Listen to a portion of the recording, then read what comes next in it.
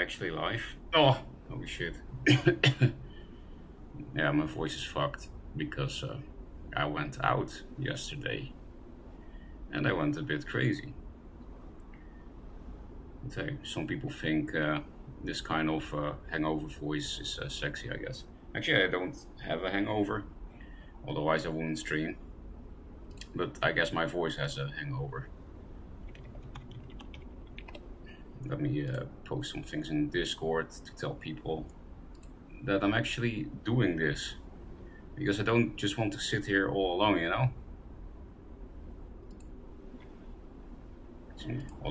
Yeah, okay, that was myself. Yeah, whatever.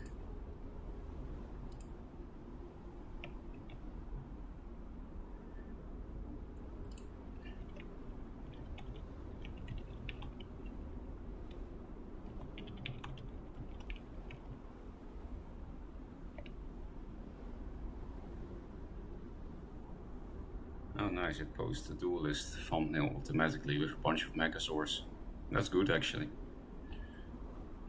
It's actually better than the Twitch thumbnail of my stupid Veroka logo that I made in Paint like 2 years ago at this point. It's not that long ago, 1.5 years. Anyway, I don't think anyone is here yet, so this is just for the vault. Then I have to say shit. Oh, that's so annoying. I'm just talking to fill a vault. Yeah. Where are all the Discord people?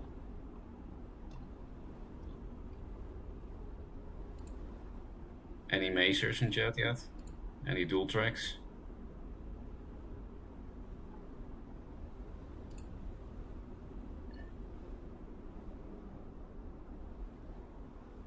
I also like how the music of Terraformers is not playing, so it's just filling this void with some kind of white noise. I'm not sure if that's the correct term for this kind of ambient wind sound, but it might be. That might be the correct term. Why does it say that it's no longer working?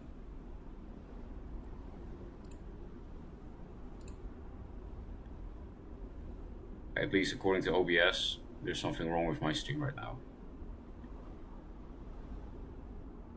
It's not receiving enough video to maintain smooth streaming. As such, viewers will, and it doesn't even show me what it will experience buffering. Is that true? If someone is in chat, is there any buffering?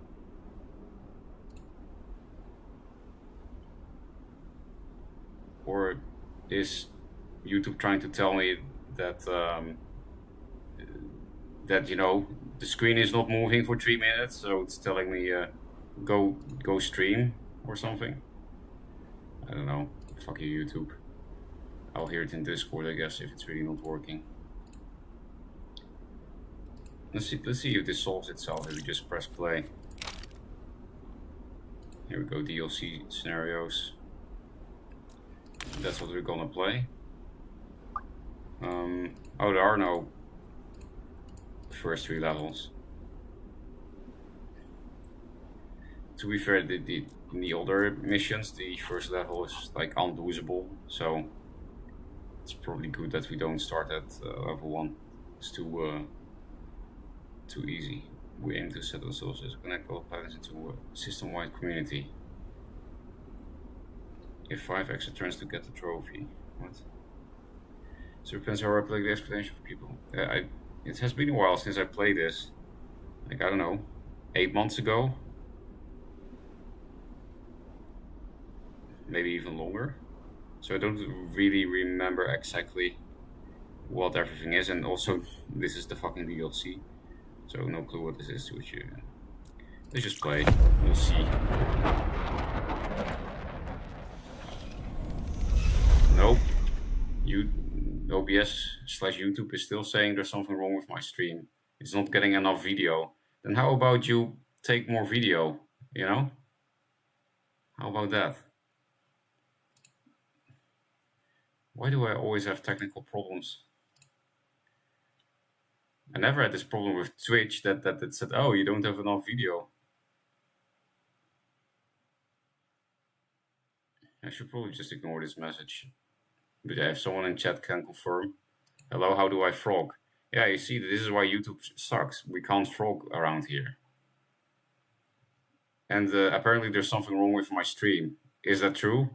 Is there something wrong with my audio or video? It says my stream is buffering. Some YouTube thing says that. OBS is not really saying that. It's like a YouTube widget inside OBS saying YouTube is not receiving enough video. Like my upload speed is 5 million, but I don't know. Also, I can't even see your name, Mazer. It just shows a fucking stripe. Or is that just your actual name on YouTube? You just don't call yourself Mazer on YouTube. Actually, I'm also only assuming you're Mazer because, you know, the frog thing, but I'm actually not sure if you are.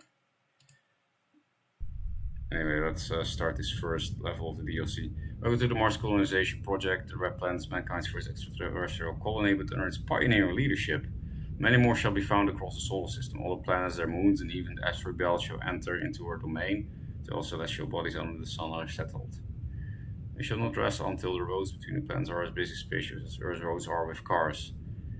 It sounds like a horrible idea, because, you know, Earth being so busy with cars and so many roads is not exactly a good thing either, is it? I guess we want to pollute space as well. I know it's already polluted, blah blah blah, but you know, who cares? It's infinitely big. So I guess we also shouldn't mind polluting it with these new roads. Red Planet has been transferred. Yeah, I read it, but not really. That's why I started rereading it, because I read it, but without actually processing the information. I just said the words. I just made the sounds that these letters represent, but I wasn't actually reading it. The Red Planet is mankind's first extraterrestrial colony, but under its pioneering leadership, many more shall be found across the solar system. Oh, okay, basically we want to colonize all the planets besides Mars, because for people that are new to this game, the base game, you colonize Mars. You try, yeah, that's why it's called fucking Terraformers. You're terraforming Mars. All our planets, their moons, and even the asteroid belt shall enter to the main surface on the sun are settled. Shall entrust into the road. Okay, basically trying to hype me up, I guess. Balanced, scientific, celestial. That's a new start thing. I mean, you always get 3 different starting options with a different mix of resources and building plans. But I think this one is new. 30 food, 60 power. Explore a celestial body. Space colony habitat models increase the something development level of a celestial body by 1. In solar system exploration missions happen 50% faster. I will just choose this because this one is new. Have to try the new things. A few brave souls are ready to set out into the unknown. The planets and moons of our solar system beckon, okay, with riches and mysteries to be claimed and uncovered, rare resources, unique scientific phenomena, breathtaking vistas. Isn't that like some weird root thing that grows under your skin and then comes out and it's painful and it looks disgusting? Which makes me wonder, why was Windows Vista called Windows Vista? So that's probably just in Dutch that a vistal is the disgusting root thing that can grow under someone's skin. Mars is only the first step on our expression across the solar system. Which celestial body shall... Which celestial body shall be the next? Man, this is a tongue twister. Celestial shell.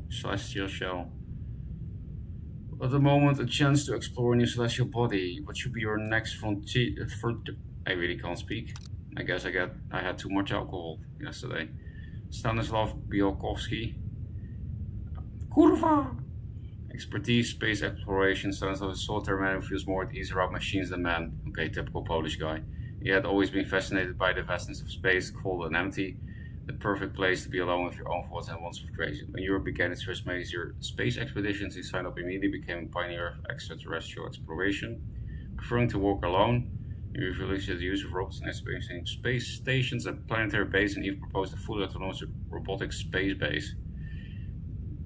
This guy's a virgin. But hey, at least he can invent a robot that gives him a hand job.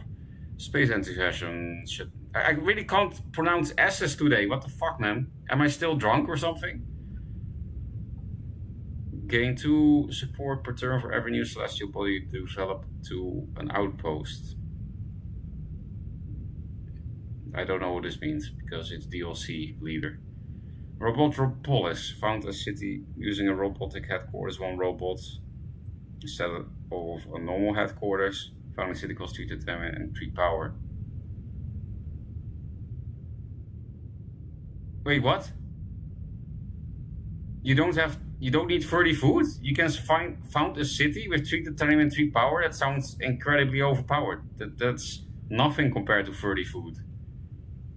Oh, can be before 1 time by his leader. That's why. Well, that's still very powerful, even if it's only once. That's a lot of resources saved. Undertake a celestial exploration mission. Start the extra Martian exploration. Increase the celestial blah blah blah. Yeah, I don't know what these things mean. These new DLC things. And this is just the general explore. Okay. Goodbye. Thomas Foster. He was in the. This is not the DLC guy. I know this one. Yeah, you can mine some resources. Build a free supply station, and you increase your settlements. Of course, I'm going for the new leader because it's new, and also I like Polish turbo virgins. It's kind of my fetish, which is pretty harsh on my sex life, you know, because the turbo virgins you can't really fuck them. So very sad. Now I'm also a turbo virgin essentially.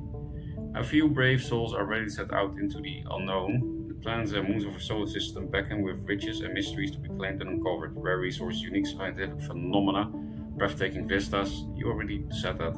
Course is only the first level on expansion across the solar system. Which celestial body shall be the next? Serious? Let's read chat before we go here. Oh, there's actually a lot of chat. Because it's hidden, I fixed it now. Okay, nice. I can indeed now see Mazer713. Previously, you could only use your real name. Oh, that's fucked up. You know, I don't even know that shit because I am not a YouTube stream watcher ever. This is new for me. No longer a Twitch fiend. You know, it's weird. You can't even use emails from all the channels if you're sub 2. What the fuck? You see, YouTube streaming fucking sucks. I told you, but well, it's not like I have a choice nowadays. Nice platform. Did you know you can minimize the starting option selector and look at what's actually around you? No, I didn't even know that. What? Because I have like 80 hours into this game and I didn't even know that. Holy shit. Wait, where's my thing now? I totally forgot how to play this game. Is it here? Oh, okay. If you mean this kind of pop-up, I knew that you could minimize that in the past too. But you mean in the starting selection, you can also do this, is what you're saying. I should check that when we go to the next level.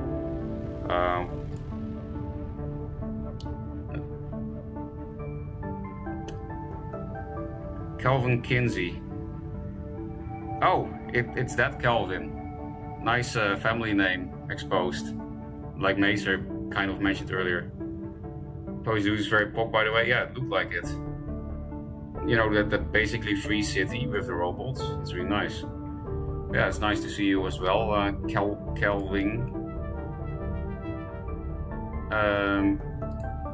I guess there will be some people that don't know how to play this game, right? So, and yeah, I also half forgot, so I will try to explain. Then we can minimize. This fucking heart is in the way. Fuck off! Oh, YouTube is so 8. I can't read Mazer's entire sentence because some stupid heart icon is in the way. It's hovering over his sentence. And it's there so that I can click some stupid emoji. I don't use emojis, man. I only use Twitch emotes, XD. Well, I guess I will have to wait for someone else to type it, to type a new sentence, otherwise I can never see Mazer's thing, because I can't scroll more down, because it's the last typed sentence. So I can't read Mazer's entire sentence thanks to this fucking heart icon. But if I have to guess what he wrote, no, you can minimize the start selection too. Yeah, that one I didn't know. Just the events during the game, I knew that, but yeah, for some reason I never saw that you can do that at the start shit, and that can be pretty relevant. Anyway, let's actually play the game. Yeah, I have no. This is all new stuff, so I can't really explain this because I don't understand it myself either. Once the celestial body is settled, it will have a shortage of power. Meaning that if you export 75 power more than you import, its development level will be increased by 1.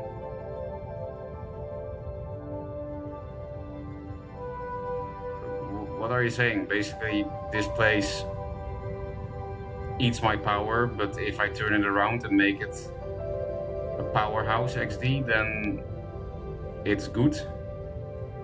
Number go up. Outposts, small colony settlements, restore of volcanoes cost 4% of the reason. Basically, this colony gives me silicates. 10 power, it's a Martian exploration mission. Increase the session development level of session to an outpost. Oh, so it doesn't even give me an outpost at first. It gives me nothing at first. This also is 10 power. Okay, Mercury does the same thing but with water, right? Once the celestial body is settled, we will have a shortage of water, meaning that if you export 50 water more... Wait, you have to export 75 more power, but only 50 water? This seems easier to develop in that case. I know it's harder to generate a lot of water compared to a lot of power, because you don't really have buildings that generate water. Well, there are buildings that generate power. But, you know, once you set up trade routes, it doesn't really matter. You just export all your extra garbage and import whatever you want. But that does mean it will take until like the late-ish game until we can do that. So maybe that's not a great idea. And you need water to find cities, I mean. You need 30 food, 10 water. What's this? Nitrates, also only 50. And this one seems good, better than this one. Also because you really need a lot of power, especially in the early game, because you have to explore a lot around you. Exploring costs power. So I don't know, this seems hard to develop. Especially in the early game, we're in turn 1 here. Actually, we can also check if we have water or nitrates things near us. We probably have, if this icon is big in an unexplored location, but it's close enough that you can half see it, then it usually means there is a resource there that you can actually mine. If it's a small water droplet, you just get water for exploring it, but that's a one-time thing. There will be no water mine. But yeah, here you have probably a tiny water mine, and here probably a tiny nitrate mine, because the icons are big. And then here and here you shouldn't expect any mine. Actually, I can explore this turn before doing this, right? That's how this game worked. So I can check how big this nitrate place is. It's a regular size, it's normal size mine. Yeah, this is also probably water mine again, but yeah, that means that that nitrate colony looks good to me. Because you don't need... Actually, you don't need that much water or nitrates. But again, in the early game, when I guess it's nice to have some water for new cities. But what does this give me? It gives me tritium and Mercurian solar panels project. I have no clue what the fuck it is. Oh, it's showing me here. Must be built on a planet location. Planet location means you can't build it in a city. You have to build it on a square on the planet. Bonus plus 1 power per turn if placed on a high location. Oh, and it produces a lot of power in general. This is a very strong building. Normally you don't get that much power from a planet location. You usually get 1 for the early game buildings, 1 power per turn only, and then 2 if it's on a hill or something like that. Yeah, anyway, this is a good building. And what do you do? 1 titanium per turn. That is really fucking useful, especially in the early game. In the late game, it actually starts being not that useful, but in the early game, you need a lot of titanium.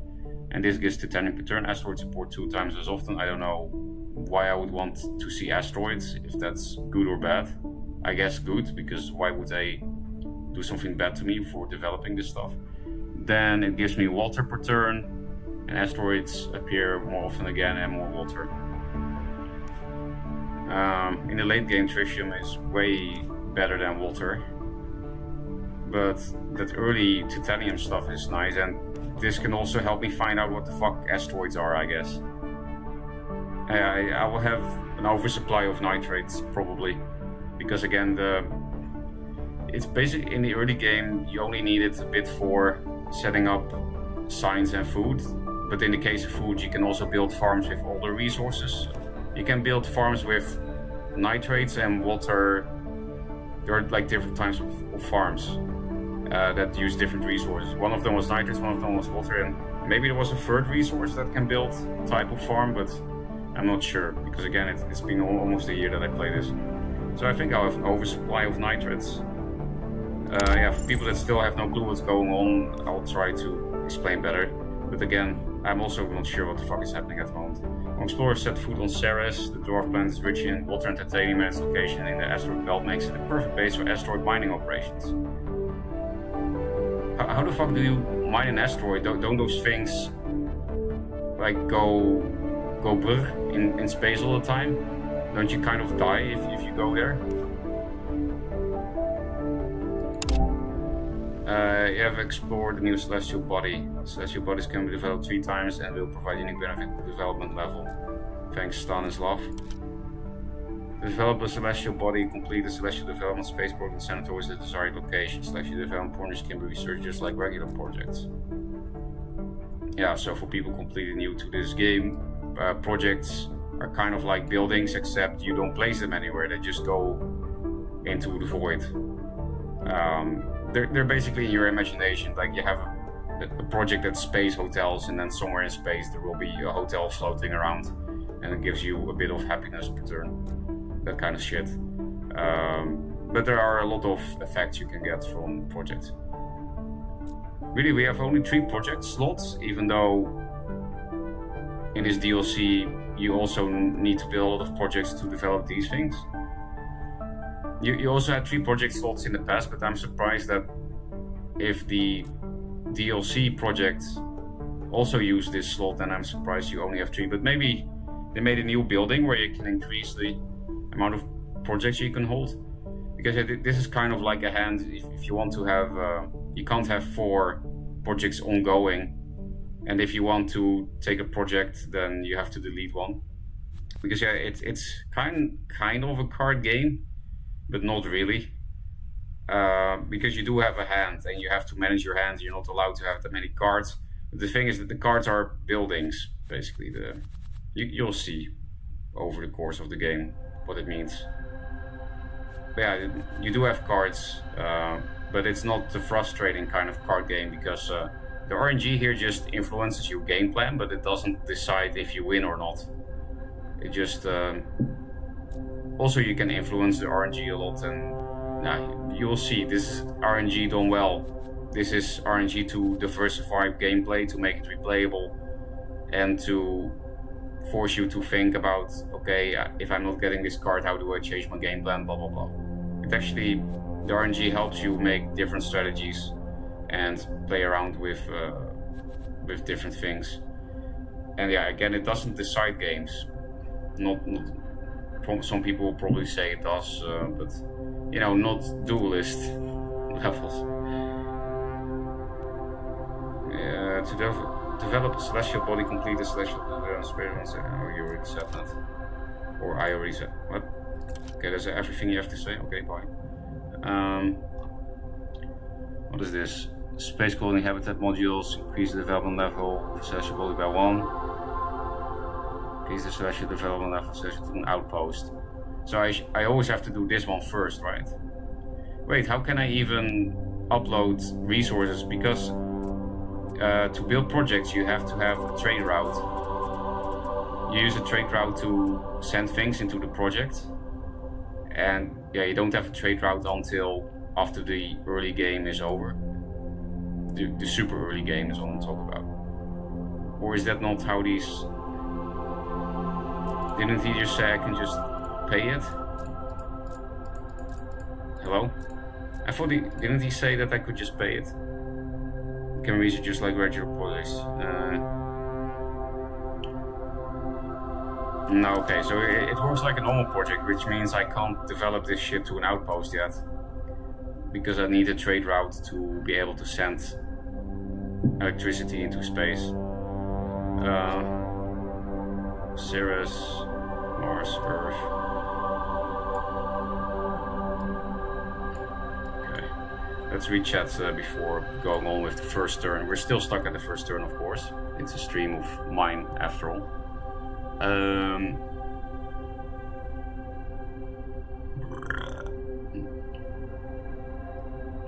That was nice, little burp. All the planets get expanded when you export resources in whatever way.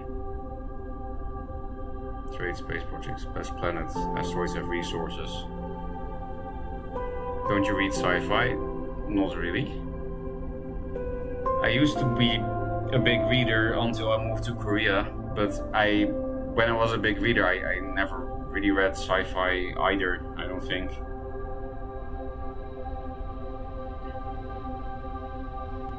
I'm not sure if I read a single sci-fi book. Well, unless you count children's sci-fi. When I was really a kid, I borrowed basically any kind of book. I didn't really care about the genre. But yeah, no.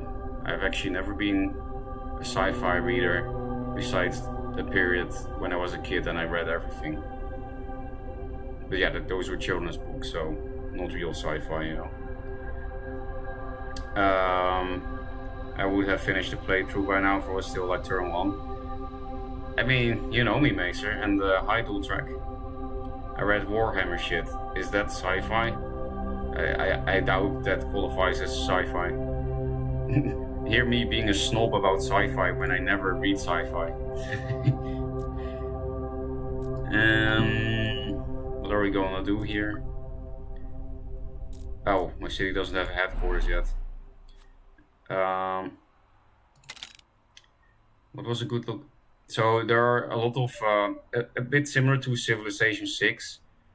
You have a little bit of city planning to do. It's not as important as in Civ 6, but yeah, you do have adjacency bonuses that can add up a lot. Like if you build a power plant here, here, here, and here, then you can put something in the middle that generates power if it's next to another power generator, and then that building in the middle is relatively very effective. So it's good to keep these kind of spots that have many connections open and not put your headquarters there. In these kind of middle spots that connect to many things, you always want to build a building in the future that gives many adjacency bonuses.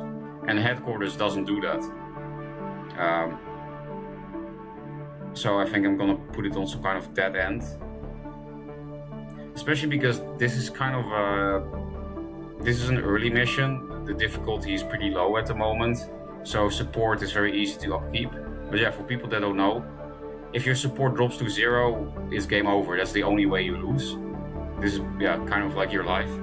You can like over time, people get more and more demanding, so then you get negative support bonus per turn, and you slowly start dying. But there are ways to generate support, and one of the ways is to, bring people to the Mars colony and increase the population, and then also make the population happy. So you can also put robots in your city that they don't give any support, because they're robots. They don't have votes, they don't have voices. They can't vote on, okay, this project sucks, get rid, we don't want to do this project anymore, because they're robots. Nobody cares. And because you could put population centers around here and then put a building here with big adjacency bonuses with population. You have some buildings that like provide extra science or extra happiness if they're next to a building that has population inside. And of course the headquarters has population inside. The headquarters has 1 point population. You have a few buildings that provide 2 population in 1 city spot, but that's very late game. Unless they added new buildings that I don't know about, so yeah. But I don't think support is going to be that important because we are on a very low level. So I think I just want to build some big, like 4 power plants around here with a power plant adjacency bonus thing here. So I'll just put this headquarters on some dead end. And for example, keep this open for an adjacency bonus here with 3 buildings. That's also decent. Let's just put it here. So yeah, now you can see, right? Housing plus 1 population. And that 1 population gives me 1 support per turn because the comfort of living in this city is level 1. You can make that higher in some different ways. So the better your city is, the more support per population in the city you get. And then, yeah, this can go up. And then again, over time, you start, you get some pop-up looking, oh, people demand more, they think you suck. And then you'll get like -50 support per turn or something. So then you need to have already developed your colony in a way to offset that negative bonus. Otherwise, you'll slowly start dying, which is not necessarily a problem even. On very high difficulties, I tend to be dying per turn from the mid game, but then you just rush to the win. You know, it's okay if you lose 1,000 support per turn if you still had like 6,000 stored, and you win the game in the next few turns, right? So yeah, that's me trying to explain this garbage. Observatory, new solar system, yeah. New solar system exploration mission happen 50% faster. I don't even know what that means. Bonus +1 science per turn placed on a high location. Oh, okay, so it must be built on a planet thing. And it also gives some support per turn. It will be a long time before I can even build this because science is, you know, actually it's not that long time, but yeah, it will take a bit for that to. It will take a bit for me to get a laboratory going and then get to 10 science, blah blah blah. Also, I don't think this is very useful in the early game. Well, actually it is if we do put it on a high location, because just getting +1 science per turn is nice. How do I go out of the city? I forgot how you... I have like 80 hours in this game, but I will probably just escape, yeah. I forgot how to get out of the city interface. Okay, no, oh, we barely explored. I was trying to see if we have this is something you can't build in a city. It says must be built on a planet location, which means you have to build it on this kind of ground, on these squares on the planet. And then some of them have a little icon that says, an icon that implies that it's a high location. And then this building will definitely be worth building. Anyway, we're also going to build this high habitation module. Are we actually? I could also just keep the 30 food. Then I have to find 8 water and I could build a new city. On the other hand, this guy has a free city ability anyway, so... I forgot if you're always supposed to immediately plot this down or not. I don't remember what I did in the past. Yeah, in the past I literally never lost in this game. Even though I know I look terrible now, I literally never lost. I did, of course, start at level 1. That's also a reason why I never lost, but yeah. All the higher campaign levels also never lost. Although one time I was extremely close. On the turn that I was going to lose, I raised my Terraform levels, and that gives you a one-time big bonus of support. And I didn't even know it worked that way. I thought, oh, I'm gonna lose for the first time, let's see what it looks like. And then I raised the Terraform levels on the turn that I lost, and then you get the support from raising the Terraform level first. What the fuck is a Terraform level? Tool Track is probably asking in chat right now, but I'm not sure. a terraform level is when you, for example, make the planet warmer or give it more oxygen, raise the sea levels, or make an atmosphere that protects you better against radiation. There are ways to terraform the planet by building certain buildings, and then when you get enough of points for that terraform level, it goes up. Then you get a one-time big amount of smiley faces, and also the comfort of living in all your cities will go up. So in general, it's very good for sport. And then on top of that, you have more possibilities once you start terraforming the planet. For example, you can start introducing plants and animals, and they also have benefits. So, you know, also the way you win the game is terraforming everything to, I thought it was level 3. So the only way you lose is this goes to 0. The only way you win is putting this all to level 3. That's the objective of the game. So of course it's not so easy to start generating points for terraforming, because that's how you win the game.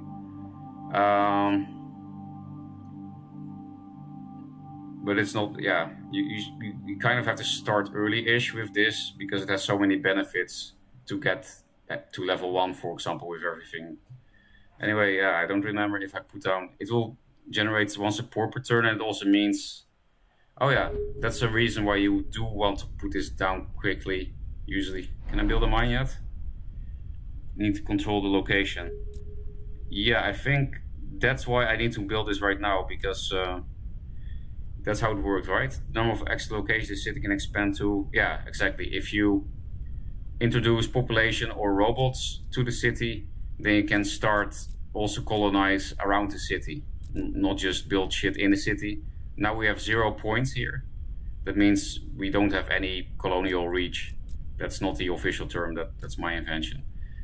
And then when I pull down this population center in here, this goes to 1. And then I can choose 1 square to expand into, only 1. Which makes me wonder if I should even go for this mine, because I will have only 1 expansion point. Because water is more useful in the early game to build cities, but then again, this guy has some special power that allows me to build 1 city without food and water.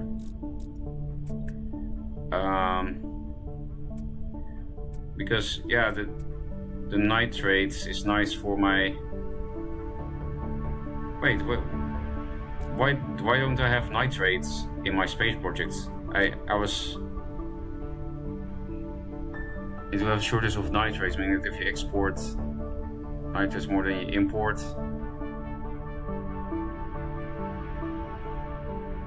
I really don't understand how this works. Like, are we talking about nitrates? We have to start producing nitrates on Ceres, or am I supposed to get a lot of nitrates on my own planet, in Mars? Huh? Oh yeah, I was about to say, I'm on Mars, so why is it here? I thought this was also some kind of space colony. I'm like, wait, that's where I live. So why is it here? Okay, it's just my mind being retarded.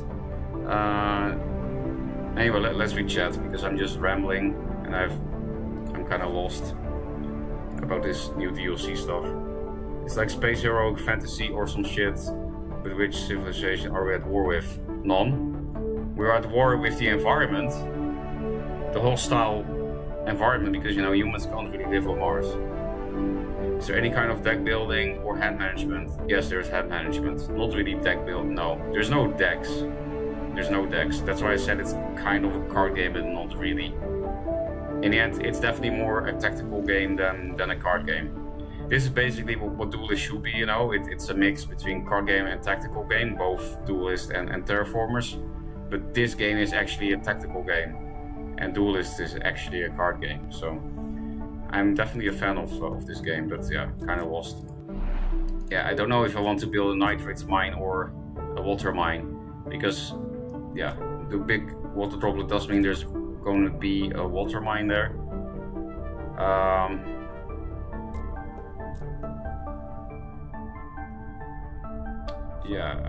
have, I'm going to build a nitrate mine, not because I feel like that's gonna be the correct decision or anything, but because I have no clue how the DLC works, and this can help me see if generating nitrates on Mars will develop Ceres, or if I'm supposed to do something on Ceres itself with nitrates. So this is just for testing, because the level we're playing now is very low anyway. It's like level 4, so it's hard to lose. Famous last words, probably. So if I put the population here, then I could put some building here with adjacency bonuses for population. But that's not really worth it. I would rather put like farm, farm, farm here, and then food multiplier here. So I should put it on one of these dead ends where it doesn't have many connections. Because the buildings that have adjacency bonuses to population, if I remember correctly, none of them were amazing, except like one that gives science next to population centers, but that's super late game anyway. In my first city, I want to set up power and food usually, because that can help me explore the planet and settle new cities. You need electricity for a lot of things, but yeah, one of them is exploring. And you need food and water to build new cities normally. But this guy, yeah, is weird. I just randomly put it here because fuck you, that's why. And yeah, let's build the nitrate mine on turn 1 so that we can start generating nitrates on turn 1. So yeah, dual track, this is also important that you start getting resources in. Okay, we're finally gonna end turn. So yeah, this is the kind of the card gamey thing. Every turn you get over 3 cards, and then you can pick one. Later in the game you can build buildings that increase the amount of things you see per turn, the amount of cards you can choose from per turn. And you also have buildings that allow you to pick more than one project per turn. And one of those buildings also has the secondary effect, I think, of allowing a bigger hand size. But yeah, in the early game you get 3 cards per turn offered, you can pick only one, and your hand size is capped at 8. So if I buy this, we could build a laboratory this very turn. But not having any power income in the early game is pretty bad. Yeah, science is also important, but you don't need it in the very early turns. Because, you know, you don't really buy anything with science yet in the very early turns. You need electricity for, yeah, many things again, and exploring is very important. And I also remember that this building it's not rare, but farms you see almost every fucking turn. So it's not really worth picking that up if you see something else that is a little bit rare. Yeah, if I remember correctly, I felt like the generator was like slightly uncommon. It's definitely not rare, but yeah, the farms they come up all the time. But it is nice to immediately start generating signs, because I have the resources already to build this. And actually I should check. So if I explore here, I get some Titrium. That's what this small icon means. That means if you explore there, you get a little bit of that as a one-time bonus. So I could also just explore first before picking a card and see if I get enough to build the generator immediately. Oh, okay, I'm still missing 2 Titrium. So I can't build the generator. Oh, but next turn I can explore here, and then I will be able to build it. So I think I'll pick up the generator, because I don't want to run out of electricity and not be able to explore anymore. Exploring is pretty nice. And again, there also are many buildings that require electricity, which is a lot of things. This mine that I built also cost 4 power to build, for example. Where's the cards? Here, yeah. So I'll pick up this, because again, yeah, electricity is a bit more important, in my opinion, in the early game. Oh, also, you can choose to not pick any card if you click here, and then you get 1 science for skipping the cards of that turn.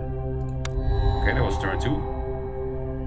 The X-Mars Foundation is proposing a large cash prize to push research in a specific field. They are asking us to choose the field according to the most pressing matters of Martian development. Which technology do we need the most? Okay, now we could get a lab anyway. This is just a random event. Sometimes they're bad, sometimes they're good for you. This one is good because I get to pick an extra card here between these three. Habitation module is very common to pop up in your cards per turn, same with the farm.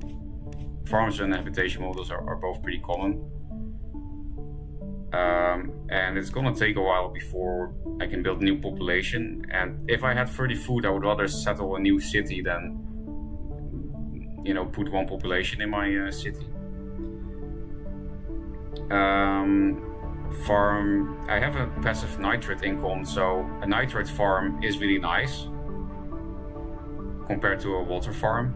I would rather keep the water for building a city, because again, building a city costs a new city, you know, 30 food and 10 water. But I could also just build a lab immediately with this one. That's also nice. Now I'll pick this. Oh, I should have checked what I could have minimized that event to check the cards that I was offered this turn and then make my decision. It's gonna take, I don't have any passive Titanium income, so picking up the second generator is not very smart probably.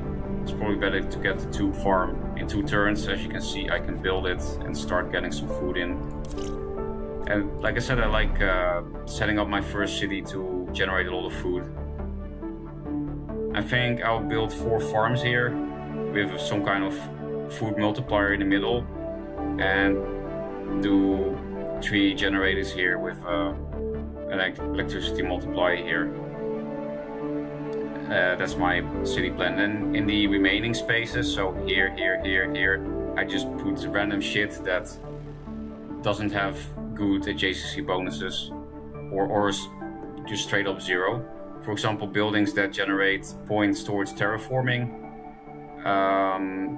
they don't really have any buildings that are good to place next to them, if I remember correctly.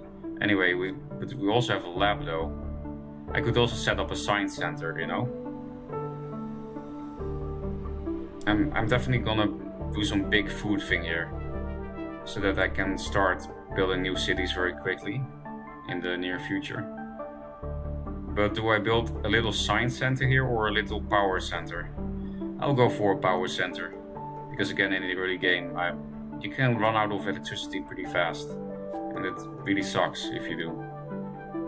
So this lab, I will not really go for good adjacency bonuses for this lab in the future. It's just going to be built just to start generating science from turn 3, 4, whatever we are. So I should put it on one of these dead ends. I'll put it on this dead end. And that means in 10 turns we could maybe build this. We'll probably get 3 silicates from exploring. Can we still explore this turn? Yes. So let's explore here so that we can also... Okay, this sometimes happens when you explore, you get random 10 food or other things. In general, exploring is just good to do. So now we could actually start getting passive Titanium income, but it's kind of far away. We would need to build 2 population or 2 robot populations to be able to expand here. So that's kind of far away. Yeah, now we can also build this generator. Oh, I made a boo-boo. I forgot that generators are bad to put next to population. So I should have like put these population centers like here and here. No, that also doesn't work because I was going to... I mean, I could just change plans and do 4 generators and then the farms here. Like, it's not a huge deal. -1 support for every adjacent population, especially because I can build them first here. But then the last one will give -1 support because it's next to this population center. But yeah, that's actually really insignificant now that I think about it, especially on such a low level. But yeah, basically you don't want to put generators next to population centers because people don't like living next to a fucking power plant. But yeah, I could also just make a big power supply thing here, and then because farms are okay to live next to, they don't give negative bonuses next to population centers.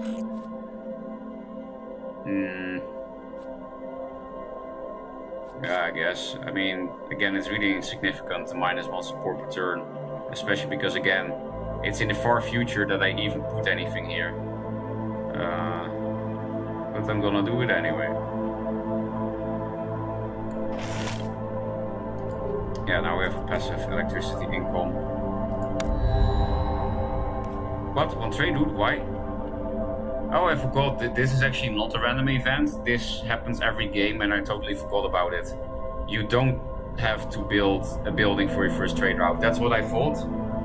That, yeah, you have to do the early game first, and then in the early mid game you start getting offered cards that with buildings that give you trade routes. But I totally forgot that you always get one free trade route in the beginning, but not from turn 1. But yeah, this is a non-random event, and now I can start putting. I can use the trade route to export one thing to import one other thing, as you might expect. But you also need trade routes to put things into space projects. So if I want to start building that Ceres moon thing, I can also. What happens then is that you only export the resource you send into space, so you don't import anything. So I could send 1 electricity into space per turn for this thing, and then I can't use the trade route for anything else. Can't import anything. This is very good for exploration points, basically, and being allowed to build more buildings. If you don't have population/robots in your city, then you don't get expansion points to put buildings on the planet around your city. And on top of that, you also can't build all 15 buildings without enough population. At the moment I can build 5 more buildings, and that's the cap. And then robots and population, yeah, can help me, will allow me to build everywhere in the city on all 15 spots. And if I remember correctly, you only need 5 population/robots to be allowed to build 15 things in your city. So yeah, you basically can stop building population or robots at 5 population per city, which is not required. You can put more population or robots in the city if you want, but it doesn't give you extra buildings. It does give you extra expansion points, I think. And population, you can also just build more population to gather more support, but I usually don't really go over that 5 thing, and has been working out for me in the past. Of my Undertaker/exploration, maybe start extra Martian. Increase the celestial development level of celestial body to an outpost, level 1.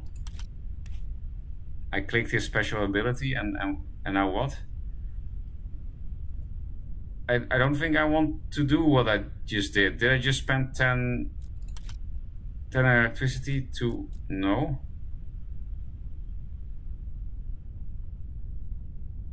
I have no clue what the fuck I just did. But I didn't lose electricity, so that's good. The planet's moons and sources from recommendation mysteries to be claimed and uncovered rare resources, unique scientific phenomena worth taking vistas. Okay, I've already read this text many times. I don't want to settle a new moon. I didn't even start yet with Thingamabob, with Ceres. Can I undo this? It's not possible to revert using the off-Mars expedition skill. Okay. I think I just generated a new outpost project thing, which I really don't need.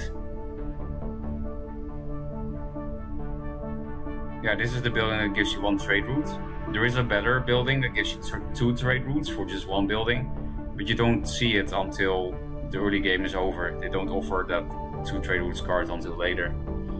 Once this celestial body is settled, assure of Titium. Oh, this colony gives me ocean levels, which is one of the terraforming things, so it's good, you know. If you raise the ocean levels, it has unique good benefits. It can also flood your cities if you are stupid about it. This one will give us atmosphere, which is also a terraforming thing, and this thing will give us nitrates. I don't need nitrates. I mean, it's not bad to get them, but... And it has this ability of giving 1 support per turn per celestial body development level anywhere. Not sure how good that is exactly, because again, this stuff is new. Oh, this gives me passive radiation protection globally. 1 level of radiation protection. Oceans. And apparently I get a landing pad if I choose any of these. I mean, there is a tissue mine not super far away from me. However, getting a lot of signs is relatively easy. It's like the resource that you can generate a lot compared to other resources. And this needs signs. And then they'll start giving me nitrates, which I need for the other colony thing, Ceres. And what are you? Silicates. I don't really want to pay silicates. I don't have any income of that yet.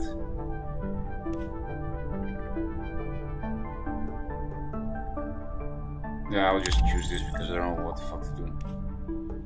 Set foot on Titans, methane cycle makes it rich planets harvested for nitrates, and its remote location from Mars makes it ideal for testing reliable long-distance communication and New Horizon. Yeah, you see, now I have 3 fucking projects here. I didn't want to buy that, but I couldn't undo it. Before concluding events, I can? No, I can only choose a different planet thing. It's not a planet, whatever. Celestial body. Oh, that was a waste of 10 electricity, but I never had to pay for it for some reason. It says it costs 10 power, but is that a bug, or did I just not pay good attention and I actually had 63 electricity? I don't know. But now I can't explore anymore because I clicked this skill. And I really didn't want to do that. I really don't need another space project that I can't realize. And now I have to choose any of these. So yeah, another power generator is nice, but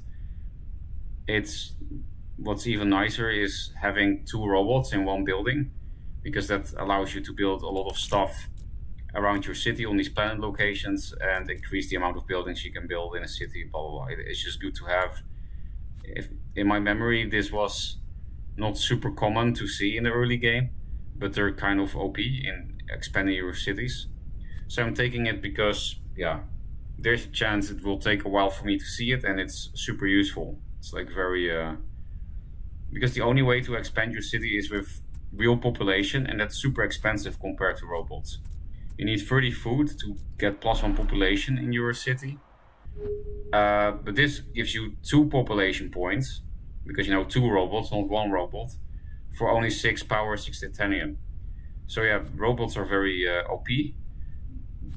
Why would they make it so OP? Well, because there's one downside, and that's robots don't generate support. They don't... and the only way you can lose the game is if your support goes to 0. So population gives support, robots don't. Some of your trade routes are not assigned, okay.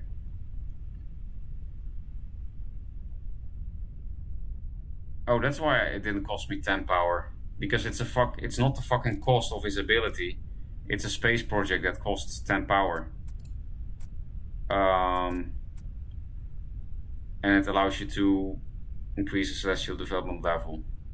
And this is increase the development level of a celestial body by 1. So these projects make them into outposts, and then this raises them to level 2 or 3. Okay. I guess I could start making an outpost. After all, in this level, I just want to see how the new DLC works. So let's just start building a colony. Are these things called colonies? I don't know. What's the choice here? Yeah, I don't want a habitation module. I'm not gonna build people. If I have 30 food, I would rather build a new city. So it's between these two things. Kind of need both.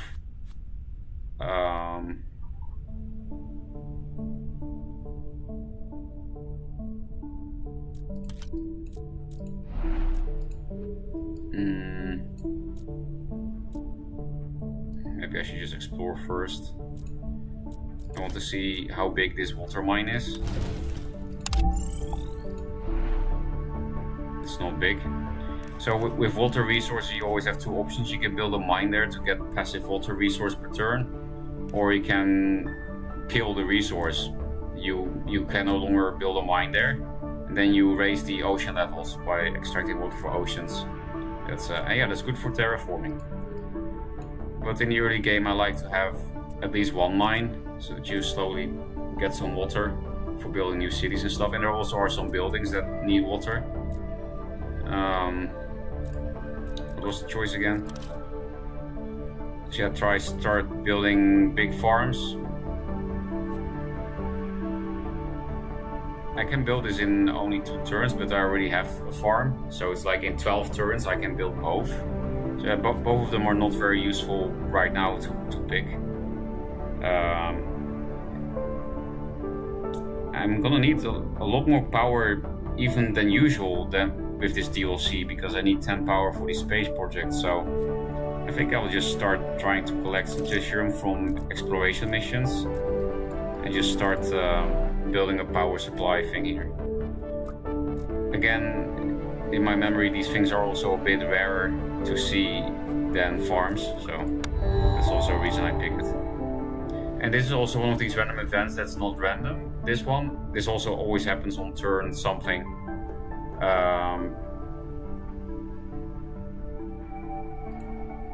Free exploration satellites. Yeah, now you get an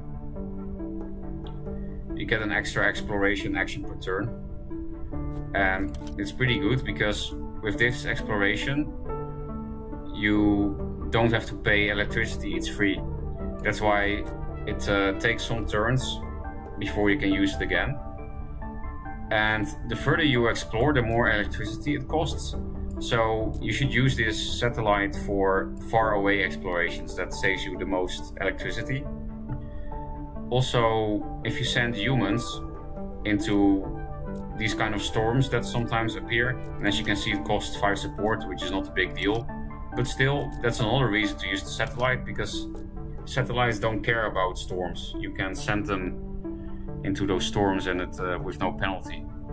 And like I said, I want to start gathering to 9 Tritium for the new power plant. So I want to explore things that give me Tritium for exploring.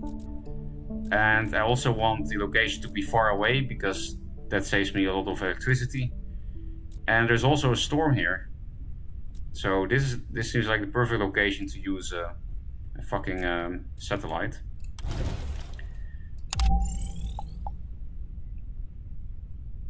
And we can also still explore in the normal way.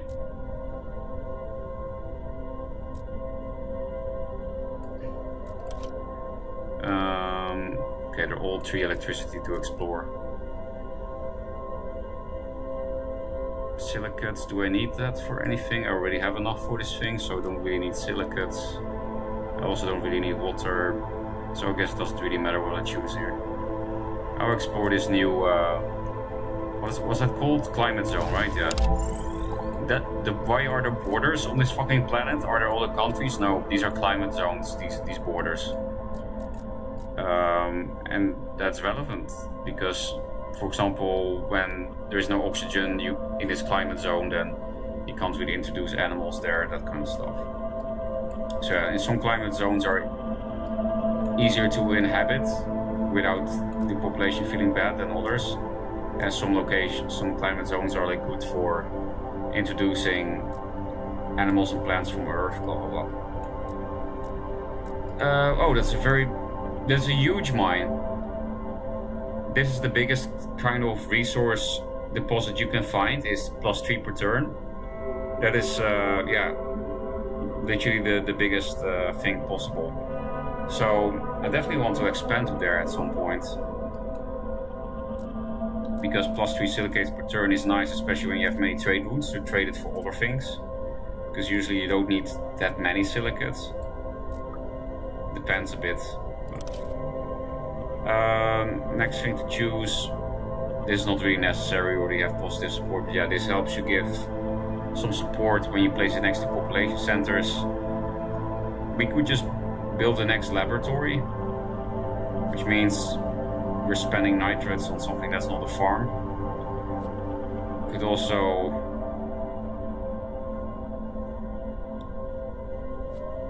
we already have a robot project, but you know, if you build these two things, actually we have a really big titanium problem. I need to start exploring for titanium here. This is probably not a mine though, but you need titanium a lot in the early game, and we don't have any income for that. That will slow us down really a lot. We could start building landing pads for exit trade routes, but in order to build this thing, we first need to get expansion points. How do we get expansion points? By putting robots or humans in this city. Humans are fucking expensive, and robots need titanium. So we're really kind of fucked here. Again, it's a low level, so we're gonna be fine, but I do have to find a problem to that titanium solution quickly. Yeah, titanium and electricity are very important in the early game, especially if you like to buy a lot of robots in the early game, which I do. So I guess I will not buy this, because I'm gonna have a titanium problem for a while anyway. It will pop up at some point. I think I would rather just plop this down. So I actually do need enough space to put this to 5 population points. I need at least two more buildings to dedicate the population in this city. And here I already want food and energy points, and then 1 robot center, 1 population. So this is literally the last building I can put down that is not part of some adjacency bonus plan in this. I can barely speak today. I want some adjacency plan here and here, and then I need at least 2 more building locations to put the population to 5, because robots, this thing will give me 2 population. So yeah, I can't really build anything else here now except power plant and farm zone and population zones. So yeah, 2 signs per turn is nice though. Can be a good thing to export later, for example. Okay. No, I don't want another fucking space project. Well, this is a random event, it's free, but... Ooh! Spaceport, this is the good trade route thing. Why? Normally you don't see that this early in the game. You don't see spaceport building plans. This is part of the DLC, so that's probably why. Gives me ocean levels, silicates, gives me tritium. Oh yeah, something ocean level raising does is provide rainfall in the climate zone, if I remember correctly. And that's nice for plants. Anyway, what do I want? I will just click some random, because you know I can't develop all these fucking things, man. This gives me power. This is not a bad building, but it's basically only not bad if you have a high location, a high planet location near you, and I don't. This red icon, high location, it's sometimes below a planet location, and then it's really worth building. But now I think I would rather pick this up, because this is one of these adjacency bonus buildings, and they're usually a little bit rare. I don't see them very often, so it's good to pick up when you see them. And this is one of the adjacency bonus buildings I want for this city. I want 1 farm place and 1 power place. So I'm just gonna pick this up for the future.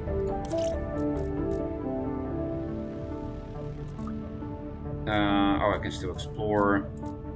I want to go to 9 Titium. And I got it.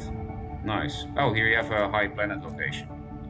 So, but yeah, I can't really expand into there until much later anyway. And because we got 9 Titium, we can now put the second generator down, which is nice. 2 electricity per turn is probably enough for the early game. And I think the next time I get a lot of Tritium, I want to build a spaceport. Because this building is so much better than this one. Yes, it's a lot more expensive, but 2 trade routes instead of 1. And you know, these planet location buildings are kind of hard to build. It's nice to get more value per planet location used. Like this one, yeah, it's very cheap for 1 trade route. You could just build 2 of these for 2 trade routes, is what you might think, like, oh, why don't you just build 2 landing pads? Then you only spend 8 titanium. That's much more resource saving. Whatever. It's much more resource saving than a spaceport. But no, because every planet location, you need an expansion point to be able to expand onto a planet location. And to get expansion points, you or have to build a special building inside your city, or you have to build robots or population. So in the end, it's actually more expensive. Because to get expansion points, you need to use other resources. And also, if you use all the things around your city, then if you start expanding far away from your city, then those locations will give angry faces. It will decrease your support. If I, for example, expand into here, then this location will give negative support because it's far away from the city. Again, there is a building that can help you not get negative support for faraway locations. But then again, you have to actually build a building, which also uses up a building slot inside your city and so on. I hope it makes any sense to the people new to this game, because it probably doesn't, what I'm explaining. Let's read chat, I didn't do that in ages. Chat, are we winning yet? Nope. We're also not losing though. You don't do residence cities. Late game, I usually cities produce food, and cities that just spam pop. You mean resident city just to gather support, you mean? Yes, I do that sometimes, but only in a very late game. Early game, I do a lot of robot shit.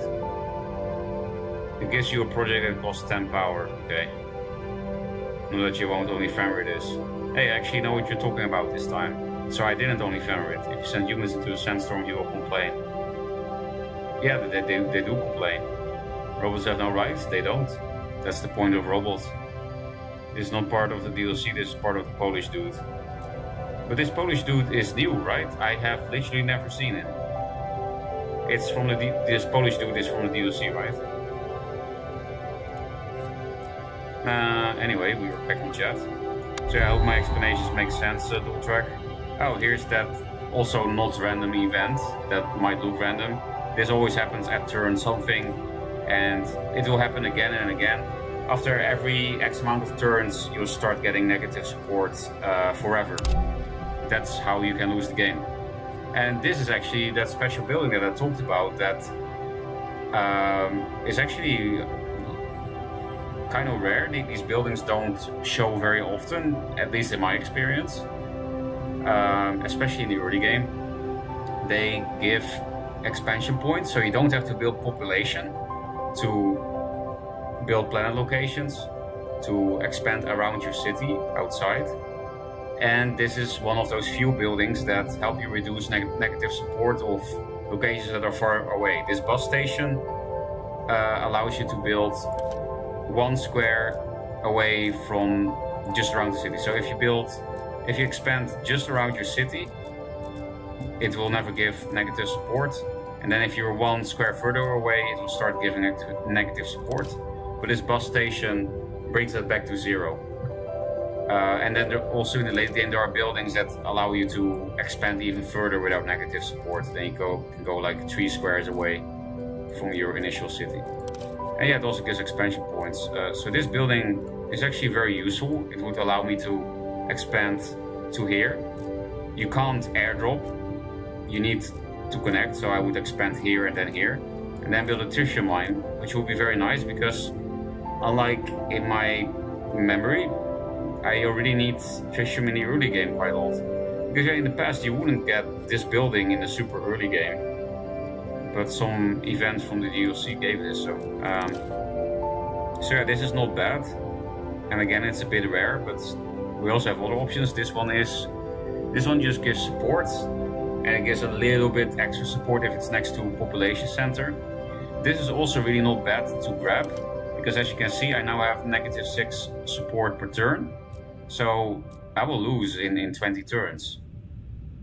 I think we were on a pretty low level, so that's kind of amazing that I'm dying here. But yeah, this would fix that. Then I would go back to positive support. And I'm generating 2 signs per turn that I can't really do anything with yet. So this would be really nice to spend it on this. On the other hand, it costs 4 tritium, and I really want to build this. I also want to build this, also costs tritium. So we could also not pick this, get some signs, build this instead with the tritium, and then start exporting the signs that we collected over time. Because it's okay to go negative, you know. I can export 3 signs per turn, that's allowed. I can export more than that I have, if I remember correctly actually. Not 1% sure because it's so long that I played it. But yeah, I'm pretty sure you can go negative export. And yeah, trade it for something else.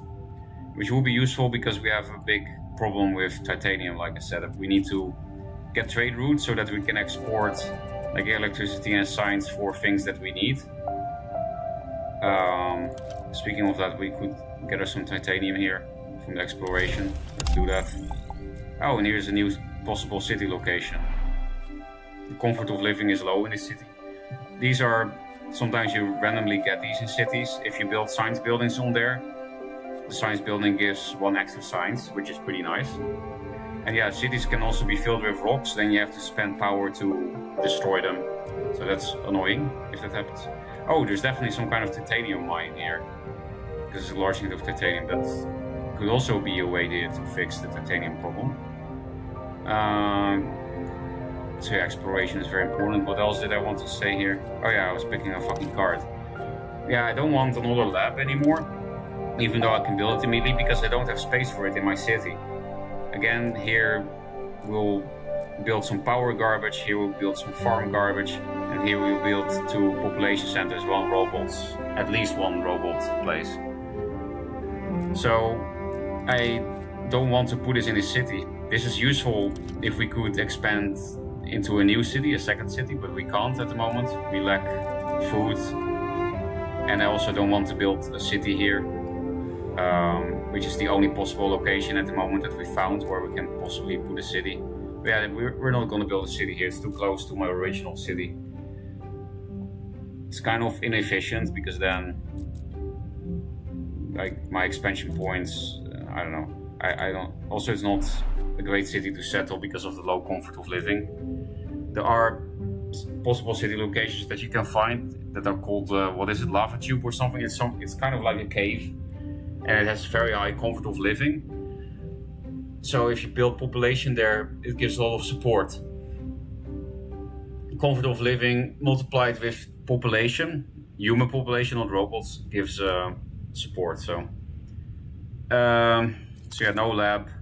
These 2 buildings are both pretty good. This can also help me reach this titanium mine. But again, I don't actually have space for any more buildings in the city, I just realized.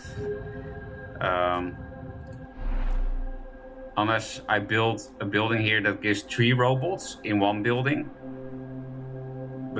It will take a while before we see that card though. You don't really see that in the early game, but yeah, there is a building that gives +3 robots. And then we don't need to assign 2 building locations to increasing the population to 5, which is definitely necessary because again, without 5 population points, you can't build 15 buildings in your city, and that would be very sad. In that case, I could also just pick the laboratory and say, okay, I'm just gonna build 3 robots here later.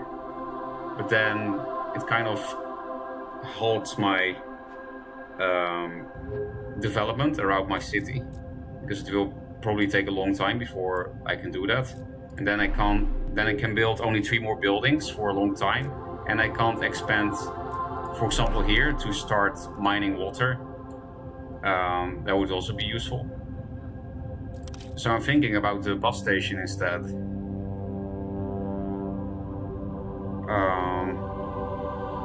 Yeah, this is also useful since I have negative support and I have plenty of science going in. That's a difficult one.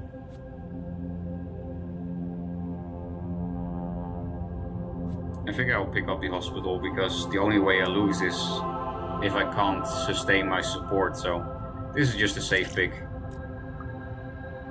And turn. Oh, now we can actually spend the science on something. You can pick a technology here. Technology is also a card that goes to your hand. And then, yeah, you can spend science on doing it. When you found a new city, it starts with 1 expansion point. That's very useful. You know, it means you get 1 free planet location when you find a new city, found a new city.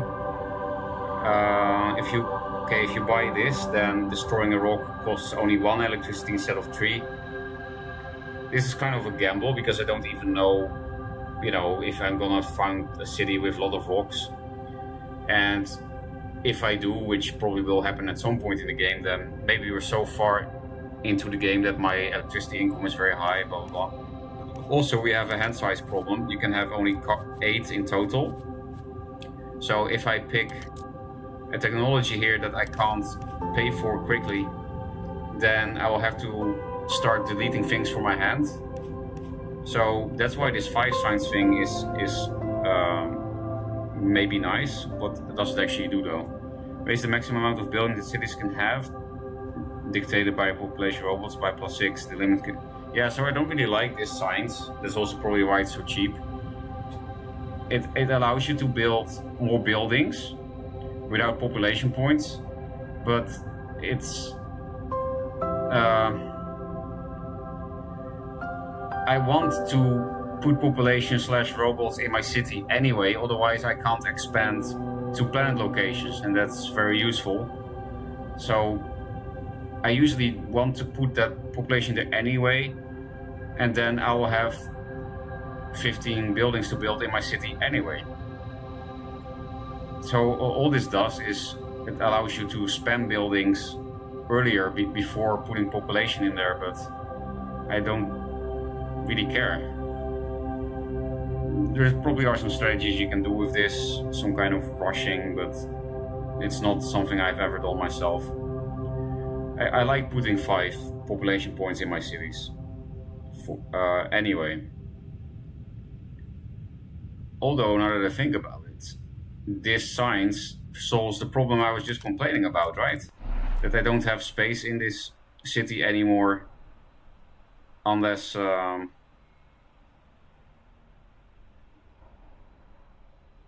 unless I put it... man, I'm really bad at talking at the moment. Anyway, let's explore some garbage first.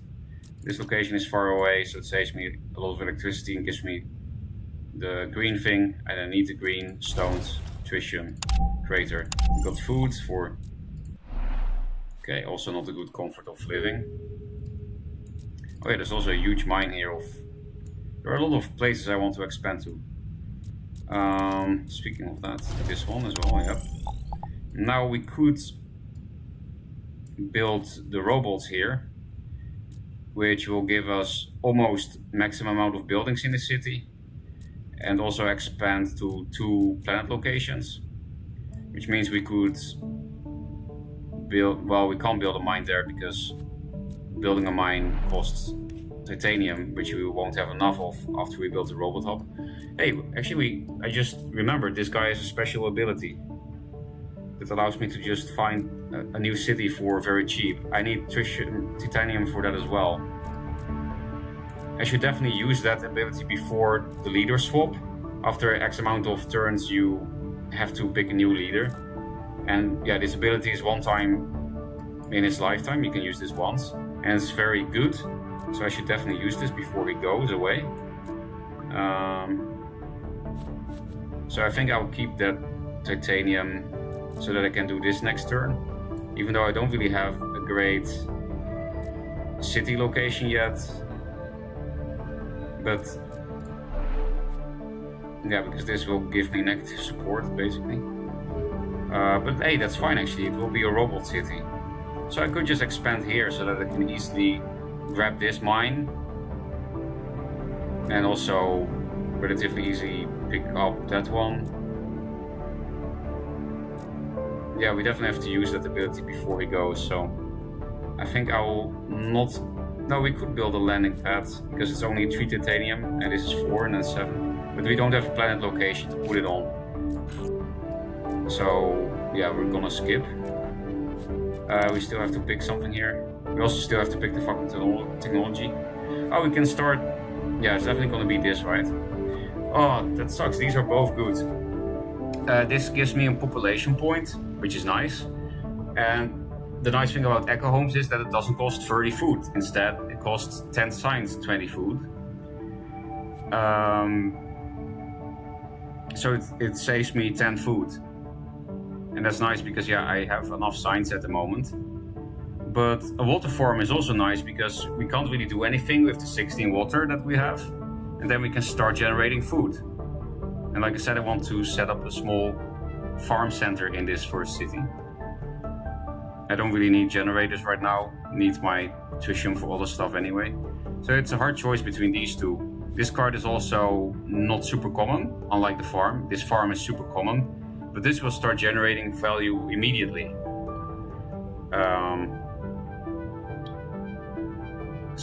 And also my hand is starting to get full. So I think it's nice to, well, I could build this the next turn already. So that's fine. For hand size, it doesn't actually matter. Actually, it kind of does because I also have to pick a technology. So then I have to delete one card from my hand for this turn. Which one would that be? Probably this farm, because you get offered this farm a lot. Again, same with this thing. So it would be logical to pick this because this is harder to find and it's a nice way to save 10 food, but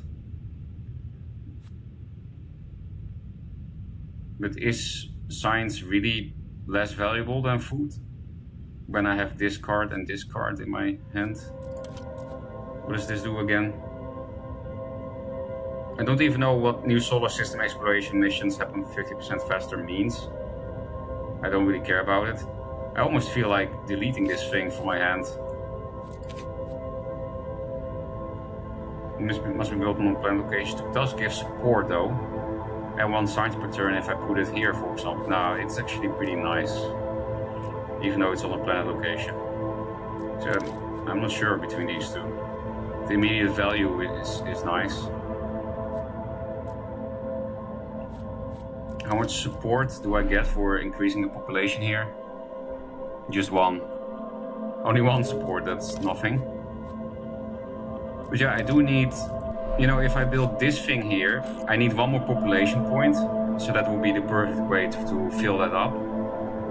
But it's not a great city for putting down a lot of population actually. Because again, the comfort of living is low here. Difficult choices.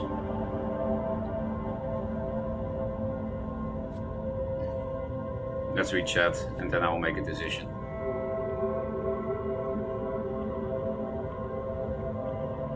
Negative support event is actually random? Oh really? But it happens every game. But you mean like it can happen on turn 12 or on turn 10? It's random in that sense? I mean, because it always happens, and it always happens multiple times per game. Altitudes don't have high comfort, they have high radiation protection. Oh. And what was the kind of city that had high comfort? Oh, that's just related to the climate zone, right? Wait, maybe it tells me here. Yeah, exactly. It's related to temperature, oxygen, radiation protection. So it depends on the climate zone. Do we already... There was some overview thing for looking at the climate zones. Where is that? Where is that nowadays? No, that's a bug thing. Here? Oh yeah, climate zones. Did we already find a climate zone that's good? So the best climate zone you can find before terraforming anything is 0 everything. You can't have positive temperature, oxygen, or rain until you start terraforming. So 0 everything is the best climate zone to live in.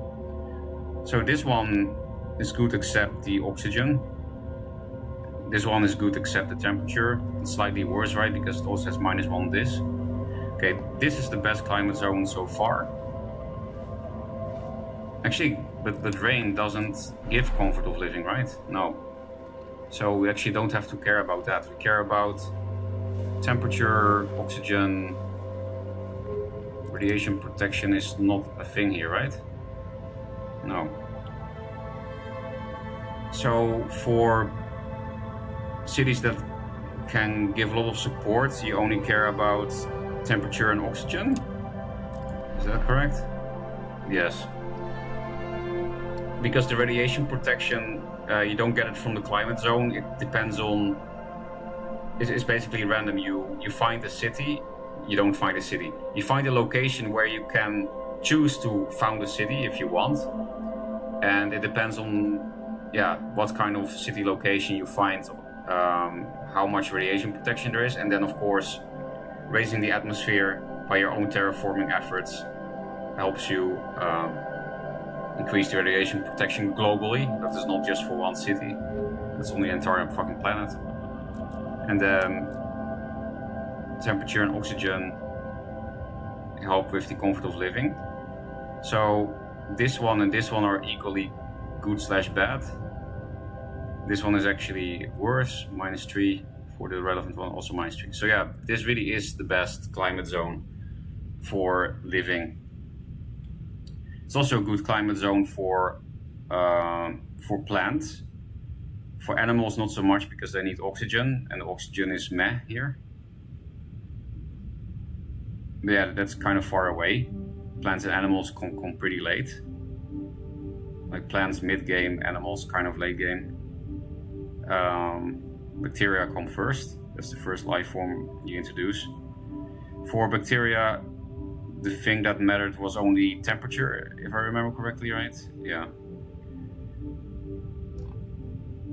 And the temperature is also good here. We can put down any bacteria we want. So basically we need to expand here, find a city location here. Why was I looking at this again? I'm so distracted all the time. We found a new city, started with 1 expansion, that's nice. But what do I want to spend my first science on though? Maybe... I want to find a new city next turn before he goes away. Oh yeah, he's leaving in 2 turns. You see this really tiny graphic here? It means that he has to lead a switch in 2 turns. I have to find a city before that with his special ability that I can use once per his leadership, during his leadership. So I don't have time to buy this technology. Right, 11, 13, yeah, in 3 turns. In 3 turns I can buy the technology, but I have to use this ability in 2 turns. So then I don't get the free expansion point from this technology. So this comes 1 turn too late, which is another reason not to take it. This, I don't really care about, honestly. It's very expensive. It is good if you find a lot of good city locations with a lot of rocks, then this will save you resources. But that's not the case at the moment, so. And then this thing is also not very useful.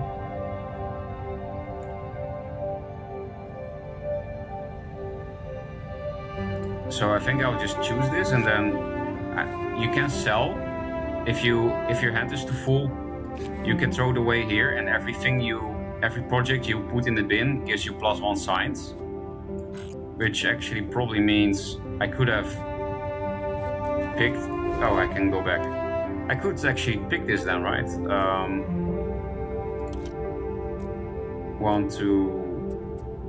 If I sell enough projects, if I sell 2 projects, do I want to do that though?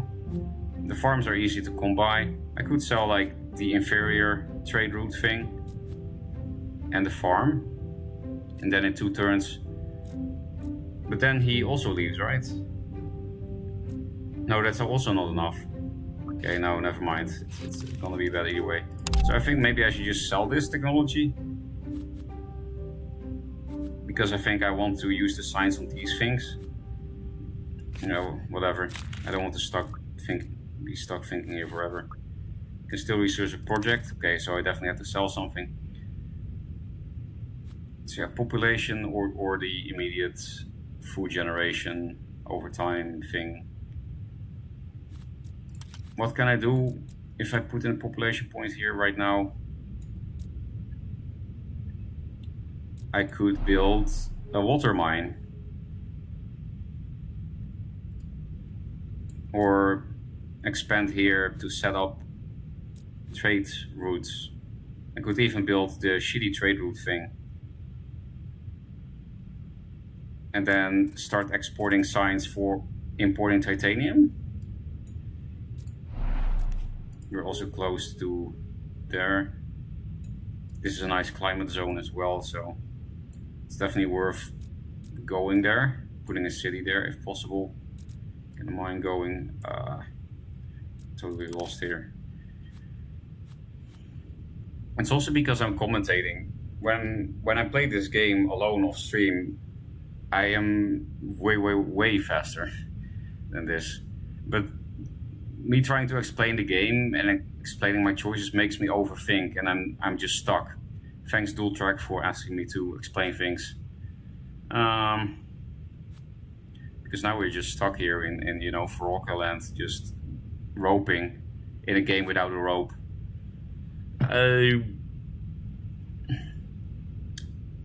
Population. Again, this is a relatively rare card.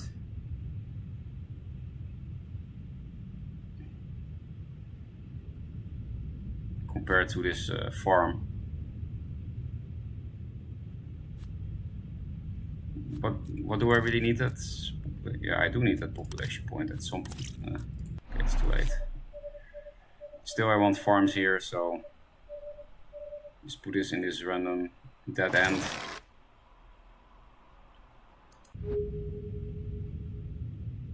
And yeah, we could build a water mine immediately. It's not very useful, but we could use that as an export product.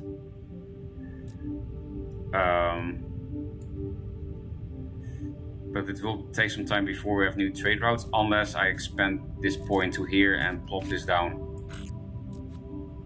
But yeah, this is the inferior one. I could even sell this project maybe. For now I don't, just in case I never see more trade route buildings. They're pretty important. Oh yeah, this the spaceport also has an extra benefit compared to the landing pad, and that is that it gives +1 comfort of living in the city. But only if it's adjacent to the city. Like if I put it here, even if it's connected, no, it has to be right in the one of the squares right adjacent to the city. Then it gives +1 comfort of living, which means +1 support per population in the city. Oh yeah, and adjacent mines provide an extra trade route to export the resource. So this thing can actually give more than 2 trade routes, but it's an export only. So what that means, yeah, I totally forgot about this, but I remember now. It means that if I put the spaceport next to this mine, for example, then it means I get 1 extra trade route, but I can only export nitrates with that trade route. I don't have a choice. So yeah, if you build this thing next to mines, then if you export that resource of that mine, then it's a free trade route. So yeah, you can get more than 2 trade routes, kind of. But again, yeah, it's a more limited trade route. But that does mean that this is a really nice location for the spaceport. Why? Because then we get an extra export route with the nitrate mine, and it's right adjacent to the city, meaning we get comfort of living. So what I'm thinking is we could expand into here and just kill the water resource, because then we get 10 ocean points, and then if we get 20 ocean points more later, we rise the sea levels, and then we get rainfall in climate zones that support it, which would be the climate zones that have 0 rainfall now. Once we reach the sea levels for the first time, they get rainfall level 1. And then you can start building some plants there later. Once we get a building for that to export plants. To plant plants. My voice is getting fucked. I'm not used to talking so much anymore since I kind of quit streaming. Not anymore, I guess, but you know, in the recent past. What am I talking about? What am I doing with this turn?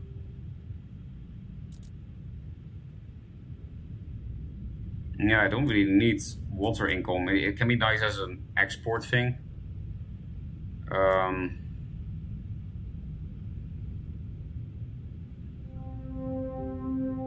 We can also just not expand yet.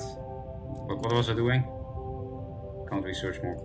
Is my turn just over? Yeah, I don't have to export. Well, oh no, that was the decision. Am I going to build a mine now so that I start getting water per turn now? So that, you know, over the course of the whole game I have more resources. So either I'm going to build a mine here now, or I'm never gonna do it. That's my decision here. Because if I don't do it now, it's kind of a waste, and then I might as well use it for other purposes. Which means, yeah, extract the water, build a spaceport there. Putting a spaceport here is actually also... No, I don't want to export tritium. I was like, oh, if I put a spaceport here and I build a mine here later, then I get extra exports. But I don't want to export tritium, I have a lack of it. And nitrates, yeah, they're good to export. You usually don't need too much of them.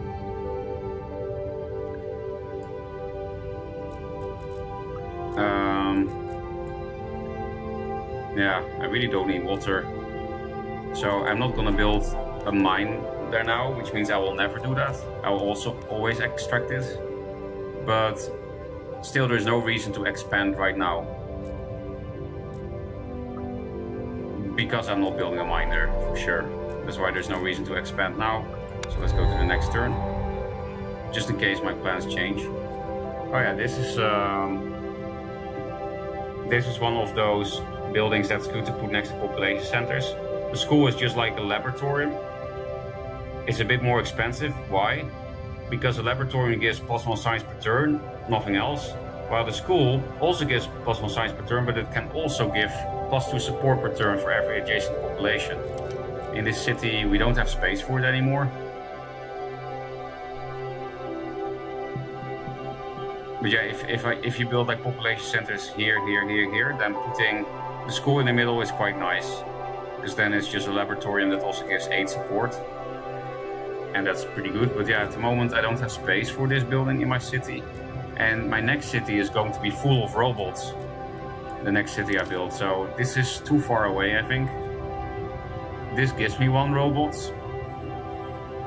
The special thing about delivery drones is it gives you 1 robot population. But if you put it next to humans, it also makes the humans happy. But I don't need this. I don't need this. And I also don't really need this. I don't have space for that in my city. And again, my next... Yeah, all of these things are too far into the future or not required at all. So I'm just gonna sell. I'm not gonna pick a card. My hand is almost full anyway, so it's not bad to do. But yeah, that school thing is not a bad building though.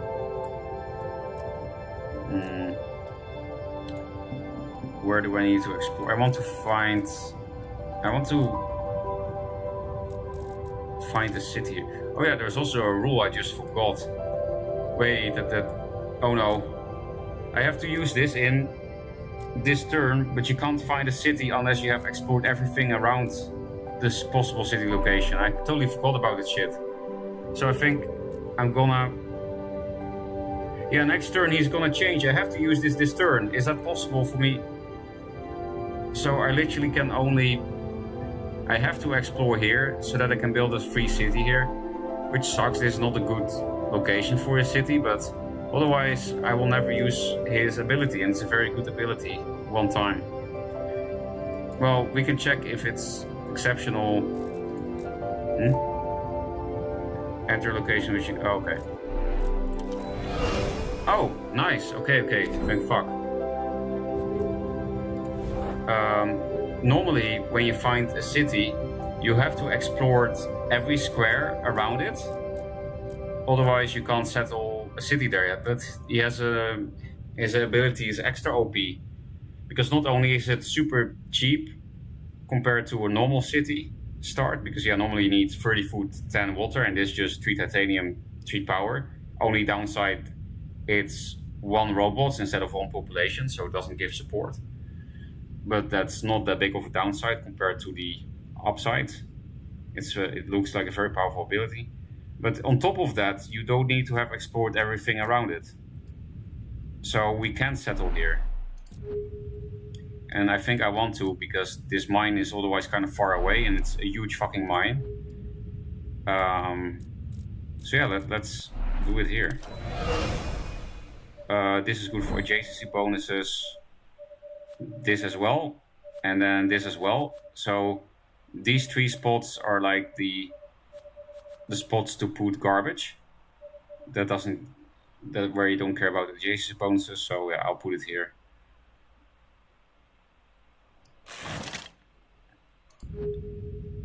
Maybe that's an oversight, because this guy, I'm pretty sure, is from the DLC.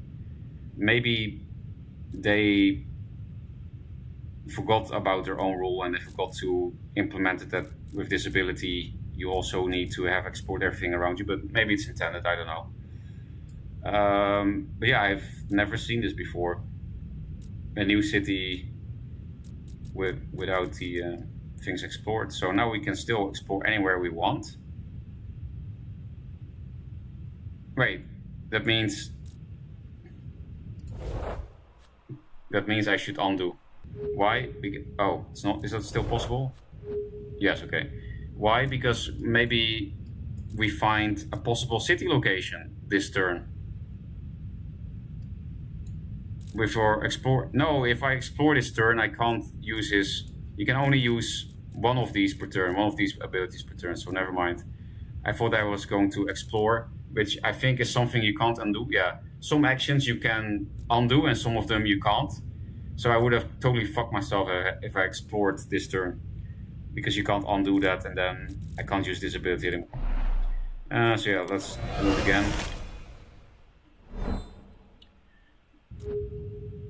And now we can't explore, and that's fine. Enter. Now we have to change leaders. Goodbye, Stanislav. Thankfully, we used your Robotropolis ability just on time. Tariq Fayette, explore location, overwork, produce all resources second time his turn. Yeah, this is pretty nice for a little bit of negative support one time. It's not forever, it's just the turn you use it. The city gives the resources it normally produces once per turn another time. But yeah, you can only do this once per city. But it can be nice if you have a city that generates a lot of resources, then this is very worth. Basically gives you an extra turn. Police station. So using this action, the police station is free. And then you get 3 support per turn. Then you're like, oh, that's really nice. It's a free 3 support per turn. But it means you can't use these 2 abilities this turn. But the real reason why I don't like police station is because it takes a building slot. You know, a building slot also has value, a building slot in your city. If you build this, you can't build something else there. And it doesn't do that much. It's not like bad, especially if you have a support problem, then just spamming this Like you just build a city full of police stations can help you, I guess. But yeah, I don't have that big of a support problem. I would rather build buildings that do more per slot than this totally free police station. I usually ignore this ability and just explore and do the overwork thing. And this increase your water production by 1 for every new 3 water you start producing. It's not super useful. Who are you? When founding you city gain 2 support per turn. It's pretty minor, but it's something. Oh yeah, by the way, for dual track and all the people that don't know, these specializations, they stay for the rest of the game. So if you look at the specialization, it's pretty important to look at that, especially if it's the first leader, second leader you choose, because yeah, this bonus will stay for the rest of the game. And that's the only part of the leader that stays for the rest of the game. The rest will disappear. But yeah, this will be forever 2 support, and this will forever be +1 water for every 2 water we start producing. But it will be very far into the future that we start producing 3 water per turn. So this doesn't look very useful. But you also have to look at the skills for their, for as long as they are your leader, right? Some of them have a pretty OP skill. Yeah, like you can, instead of exploring, you can click this and you get all of these resources, which is also really nice. Because unlike his ability, you can do that every fucking turn, because this ability you can do only once per city during his leadership. And this I could just stop exploring entirely and just get one of these resources every turn, which is pretty nice. But I don't want to stop exploring though. And this can only be played once per city. This building is only once per city, and then you get 1 comfort of living. And if you put it next to a population center, it gives 1 support. So yeah, it's good for support. This is not bad if you have a city with a lot of population. Then this can give quite a lot of support, more than this 3 support per turn.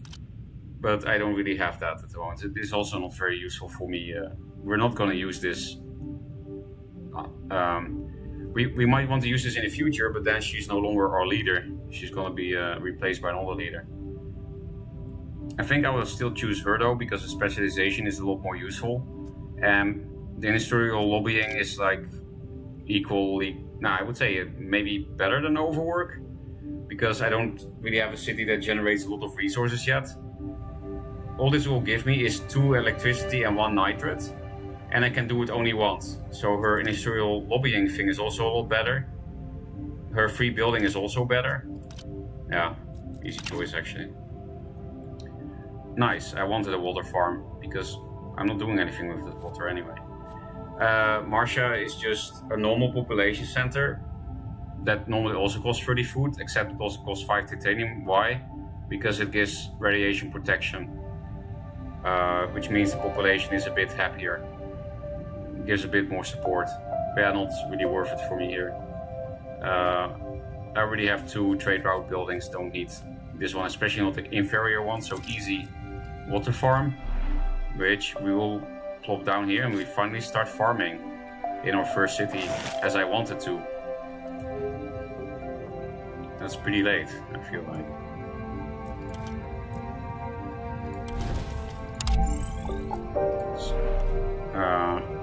Yeah, some of these planned locations have some special little things. In this case, sandstones.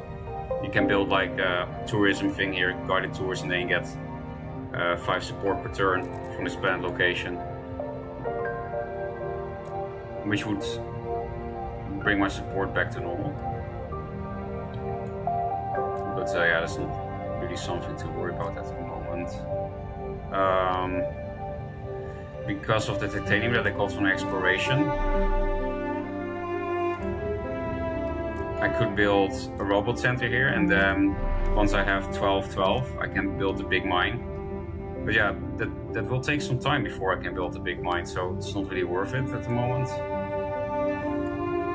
If I put the robots in this city instead, I get 2 more expansion points, which means I can go this, which means that once I have 4 titanium, after building this, I can start mining this titanium. It does give me negative support, because this is far away and this is even further away, but It's probably worth it. We don't have to build a population yet. We could also expand this way to get the tritium mine. It's also not bad. Yeah, we actually really don't have to build this right now. We don't have a full hand. So we could just go to the next turn, right? Like, I would build this turn if I had enough titanium to then also build a mine. Because then I can start mining right now instead of later. But yeah, I don't have enough titanium to build a robot hub and a mine. So let's skip. And go next turn, I mean. Warehouse, +2 support per turn, every mine owned by the city. We don't really have a city with a lot of mines, so not very useful. So this is a better power generator than the thing I have in the city, right? Because this gives only 1 per turn. And this thing is 2 per turn, and it's not that much more expensive. It's 5 tritium more expensive. But it does lower the comfort of living in your city by 1. So every population point in your city gives -1 support. So if I build this in this city, it's -3 support per turn. That's not great. And also if you build it next to population centers, it gives even more negative support. So this is a really good building in a city with a bunch of robots.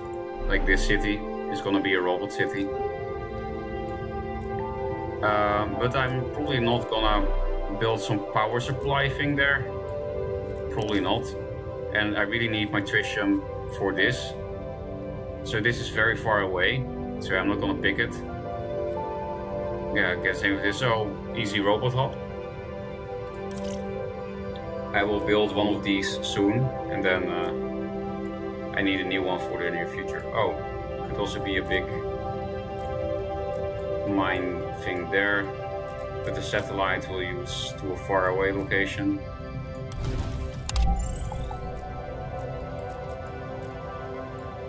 Let's see how big this mine is. Oh, now this is the titanium mine I want. So now I know I want the robots here and not here, because I don't want to expand to this mine. I want to expand to this mine. It does suck that I have to go here first, because then I will spend both my expansion points to go here. But I would like an expansion point to also go to this huge mine.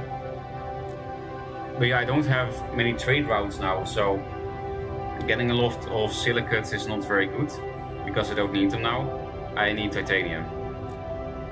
So it's better to expand here first. If I already had a lot of trade routes, then it didn't really matter. I could just take this and export a lot, but yeah, I don't, so. Now that I'm certain anyway that I will build robots here, I might as well do it right now. Because I really want to go to that big... Actually, there is a reason not to do this yet, because it's so far away that it gives -1 support per turn. Oh, but I can already build the mine, nice. So yeah, this is a +2 titanium per turn. So again, if I had many trade routes, it would be better to take this mine, because it gives 3 resources per turns, but due to the lack of trade routes, I will definitely take this first. And now I don't have a titanium problem anymore. Nice. So yeah, in 2 turns I can build the next robot hub, which we'll use to finish this city. Why do I say finish? Because if you have 5 population points, then you can build 15 buildings in your city. You reach the cap. You can build all buildings. That would give us 2 expansion points as well, which means we could connect to here and also build a tritium mine, which would be nice because we keep being starved for that. In general, in the late game, it's important, but for some reason, this game it has been important from the start. It's always a little bit important in the start because this building is nice to build, but usually it's more of an end game resource. I still didn't even explore this thing right next to me. Oh, also I got enough nitrates now to build the next farm. I'm definitely gonna do that. Also emptying my hand a bit is nice. Is there anything else I can do? I could also build the landing pad next turn, but again, I don't think I really want to. I think I will eventually sell this project and only build spaceports because it's more efficient per planet location. Well, if we're gonna be starving in titanium, then you can always remove a building. I could just build this for the extra trade route and later put a more useful building there. That could be worth.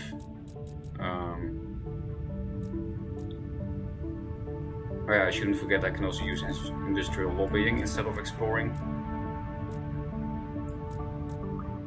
I guess we can just enter now. Big media channel on Earth is showing a documentary about living on Mars. Asked for interview, and it would be a great way to track investment in a particular field. What should we focus on during the discussion? Get Marsha? No thanks. That's not very useful. Get Tuber Farm. It is useful, but I don't have 10 nitrates. Only what's this? Space colony habitat modules. Oh yeah, it helps me develop those things that I've been kind of ignoring, even though it's the DLC. Prefigurated habitats to help this extra Martian colony going spend. I kind of don't want any of these. I can't even choose this because I don't have enough space project slots. So I just get the Tuber Farm. Don't have space for this in my original city, but I could start building labs in my new robot city. That's definitely an option. Oh, but this is the first time we are offered a terraforming building. And it's a pretty decent one because it's kind of cheap. And we can start increasing the atmosphere. Actually, I'm running out of electricity. So maybe I should just halt exploring for a bit now that I have a leader that has a special ability that you can also spam, and just start exploring again when my next leader doesn't have a good ability, because then exploring is the only useful you can do. Exploring is the only useful ability you can do with them. Because sometimes you're just offered 2 leaders without good abilities, and then it's nice to just spam exploration. I'll choose this again, inferior to this, and I already have one. Don't really need more science at the moment, because also I want to spend my nitrates into setting up the farm system. So I'll get a gas factory and put it in a new city. Why a new city? Because there's no space here. I already have all the plans. Because of these rocks, I can't build this at the moment without removing some, because there has to be a free path from your headquarters to be able to build a building. So if I remove this rock, I still can't build it here because this rock is blocking it to the headquarters. So yeah, I have to kill a rock. Again, this thing doesn't have adjacency bonuses. That there are no buildings that you can put next to a gas factory that make each other more useful.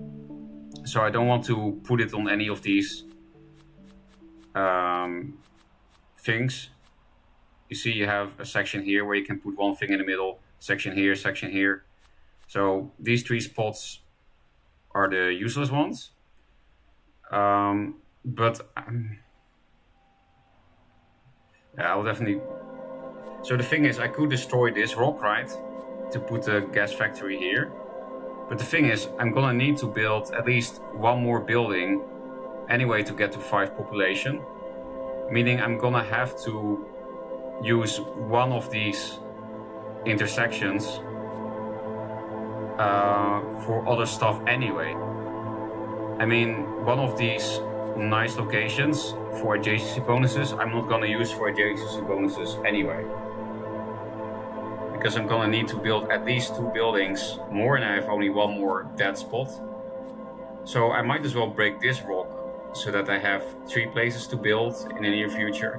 Because if I kill this rock, I have only 1 building opened up. Which can be worth it if I was going to build a center here with adjacency bonuses, but yeah, I just realized that I'm not gonna do that. I'm gonna disturb one of the good locations for adjacency bonus, and I will only use this section and this section for that. So here we'll just put a gas factory and some other robots. Because this headquarters is a robotic headquarters, it's fine to put a gas factory right here. because robots don't complain about living next to factories, unlike people. So it doesn't give negative support. And yeah, now we start slowly transforming the atmosphere. Why do I already have 3 atmosphere? Oh, you see that? I already have 3 out of 60 atmosphere. When did that happen? Was there some random event that gave me 3 atmosphere? That's weird. Anyway, what are we gonna do? Yeah, just industrial lobbying, I think, right? Because I want tritium and nitrates. Exploring could also potentially give me those, but I'm running out of electricity, so it's also a nice way to get some electricity back, because I need that as well for a lot of buildings, as you can see. So yeah, let's just get some resources from our ability instead of exploring. And turn. Hey, now we start talking about the bacteria. So this bacteria, you have to choose your bacteria wisely as well. Once you start introducing the first life form to Mars, that's always bacteria. They also have an effect on the environment. They can help you terraform. Like this bacteria gives atmosphere and oxygen, and this one only gives heat. It might look like this guy is then inferior because this gives 2 terraform points per turn and this only gets 1. But sometimes you already are terraforming everything except heat, right? And then you really want this one because you want to increase heat. Also, atmosphere points are the least valuable of the 3 because for some reason they just give you more. And as you can see, you also need more, right? 30 points to terraform. This one needs 60 points. So for some reason, atmosphere needs double points, and also most things give more atmosphere points. They're easier to get. Like you can see with this building, right? It gives 2 atmosphere points per turn. While most terraform buildings that you get in the early game give only 1 heat and only 1 oxygen. Why was I saying this again? Yeah, that the atmosphere point is more like, if it says +1 atmosphere per turn, it's kind of like getting half atmosphere per turn compared to oxygen and heat. Still, this one is kind of better.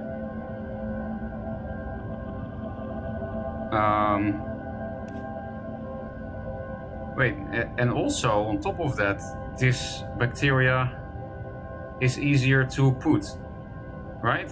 Am I reading this correctly? Because there is minimum requirements. It needs to be at least -2 temperature, meaning you can't spread this bacteria in a climate zone with -3 temperature.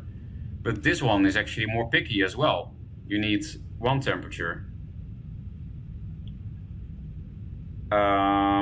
Research. Also, you have to look at the recharge duration. That means how many turns does it take before you can expand it to the next climate zone. So it takes 13 turns to spread this bacteria in a climate zone. This one takes 1 turn more, which is not very relevant. And then prestige. The higher the prestige, the better, of course. But what does it actually do? It gives support per turn.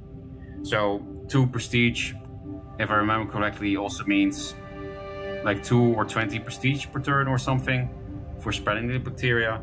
And there are some bonuses you can get for spreading it multiple times.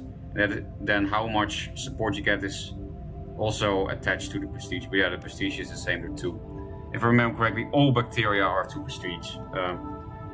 With plants and animals it's different. Some animals give more prestige than others. But with bacteria it's all the same. So I have to choose if I want heat or oxygen.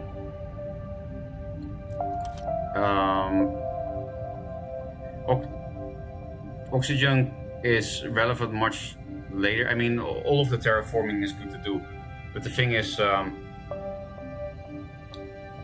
once you want to, once you start spreading life forms in this way, bacteria first, then plants, then animals, and bacteria and plants both care about heat, but only animals care about oxygen. So oxygen is kind of late game if you care about spreading life forms. So that's also probably why this bacteria looks bad on paper, but it's actually totally okay to pick it, because heat is more relevant in the early game. If you raise the heat first, then it's easier to put other life forms, and then those life forms will help you generate other terraforming points again. Because plants, they all give oxygen points per turn, obviously. They generate oxygen. So creating a good climate for plants first is nice, because then you'll get the oxygen that you can pick here anyway.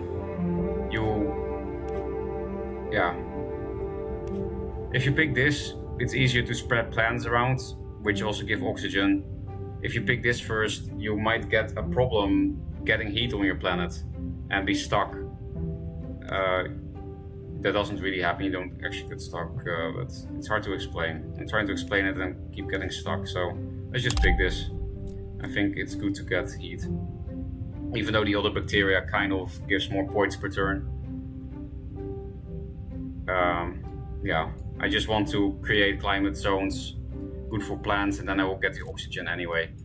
And I already have an atmosphere thing set up, so that's why I choose this bacteria, even though it looks worse.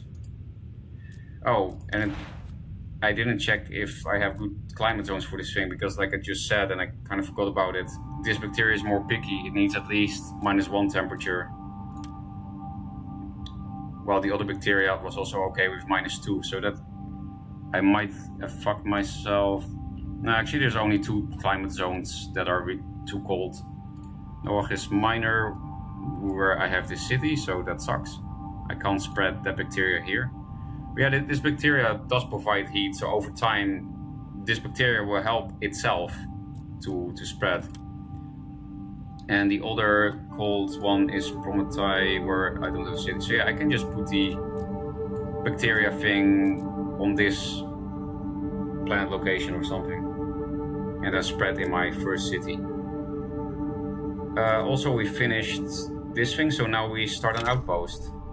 Select the celestial ball, develop 1 titanium. Oh, I totally forgot. That's also a way to get titanium. And what do you give? Nitrates per turn. Do I want plus on nitrates or titanium per turn?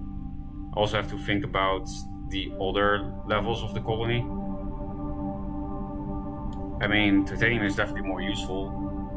On the other hand, I want to start this farm thing, and I do have 2 titanium income per turn anyway, so getting some nitrates is not bad for that reason.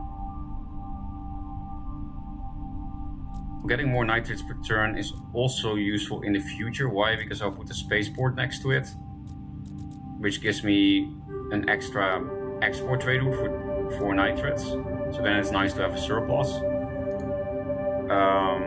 But again, I should probably also look at their benefits later. Which colony am I gonna develop?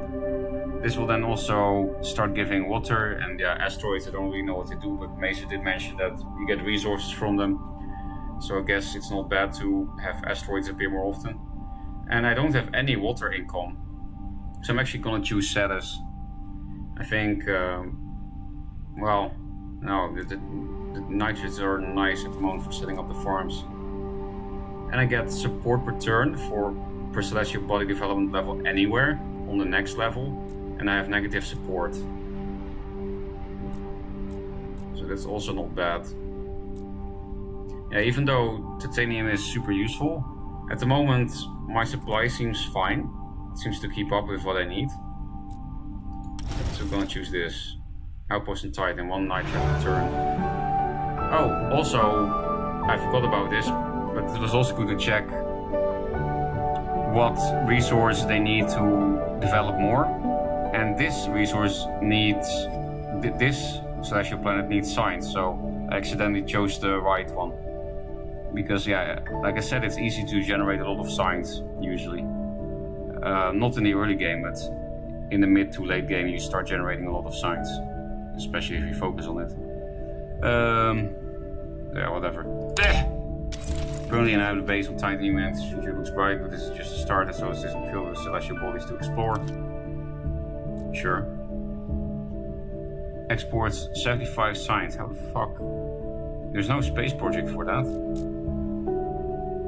Export 75 more than you import to increase its development level to a small colony. How do you do that? I know I don't have 75 signs, but 5,000 until the next space exploration mission.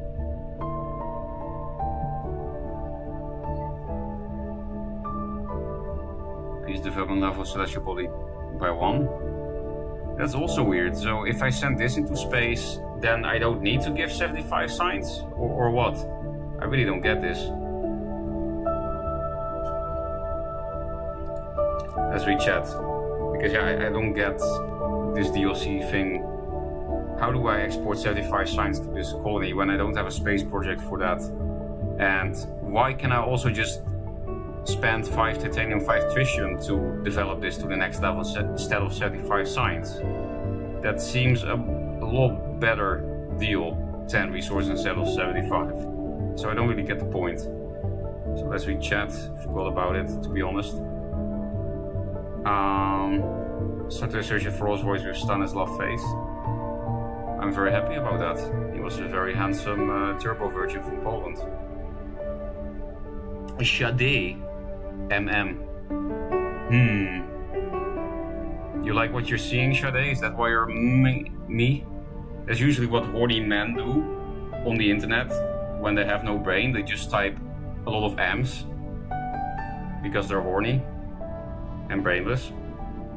Maybe you're also horny and brainless, who knows? Macer. I wanted to Monka S. Overwork is a meme unless you have hyperfood. See it, yeah. Also for all our first stream on YouTube as a random pleb I've already found you. Yeah, that didn't really happen with Duelist. Speak about discoverability because you don't need to send out 75 signs to the colony. Just as long as you trade 75 signs anyway, it will develop. Ah, okay, now I get it. So yeah, then you don't have to spend any resources. And I do like exporting signs because I usually have enough of it.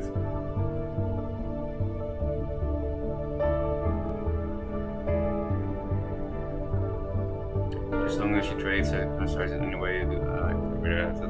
Hey, a pink piece of shit with a tongue out of it. That's some Zowie shit. Thanks, Calvin, for being this out in the chat. I mean, Mazer, you're right about the discoverability thing, but we also have 5 viewers. XD. I know, you know, it's for once it's actually just better to stream Duelist viewer-wise, which is, you know, Duelist caps at like 20 viewers, so that's pretty sad that this is worse. Oh, we can also build this thing. I don't know why I would want the system exploration missions, solar system, blah blah. But it can give me signs. And I want it on a high location. Do I have a high location nearby? Oh yeah, this. I could build it here. I don't want to build a city here anyway. We could build that right now. Is there anything else we want to use science? Yeah, I kind of want to start spreading bacteria first though. On the other hand, if I'm not in a hurry to make my planet hot, and I don't think I really am, then it's more efficient to build this first, because this generates 1 science per turn, if I put it on a high location like this. And then it will be, you know, I'll get 225 faster in the long run, not in the short term because I'm spending 10, but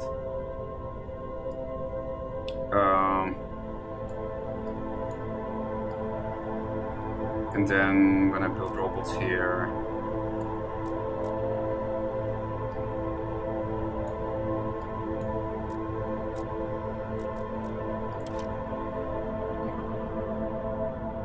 I should probably explore this thing right next to me, right? At some point. Oh, 10 food, there you go. Oh, well, that's indeed why you should explore. Because if I put this thing here on this high ground, I get -1 support per turn because it's far away. If I do that here, that doesn't happen. So, good thing I explored there before putting it there. And who knows, I might want to build a city there. I really don't think so, but yeah, I'll build this. I have nothing really else to spend silicates on. I do have something else to spend science on, but this thing will give me the science back that I spend right now. In 10 turns it will have paid itself back. So. And now my support is no longer negative. That's also pretty important about this. And yeah, maybe that new solar system exploration missions have a 50% faster thing is also good, but I don't know. I don't know what that means. So also good I didn't expand into the water. What do? You give a lot of support, but my support is fine now. Robot hub, I already have one. How many more do we need? I need one for this city. Do I still? And I need one for this city. So robot hub is not useless. I need 2 for these 2 things anyway. What do? 1 city is for every 3 mines owned by the city. I don't even have a city with 3 mines yet, so. Keeping the 12 water is not bad. When I build a new city, I need 10. And the city that has a lot of population, I don't have space for that building, so it's also not really worth. I'll take the robot hub. Some of your trade routes are not assigned. Oh yeah, I finished that space project, so now I have that thing back. What is this plus thingy? Oh yeah, it means that I will develop my colony, right? I kind of don't want to export science yet though, because I want to go to the bacteria thing as soon as possible. I also want to set up the farms as soon as possible, so also no nitrates. Actually, I didn't even find the next city location yet. I haven't found the next location where I want to found a city, so I don't think I need 2 food per turn at the moment. I think that's what I will export. I could also just start developing again. You know, export electricity to make the second outpost. What does the other outpost give me? 1 titanium per turn. Not super necessary. Increase the development level of a celestial body by 1. I could also just develop this passively though by exporting science.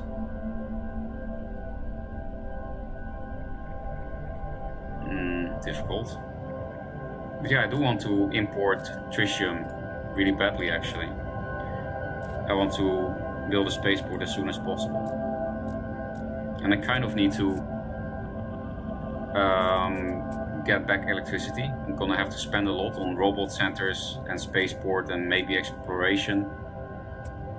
So I also don't want to export that, so yeah, I'm definitely gonna export food. Anything else? Not yet. Oh, this is the building that you kind of have to grab when you see it in the early game. Why? Because if I build this in a city, I will get offered 5 cards per turn. And then, of course, it's a lot easier to find buildings you want. And when you, in the early game, are only offered 3 cards, you kind of want to pick this as soon as you see it. Why? Because, you know, this is a snowball thing. If you don't pick it now, it might take a long time to find it again. If you do pick it now and you build it, then it will also not take long until you see the next one. Because you see 5 cards per turn instead of 3. So it's a kind of a snowbally thing. And if you don't pick it, it might take a long time before you see the next one. And then, yeah, it takes so much longer to snowball your amount of options per turn. And it can be really nice to have many options per turn. At the moment, I do have a bit of a hand size problem. There is another building that is a little bit hard to find in the early game where you don't see many cards that allows you to get a bigger hand. And then you can also pick 2 projects per turn. That building is also really nice. But yeah, now I really want to keep going with science. I could also pick this, which will make me feel bad for picking the heat bacteria instead of the oxygen bacteria. But I kind of need all that power and titanium now. Anyway, titanium not so much, I have good income, but yeah, this building is good for terraforming, and terraforming is good. But again, you can really get stuck not seeing this potentially. I think it's a bit risky not picking this, because I might not see it when I want to. Like I said, it's snowballing. This satellite, we send it far away somewhere. I really don't need silicates, so not there. So then any of these locations is kind of far. This is probably the furthest. And I do need nitrates anyway. Oh yeah, I could also build something here. What is that? +5 support per turn. I don't mind spending the food on that. The electricity I do need quite a bit in the future. You know, the main reason not to build this is to put something else on there. For example, a spaceport or something. Because 5 support per turn is worth it for the resources invested. That's not the issue here. The issue is that you can also put another building here if you want. For example, also a bacteria spreader goes there if you have the resources to build it. And yeah, I just don't have many locations to build stuff at the moment.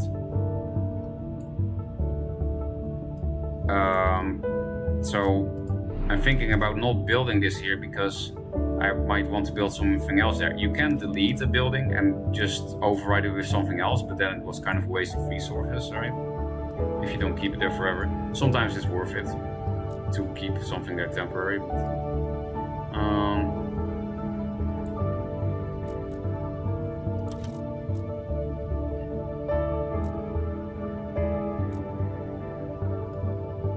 I think I do want to know what's right next to me. But this will give me tritium. I'm not gonna explore. I will start exploring again when I get a new leader that doesn't have a resource ability. Because I need all of these resources except water and silicate, so. And it's not like they're useless either. Later they'll be useful. So let's click that. My hand is too big. But fortunately I have enough resources now to build my last farm. It would be nice to build a water farm instead, because I need the nitrates for this thing, but yeah, it's okay. Now when in 10 turns I have enough nitrates for this thing, and if I build this here, all these farms will produce 2 food instead of 1. So this one building will essentially provide 3 food. There's also one building in the game that is a bit rare to see. It's not a very common card that does the same thing as this, except it also provides 1 food on its own. So then it will provide 4 food here. But that building is a bit more expensive, of course. It has some other resources. Now our hand is not too full, so we can just go to the next turn, right? Actually, I should have probably built a robot center and started exploiting a mine. That was probably a misplay. Oh, and this thing is just a normal farm, except it's more expensive to build because it also gives 3 support per turn. But yeah, this comes a bit too late, because I already built all the normal farms. Also, I'm not sure if it's worth it for me, because I need the 10 signs. This thing I don't like. I need nitrates, and this thing I also don't like. This is just a normal population center, except it costs 6 power in exchange for a little bit of support for every mine you have. I'll just sell this. I have a full hand anyway.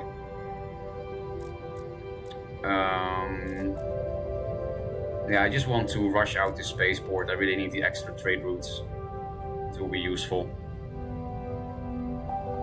And what else? Yeah, the nitrates is also nice to speed up going to this. Then I can start exporting the food that I will have plenty of then. But yeah, I might want to expand into some mine. Don't really need to expand into this one anymore. I have enough titanium now. Do I build it here? If I do that, I can't build a mine yet, actually. This mine is actually just not good until I get a lot of trade routes. To get trade routes, I need tritium. So how about... I need this planet location anyway for my bacteria spreader, because this is the correct climate zone for that, for the bacteria that I chose. Yeah, you need to build this on a planned location, so this is a good place for bacteria spreader anyway, so that might as well expand to this tritium mine. You go in a dead space, it's this one.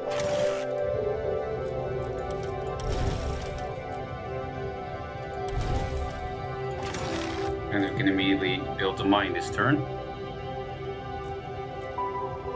Yeah, let's just get the resources. Oh. Okay, random event, really nice. I need both of these. These are both very nice for me. Really don't need this one.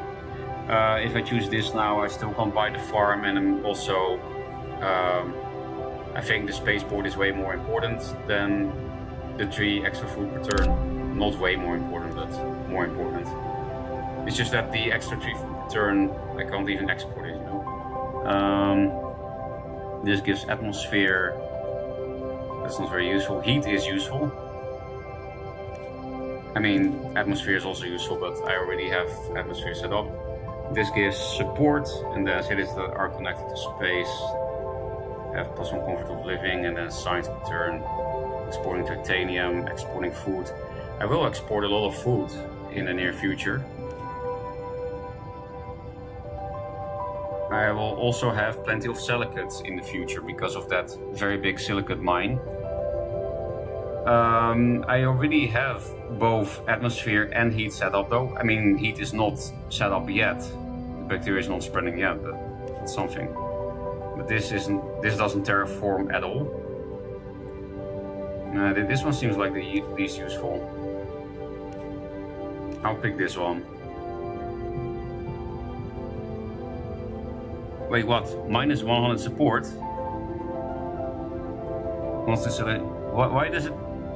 What is this outpost give negative support per turn? Is that a typo? Is this some bug because the DLC is new and they? Well, it's not really a bug. It's a typo, but you know what I mean. It seems to say -9 support. Why? Because then I don't really like it. That's actually a very big penalty.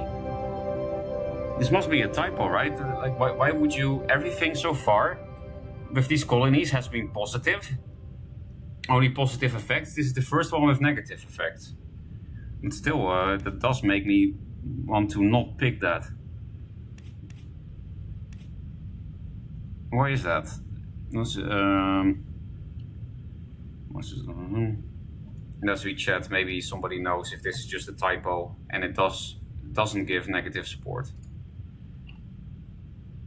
Bro, how many weavers you normally have on non-dual list? No idea actually. Also, stream is fine, right? Because the application thing within OBS, there's like a YouTube control panel, YouTube live control panel within OBS. It has been saying since the start of my stream that there's something wrong, that YouTube is not getting enough video from me. What the fuck does it even mean, not getting enough video? But my stream has been fine, right? It's just some false error. And yeah, hello Mazer. Hello to you indeed. I don't know, generates.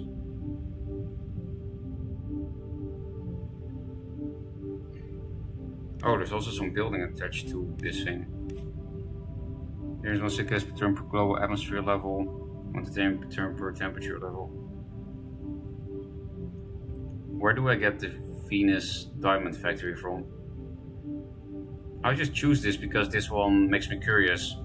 Because I don't get this building, these other 2 projects don't have a building pop up. Oh, never mind. If you get to settlement level 3, then you get this building project. Yeah, I don't like the idea of the negative support, but I'm gonna click this, I guess. Atmosphere, support. Yeah, I'm just gonna click it for science to see if it's a typo. Maybe I can see that now it's still negative. I don't know, we'll probably ignore this then. I don't want to spend resources to get negative support. Card.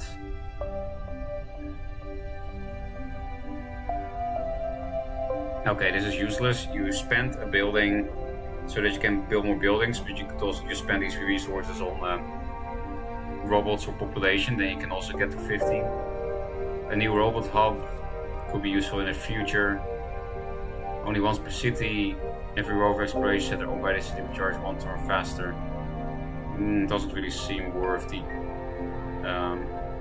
building slot. I'll take a robot hub. Might sell it if my hand is full. Because, yeah, we'll keep seeing this quite often. And now we have enough resources for a spaceport. But I kind of cocked myself because I don't have expansion points anymore in this city. Because I went here and I wanted to use this for the bacteria spreader. Because this is the good location for spaceport because it's next to this mine. So I cocked myself. Buildings that give you extra expansion points are kind of rare. We've only seen 1 bus station so far in the whole game.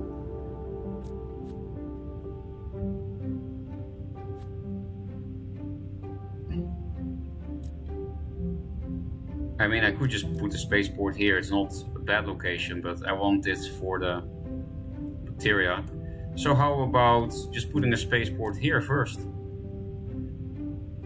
It would be nice to put it here instead, because it will be next to this thing though. Then I get an extra export route.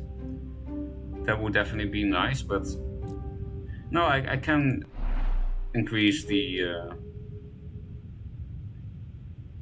expansion points here quite easily just by putting one of these robot hubs. Which means I just wait 1 more turn, because next turn I have enough titanium for this. That's worth. Then I will explore this in advance. And then I'll get 2 expansion points, which I will then put here and here. 1 so that I can start mining, and here 2 for the perfect location for a spaceport, because it's adjacent to the city, which means the comfort of living increases, which actually doesn't matter in this city, I just realized. Because there are no people living here, only robots, but yeah. But it is important that it's next to the silicates deposit. That is nice. But do I need to still import Trition now after that event? Not anymore, right? No. I already have a passive income anyway. Then what do we start importing instead? I'm starting to run low on electricity. I will actually import that. I'm gonna need to spend some on the robot hub next turn, for example. Hey, a new spaceport. Perfect. For the future, anyway. Join space mirrors. So this is a space project, and if you send 23 silicates into space with trade routes, you get 30 heat. But it's just a one-time thing. Yeah, definitely a space thing. I need my trade routes for other things than projects, especially because if I have leftover trade routes, I want to spend on developing the colonies. Why? Because it's the DLC. I want to see what happens if I do that. What else is there in the DLC? Is the DLC only this mazer? Only the... yeah, these random moon colonies and that's not just moons, there's also fucking Venus, but...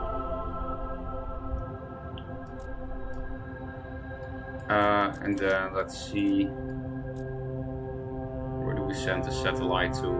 It's somewhere far away. Maybe it's something that can help us rush out. Yeah, this is far away and can help us rush out to farm stuff.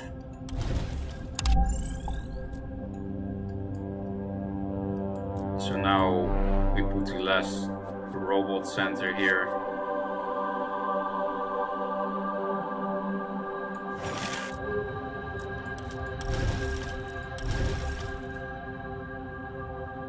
Okay, we need to save up electricity and titanium for this huge mine. Oh, speaking of electricity, I can't even build a spaceport this turn because of my electricity problem. So yeah, good, I started importing that. And it means I don't really want to explore because I don't want to spend electricity. So let's just get resources. I can also build this thing now. but then I just keep postponing the bacteria thing. Yeah, I think I'm gonna wait for bacteria first and then build this, because I don't really need to see 5 cards per turn at the moment when I have hand size issues. I could sell some projects actually really easily. I really don't need all these cards, but... Oh, this is not a unique thing. I got this from my starting choice. I got this from turn 1. From it was not from the cards per turn thing. So I thought it was a unique building, unique to selecting that starting type, but it's not. I don't need another one. It's not really worth a planned location for another one, I think. They probably don't even stack with the faster solar system explorations, and I'm still also not sure how useful that is. The fast solar system explorations, I don't think I care too much about it, because it seems to be just how often I get to pick a new possible colony, and you know, I don't have time. I don't have trade routes to develop all these colonies. I don't need more options. Another farm. Hey, that's actually not bad because I have nothing to do with this water.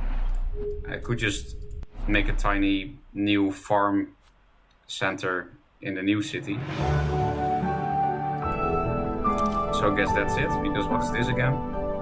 This population fully protected from radiation as long as the temperature in the city is negative. Okay, that's very specific, not very useful. So that will be this thing. Now my hand size is too big, but I was thinking about deleting this thing anyway, because we are far enough into the game to get offered spaceports, and they're just better than landing pads, even though they're more expensive. No, I don't want to explore, I want to save on electricity. So let's just... How do we build this? No. Free resources. And yeah, I could build a farm right now. But I don't want to spend any money on deleting rocks, because I want to set up the spaceport as fast as possible. So I could just plop it here, but then it's in a bad location for adjacency bonuses. I need to put a farm here or somewhere here. Next turn we'll have 14. So yeah, I will have to postpone the spaceport by 1 turn if I build a farm. If I break the rock this turn. If I don't break the rock this turn, I can't put this in a good location for city planning. And that's worth postponing the farm for 1 turn. Why? Because I will miss 1 food for postponing by 1 turn. But once I get the adjacency bonuses going, that 1 food I will lose will be paid back very easily. It will be paid back within 1 turn. Because the adjacency bonuses, yeah, they will give me 1 extra food per turn for this particular farm. What is this? Excursion proposed to lifers. Nah, I don't want to spend reason, because this also happens passively. At some point you'll get a random event where you get offered 2 life forms anyway. This just speeds it up. But I didn't terraform enough anyway to not yet to get that shit going. 1 power per turn on a planned location, not great. I do have a power supply problem, but so maybe I do get it and just put it here. I don't really need to build this support building here. My support is okay-ish. I will die in 232 turns, that's a long time. This also gives support. I do have a lot of silicates, but not a lot of population to really make use of this thing, so... Yeah, I think I'll take the windmills for now. Maybe even build it so that I start generating right now. It's not really worth the planned location, but the thing is, if I delete it for another building in the future, that's fine as long as I don't delete it within 7 turns, right? Because then I basically traded 7 titanium for 7 electricity, and that's fine. And I don't think I'm gonna delete this, you know, so fucking quickly. So I think this is worth. Wait, but maybe not this turn. Maybe I need my titanium for this turn. First things first, we're gonna build this. That was the plan. Now we have a lot more trade routes. Let's reset them. Yeah, I'm still not really busy with food, so I'll just export all the food for all the electricity. And I'm developing one of the colonies that way, right? This one, but it's not active yet because it's not an outpost, so we're not actually developing this colony with this food export. Well, bad luck, I guess. Next turn we can start the bacteria spreader. That's nice. I don't have electricity to break this rock, so we still have to wait one more turn with this farm. Don't want to explore because I have such a problem with power supply. So are we spending titanium on anything this turn? No. So we can just put this down and help with the power supply. Okay, we're changing leaders here. Current and future celestial resource shortages are reduced by 20. Huh?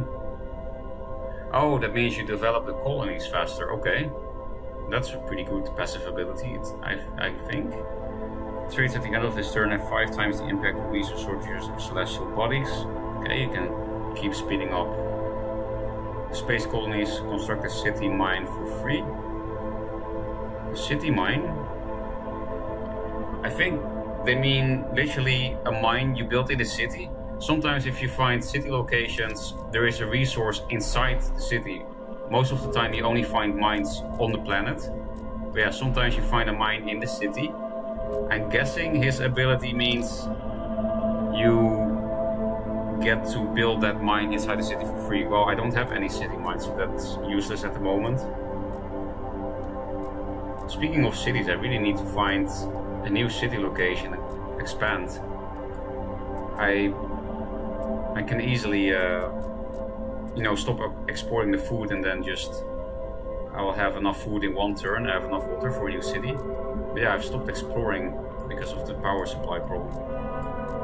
Oh, also I'm building this. I'm doing that right now. And start spreading the bacteria. As you can see, that gives me some support. It gives 20 support just for one time and 2 supports per turn, because this bacteria has 2 prestige. So if I plant a plant later with 10 prestige or something, to give 10 happiness per turn and 100 for immediate. And now I also start generating heat on the planet because I spread this heat bacteria here. In 13 turns I can spread it again, and when I do, I will actually get +2 heat per turn. And I think you also get more support per turn again, but not sure. I kind of forgot how that worked. We now have enough power to remove this, so now we can build this farm. And also explore the world.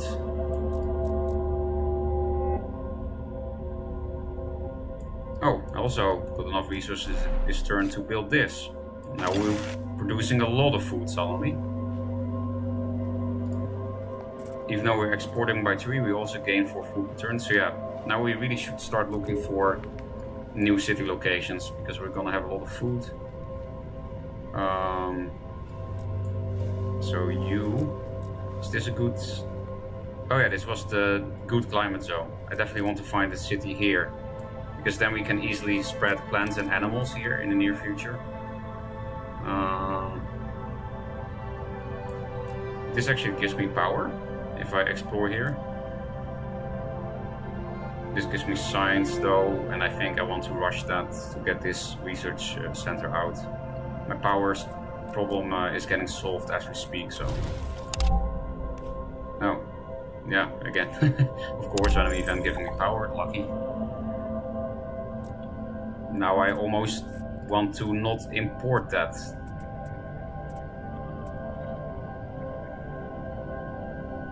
We could, for example, speed up the next space. No, we don't have exploration points to put that there. We're not going to have a place to put the spaceport, is what I'm trying to say.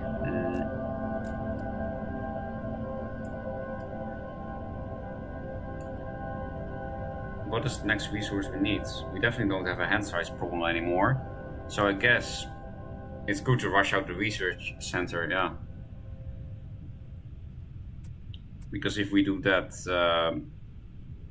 we'll get more good projects offered per turn. Can I still use her? Oh, that's weird. I never knew that you can. That's something I never found out when I played this game a lot a year ago. That on the day of choosing a new leader, you can just close the new leader thing and still use your old leader for one more turn. I always just chose a new leader. We might still want to do that this turn anyway, because maybe you want to use a new ability this turn. What do? You can +1 support for every 5 new city buildings you construct. If I choose her now, then I think, man, I probably just built 5 buildings this turn, so I probably missed 1 support if I choose her, but maybe I don't. Spend 10 water to gain support. I'm not really short of support. Oh, he has a... Yeah, you see, you have to watch out for that. Some people have a different explore skill than others. Most of them have the basic one, where nothing special happens, but some leaders, like this one, they collect every extra resources when exploring. So if I'm gonna explore this turn, I'm not gonna do it with her. He's just better. He gets extra resources when exploring. Yeah, this thing is useless though. But yeah, this interplanetary trade thing, I'll just pick him because he's new. I never read his text. Owner and CEO of Leclerc Logistics, Harry is one of the richest men on Earth. He invested his wealth to transform his firm from an Earth-wide logistics company to an interplanetary juggernaut. Space fleets transport vast amounts of goods to off-world outposts every day, and he seeks to expand his operations even further. So Mars is not the final frontier. But his first step towards domination of the stars. His ambition is to see a human outpost established on every planet of the solar system within his lifetime. With enough grit and determination, he may even see it through. Okay. Why is your name Harry when you're French? Probably Canadian. Disgusting. Yeah, let's explore this planet. He gets extra resources.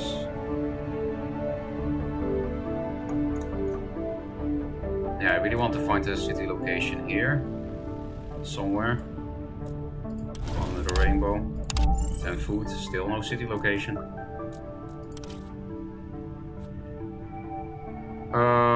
I have a lot of silicates, so it makes sense to choose this. But the only signs I have going doesn't have adjacency bonus locations that are viable. So this is very far future for a new city. For example, you know, in this city, if I build a laboratory here, then that thing is good to put in the middle. So this is definitely an option. But I'm gonna pick this. Why? Because it allows me to have a hand size of 10, and I can pick 2 cards per turn. This is one of these buildings that, like this one, snowballs. Because yeah, if you build this, you will see more of this, and then you can build more of this. Same with this, because you can hold more cards, and yeah, I like this building. So I guess the thing we're gonna import now is science, because I want to build both these things. Our power is okay again.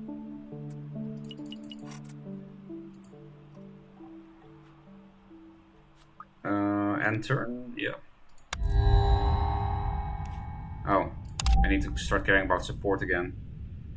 Raise the sea levels. This one is nice, actually. because this is 30, so it is exactly enough to start causing rainfall, and then we can start planting plants.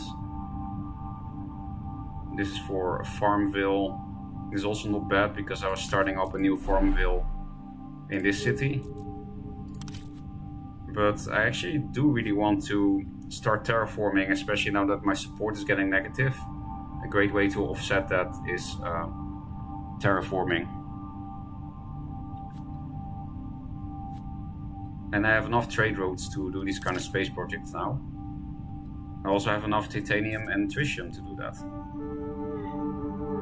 I'm not gonna send tritium into space yet until I have 15, just in case I want to build spaceports somewhere randomly if we find a new good city or something. So I will instead start with putting titanium into the air. And then, what can you do again? City mine for free. Oh, I was not supposed to click that. Trade turn at 5 times the impact of resource shortage of celestial. But this seems really powerful if you just, you know, for one turn, you use all your trade routes into this shit. And then you click this, and then, yeah, you have 5 turns of development. Also, why is this on 58? I don't think I was exporting science. Export more than import. I don't understand why this development has already progressed. Because I'm pretty damn sure I've only been exporting food, but yeah, I guess I didn't. I guess I have exported science in the past. I forgot about it. We definitely want to keep exploring, again, find a new city, and also we have a leader now with better exploring, gives extra resources. Oh yes, lava. Oh yeah, I forgot about that mechanic. If there is a smiley face, then usually it's gonna be a city location. But Lava Tube was a good city location, right? Yeah, exactly. Comfort of living is very high here because Lava Tubes gives radiation protection, and that increases the comfort of living. The downside of Lava Tubes is this shit, that it's full of rocks, so you have to spend a lot of energy to build buildings, but that's fine, I guess. We can start importing electricity again if necessary. But yeah, we can't found a city yet, because you need to explore everything around it, like I explained at the beginning, right? When that special robot city ability allowed me to bypass that rule, which I'm still not sure if it's intended. Also, I wanted to rush out the science thing, but I'm gonna spend a lot of energy here, so I want to build this building next turn. So I just make sure that I get to 14 science next turn and start importing electricity a bit, because yeah, it's time for this thing, which costs a lot of electricity. The titanium is fine, I don't need the titanium for anything else at the moment. And now we get +3 silicates per turn. And we still don't have any projects to spend that shit on. And that's why we're trying to set up more spaceports, more trade routes. Actually, we have an extra trade route now because I built a spaceport next to this mine. We have the special ability of the spaceport, which allows us to export 1 silicate per turn for free, which is great. Because now we can import a little bit of extra electricity so that we can actually explore next turn. Because the further away you explore, the more electricity it costs. Artificial bacteria, science per turn if climate zone has a city, but it needs oxygen level. I don't have that yet. This requires... Oh, this one is very picky. It needs 0 temperature. That's very high. This atmosphere per turn. I mean, I'm just gonna keep spreading around the heat bacteria. So this choice seems kind of pointless anyway. Yeah, but this one is really far away because I don't have any oxygen generation yet. And it needs at least +1 oxygen in the climate zone. So I'll choose this, but it's not really... Hey, this is exactly what I was waiting for. This will give me extra power and something to spend all those silicates on. These buildings for support for... I don't fucking care. I'm not even gonna read it, man. I want this. Now I'll get 2 more power per turn, which is definitely what I need. And I'll put 2 more generators here. That was my plan for a long time, right? Then they also give extra electricity. This thing is what you put in the middle of electricity generators. This is good to keep for a new city with that actually has population. I could build it right now actually in the robot city, because the extra support it provides adjacent to population is not very big. Still, no. I was going to build this now with my science. Let's do that. So now we'll start seeing 5 cards per turn, which is nice. Let's actually reset the trade routes for a bit to get some clearer mind. Also export this. Now we can choose 3 more resources, but I'm not sure yet which we want. Let's keep exploring around here so that we can set up a new city.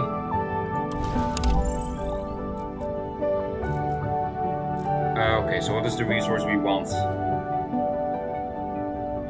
Now that we're going to see 5 cards per turn, we might want to keep rushing. Oh wow, the science thing went back up. It went from 58 to 59. Why? Is that because I was importing science? Yeah, I think so. So if I import science now, I will slow down my colony thing. I did indeed import exactly 1 science last turn.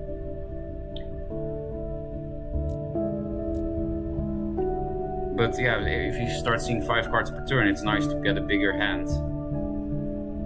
And it's also nice that you can pick 2 projects per turn. So I kind of want to rush this out, but I also don't want to hold my colony, because that's the new mechanic and I want to see what happens.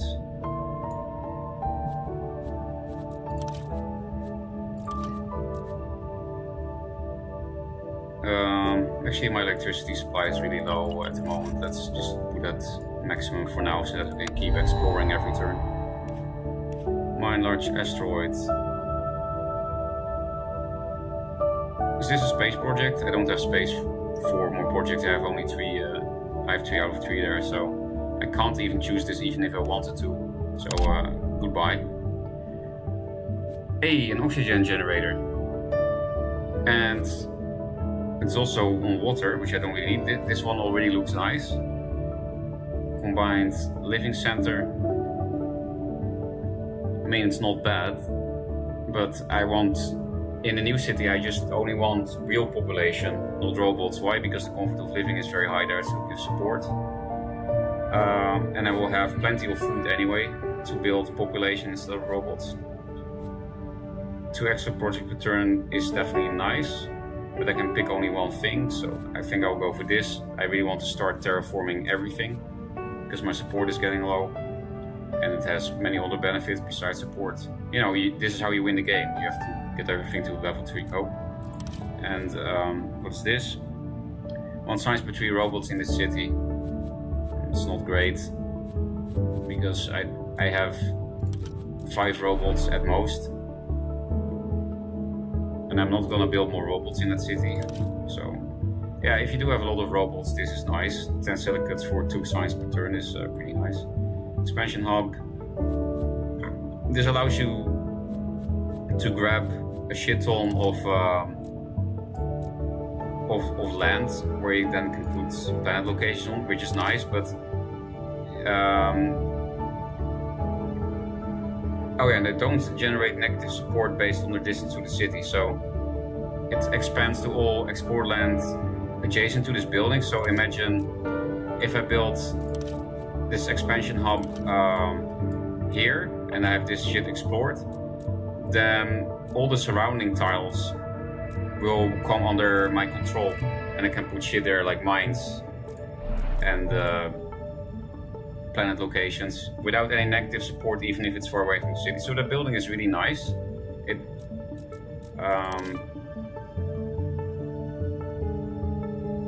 I do need some planet locations, but Yeah, I really want to start terraforming everything is the thing though. So I'll take this. That also means I will start importing water now instead. In 2 turns we can build it this way. Let's discover a new climate zone.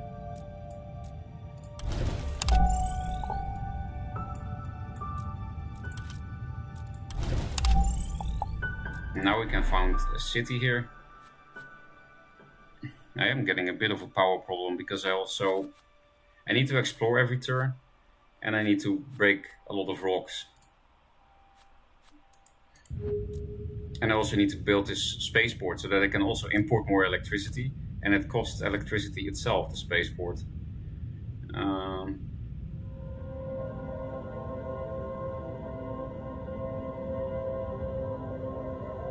So how are we gonna do that? I do want to build this ASAP, so I still have a good location for that here, right? Yes, I still have one dead spot for, and one more here if I break a rock. So I still have place in the city for this.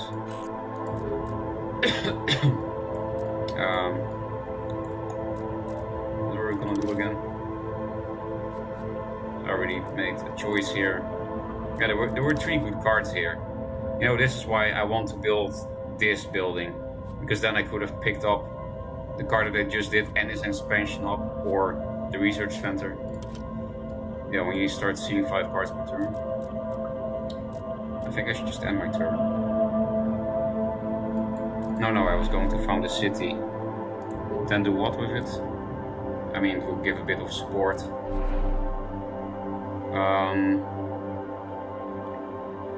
Since this city I will actually populate with real humans, I could make population center here for an adjacency bonus thing here.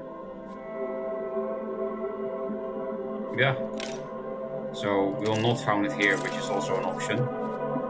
But I found it here because, yeah, I'll put something in the middle that gives a lot of support when adjacent to humans. I think there was also some building that gives signs if adjacent to humans or something. There are some things.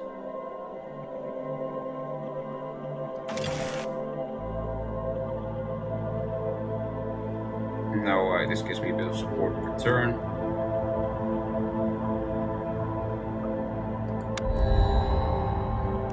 Get house printing. Gain 2 titanium when constructing a city building. Meh. Get 2 support per turn for every new robot you construct. That could be useful for me. Certain project provides 10 support instead of 1 science. That's something I like to do in a really late game sometimes, because sometimes you just have a lot of negative support and you need to find ways to offset that, because it will still take X amount of turns before you win. But we're not that late game, so I don't really want this now. I'll get this. Support per turn for every new robot. In the future I will still build quite some new robots. On the other hand, if I don't, it's nice to have this, you know, maybe this technology never pops up again. And yeah, it can be really useful in a late game. Why? Because you spam these buildings that give you more cards per turn offered and more cards per turn to choose.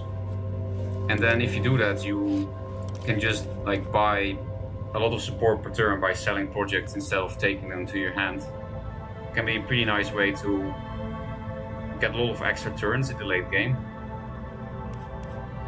And the only way I lose is lack of support, of course, so, but this also gives support. But it's also...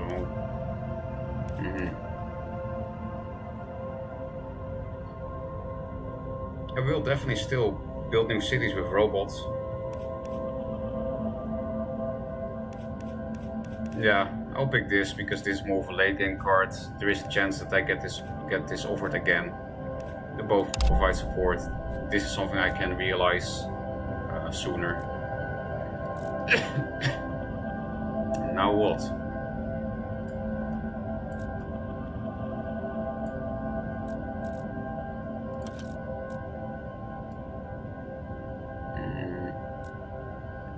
we haven't even... Oh, also lava tube. Is this also a good climate zone?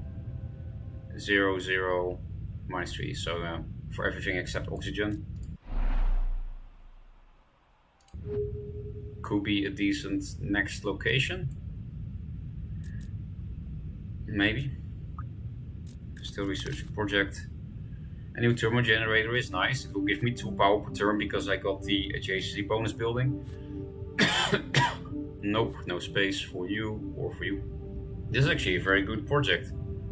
2 tritium per turn for just 9 power, 9 titanium. That's really good.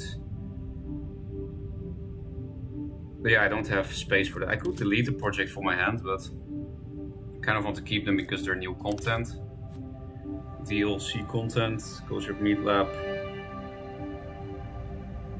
I mean, it is a better farm. I was setting up some kind of new farm system here, right? Yeah.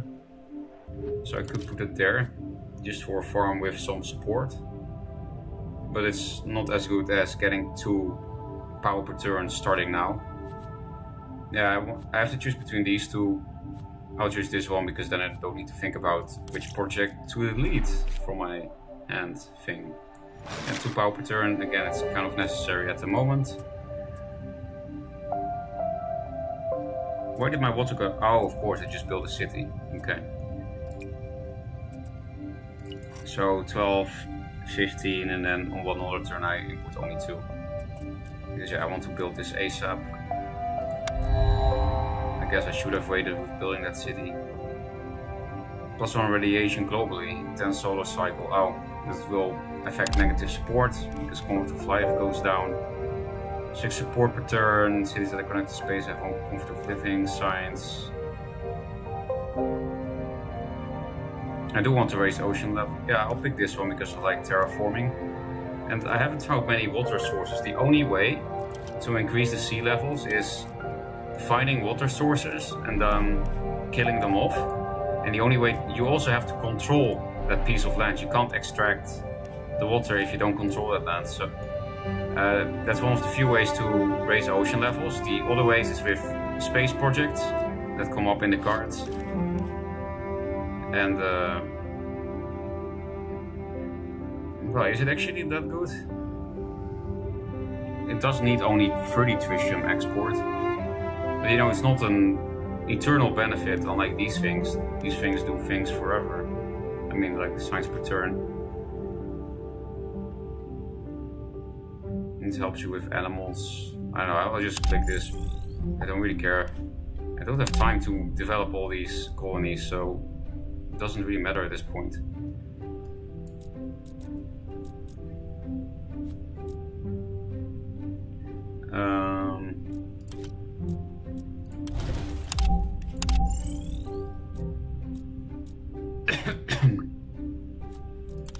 So research a project, a second oxygen factory.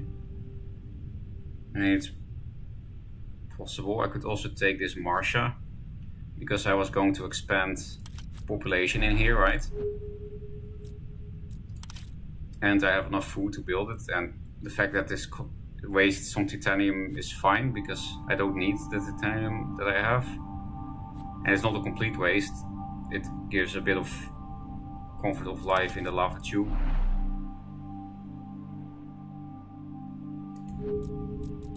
The radiation protection already is high, but yeah, we will make it complete.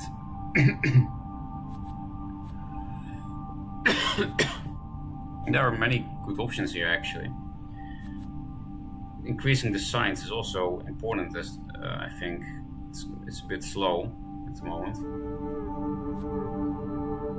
Yeah, I think all of these 3 are nice. I could expand into this titanium mine if I expand the population now. But again, not really in need of titanium. Increasing science per turn. We could set up a little science hub here.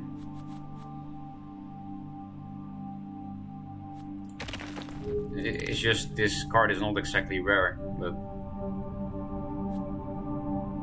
I don't have anything else to spend silicates and natrium ignite rate thing on anyway.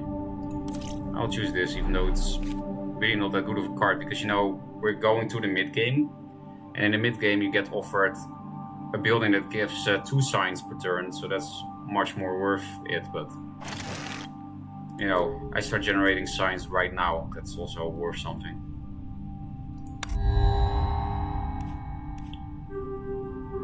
What? -1 trade route? No thanks. 10 heat and 10 atmosphere is not that much, so let's choose the support. Courthouse, comfort of living goes up. It's not bad to put that in the lava tube city, because I'm gonna put a lot of population there. Robots in the city provide an extra expansion point. Well, this city is only robots, so that's not bad. The only problem is that it doesn't. There will be negative support for expanding outwards a lot. Don't need an extra bacteria spreader, power per turn, forever 3 mines, no. Cultured meat lab, oh yeah, that is that support farm, which I don't hate, because again I was going to set up a second food city thing here, which will also be the last, and I need support. But this can also give support over time. Court of Living +2. I'll build a courthouse in here. I think the courthouse is a pretty uncommon card. Will this generate me more support than this? Over time, yes. But this will start generating me food right now. Not really, because I want to push this thing out first. So I definitely need to import 1 science this turn. And I need only 2 water this turn anyway, so this is perfect. Let's randomly explore some garbage here. Ooh, city location. And a nice one. A silicate mine, a special science thingy, a water deposit. I don't have any passive water income. Is it a good climate zone? Not really, but... yeah, comfort of living is really low here, never mind. I thought this would be a nice new city, but... it could be a good robot city, I guess. It's very expensive to explore here. It's very far away.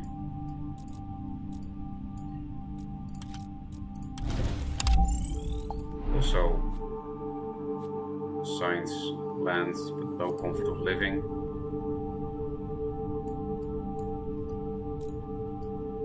We do have resources for robots. I was speaking of support. We could put this in the new city already. So this does give extra support where next to population centers, but I'm still not gonna put this in the middle. Why? Because there are buildings that give way more adjacent to population bonuses than this. This gives only 1 support. So if I put this here, I get 4 extra support per turn for putting this in the middle, but again, there are many buildings that do a better job at that shit. No, I'm not gonna build this turn, because I want to build this next turn. But yeah, I could, in some turns I could put this here or something, maybe. But again, we're going to the mid game now, so we're gonna get offered better buildings than this. Might want to get rid of this at some point. Courthouse because it's rare, or this because it can start generating food right, well, in a few turns, because again I want to build this next turn. I'll do this because it's rare, and it can help me generate support. This is also a cool building that snowballs a bit, because you get offered technologies more often, but it's actually more important to see more cards per turn. This is probably going to be the pick. This is also not bad to speed up the terraforming. Even this is not bad, because then I can put this in my new city. It's where I want to spend population. It's also a lot of food, which I have plenty of, and it allows me to build more buildings in this city, because you know, this is 2 population for 1 building spot. Well, this is only 1.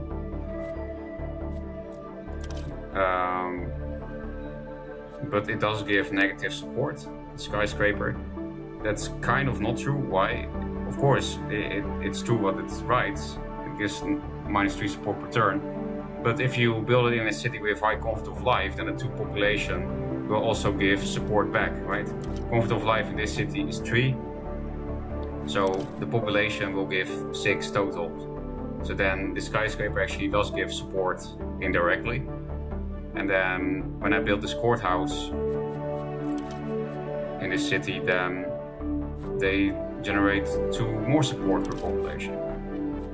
What do you do to comfort of living? Huh? The same as the courthouse? Can only be played once per city. How about this thing? Yeah, also only once per city. I think this is new, this card. I felt like this was the only... I remember the courthouse as the only thing having this effect. I feel like this is a new building with the same effect. But it's more resources, right? It's 18 total and this is 13. So courthouse is kind of better. Also depends on what resource you have too much of. There are a lot of good options here. Actually, I think I can pick 2 cards this turn. Now that I think about it, if I build this now, I'm pretty sure I have 2 cards this turn.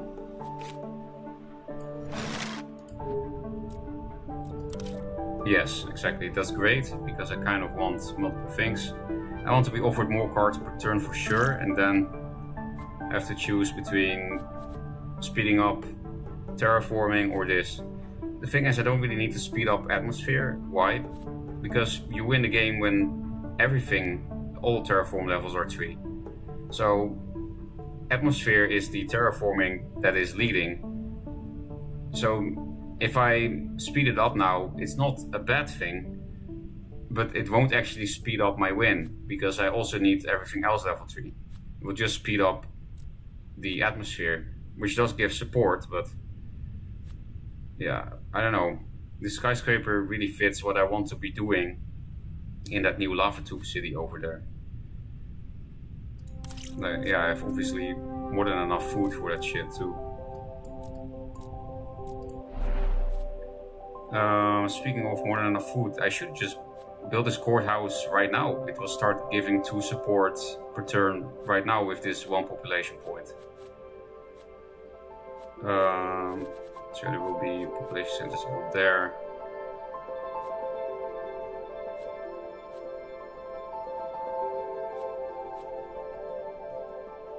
Where the courthouse doesn't have adjacency bonuses with anything. So just put it in some dead location, like right here. So yeah, 2 support per turn indirectly.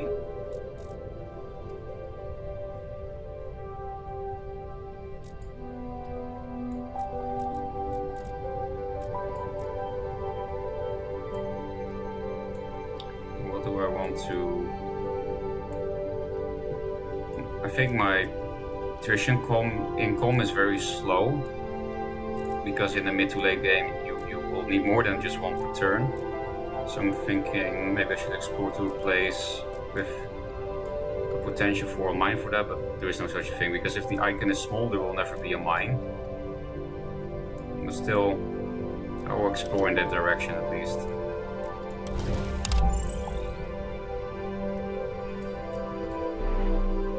There will be a hub here and there will be a hub here, science and food, so this is the last dead place in this city. But let's start producing oxygen. Now we finally start terraforming everything. Speaking of tritium,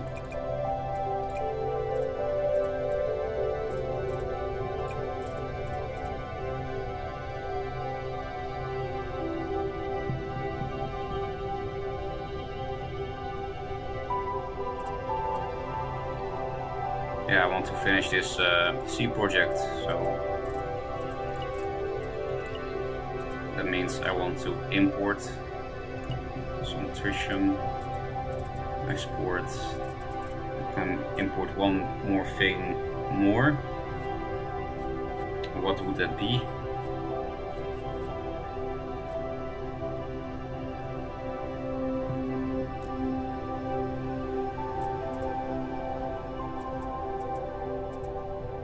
I really don't need that many silicates, so I will speed up the progress to a skyscraper. If I import science, it will slow down my colony progress, and I still want to see what happens. Back to 60. Where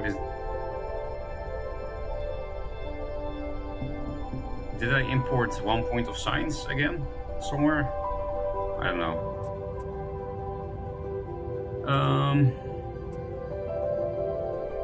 What is the other thing I want to import?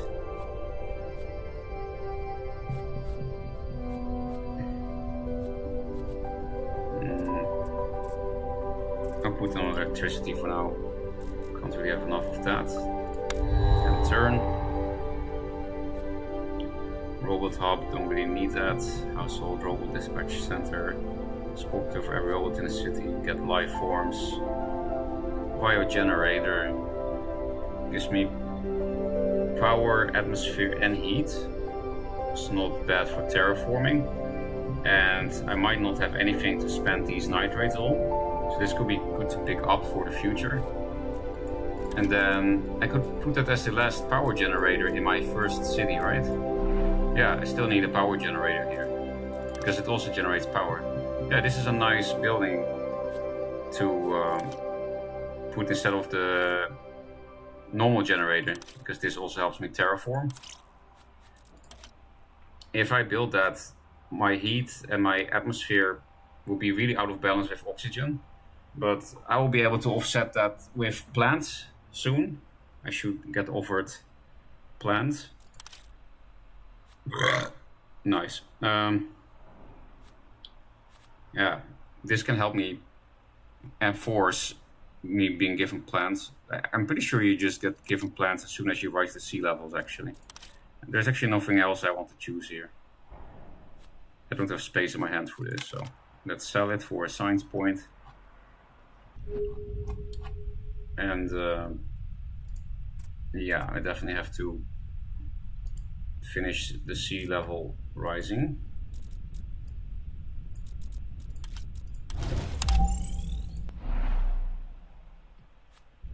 Okay, I can build a spaceport for more trade routes. That will be very useful. But where?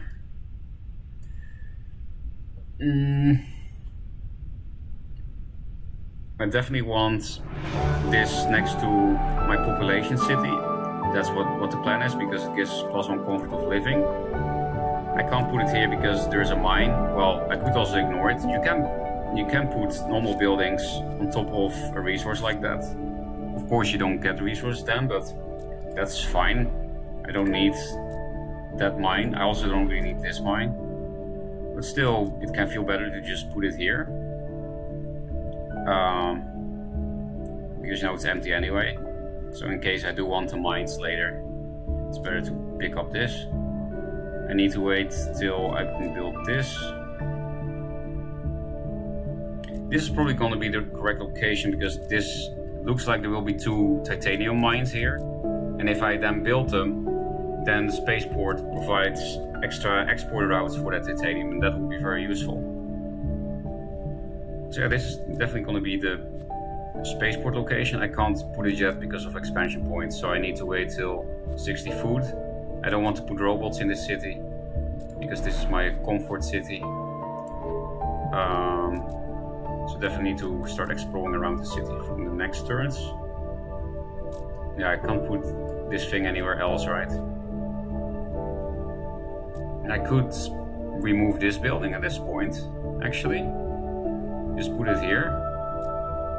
1 science per turn and 4 support per turn is not bad though. It's not like I have to wait long until I can put it here.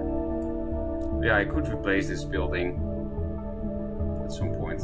I don't think the 50% faster solar system exploration thing is very useful. At least not for me. And this one already has a spaceport right next to it, and also no space otherwise. Let's do next turn. I don't have any water income, so I think it's good to choose the water. Since I don't have any income for that. Habitation module is nice for my population city that I'm doing. So extra projects are always useful. Wasn't I still building my second and also last farm thing here? Yes. So I guess I'll pick this. I have nothing else to spend water on anyway. I will not export food for one turn, so that I have exactly 60 for next turn.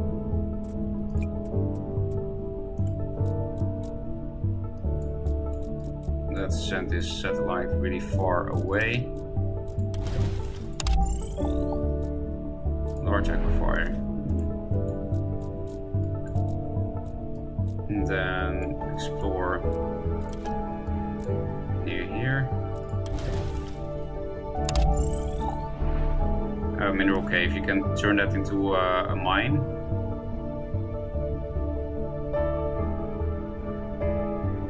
Or you can protect natural heritage for happiness, or you can just put another building over it. So yeah, this is not actually going to be adjacent to a mine. Turn. Okay, also collects resources. Yeah, now all these leaders have the better explore. Increases power by 1 for every 4 new power. And what do you do? Removing a rock provides... I do have to delete a lot of rocks from the lava tube city. It's not like titanium is super useful at the moment.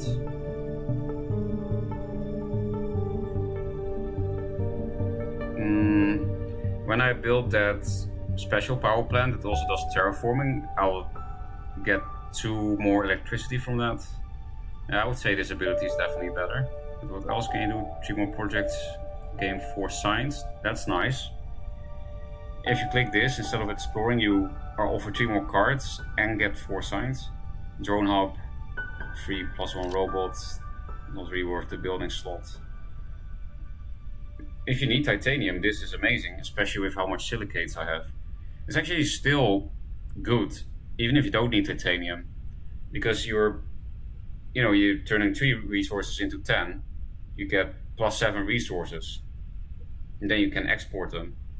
+7 resources is nice. Sewage treatment plant, so return to city has at least 4 population. So that will be a free +1 water per turn if I do that in my lava tube city. But is it really worth the building slot? 1 water per turn? I don't have any water income, so maybe it is. It's a free building.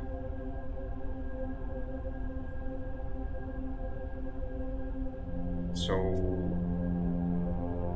yeah, and I will get a lot of titanium from removing all those rocks in the lava tube city. But this ability is better. Don't think it really matters. They both have the pros and cons.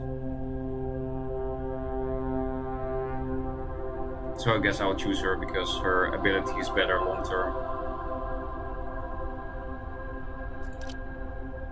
Hello? How can I choose you? Oh, yeah, here's the confirm button, okay. Don't need that anymore. Here, 3 robots, that's much better than 2 robot thingy. Some support for completing space projects.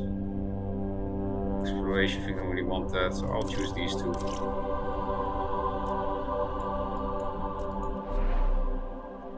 This is also going to be not adjacent to anything, so I could just put this thing down so that I get fast technology offers from now on. I think that's useful. I could save. Yeah, if I don't build this for this, I could build this next turn.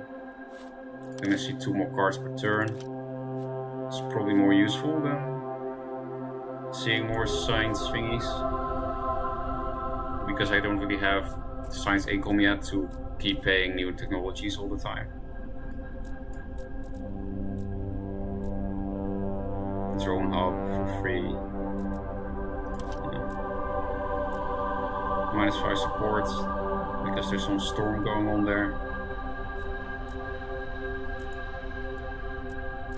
I guess we'll explore there later.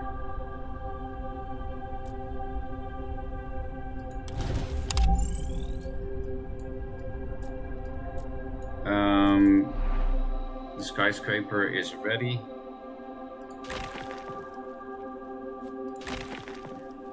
I click this one on purpose because then I'm closer to this free empty spot. So yeah, it's just some min-maxing. Instead of going this direction, putting the skyscraper here or here. Fucking dust storm here. So yeah, this gives us quite some support indirectly, and now we have 2 expansion points because we did 2 population. So we're gonna put the spaceport here. And now we can speed this up a bit.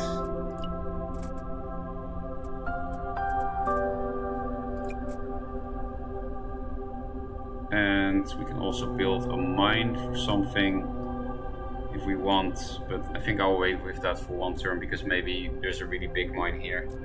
This is also already a big mine. 2 titanium per turn. Could do that right now. I mean, the chance that this is 3 titanium per turn is very small. But if it's also 2 titanium, then maybe it's nicer to build support thingy here. Don't really need support at the moment though. Let's just turn this shit into a mine. Right now. Not only for the extra income, but also because it's next to the spaceport, so we can export an extra titanium now. And import something else. We're getting low on electricity, so let's do it there.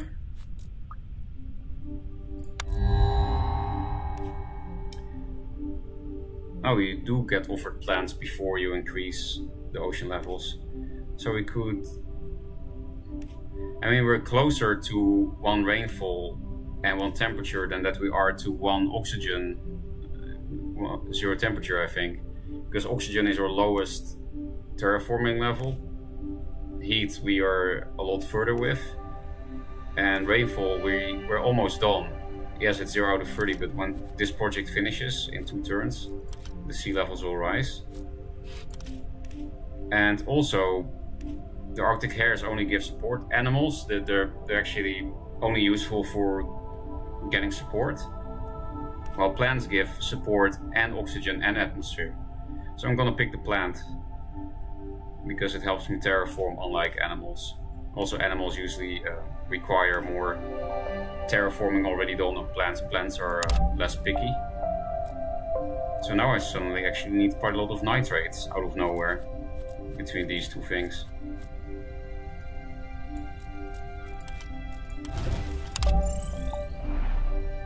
Yeah, it's a normal sized titanium mine. And I'm pretty sure if I start exploring this mine as well, I get another titanium export route. Still researching projects. Let's plop down. Now this city is kind of empty for that, so we need to build this in a new city.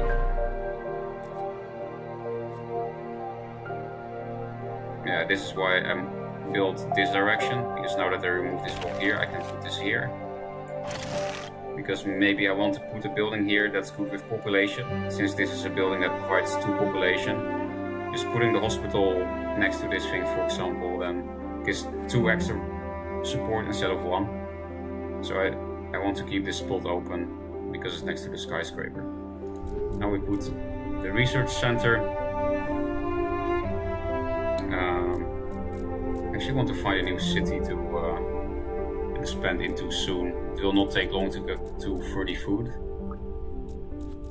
We need to choose something.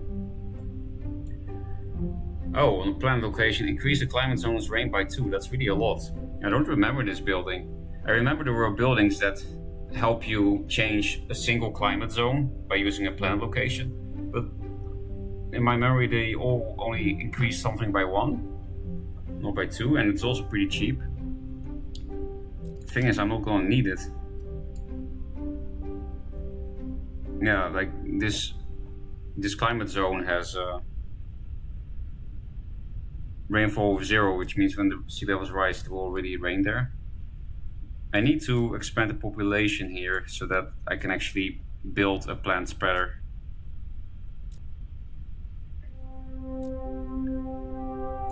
I'll just put the plant spreader here. I don't need another titanium mine, I don't think.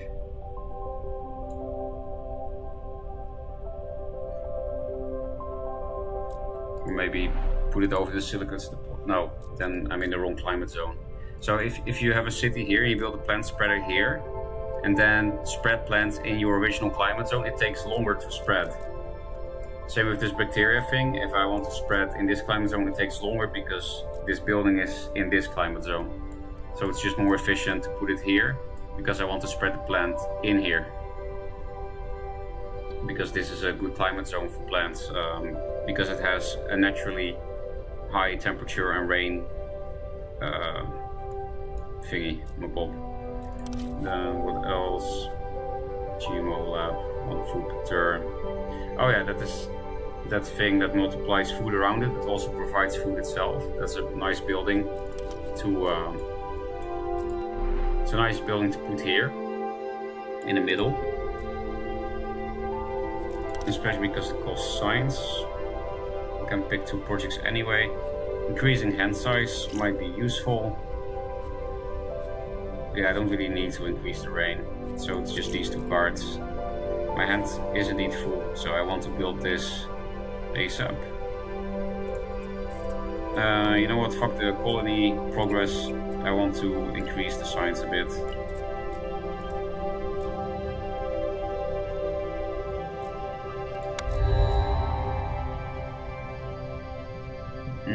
Oxygen, progress. Well, oxygen and heat are both only +1 per turn. The atmosphere is what's going fast. We already have a plant spreader.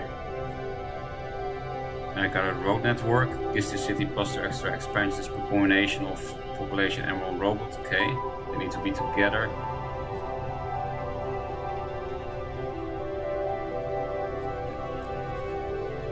So I would get 2 extra expansion points in my original city if I build that, but I do want to put this here. This can help me provide the heat. And then if I also pick this, then I also get oxygen. Don't have anything else to spend water on anyway. This is definitely something I'm considering.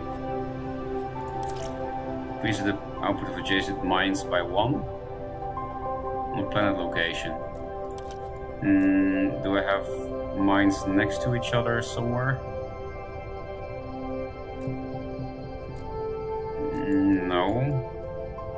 No. It's also not very useful. This is useful, but my hand is full and I already have 1. Since my hand is full, I think I just have to build this thing. I could also delete something from my hand. There are many things I could delete from my hand, honestly.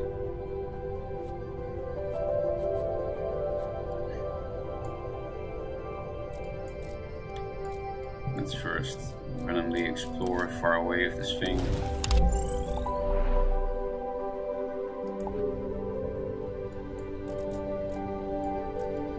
What were all the things you could do? Team projects and extra science. It is nice to speed up science. And there isn't really anything else I want to pick up here. This is not bad, but yeah, I'll do this. Another farm. But I want to spend my water on the oxygen, not on a farm at the moment. I want to speed up the terraforming progress. I think I'll just sell the project. I don't really want anything. Well, habitation module could be useful for expanding my lava tube city. It would be nice to just put more skyscrapers in there, but normal population thing is also fine. It is very basic. There are also +1 population buildings that give an extra effect. So this is not great, but I'll keep it for now.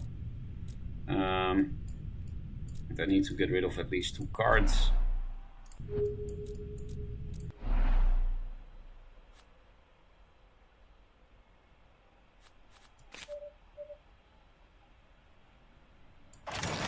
faster technology. Is this bad to put next to people? No.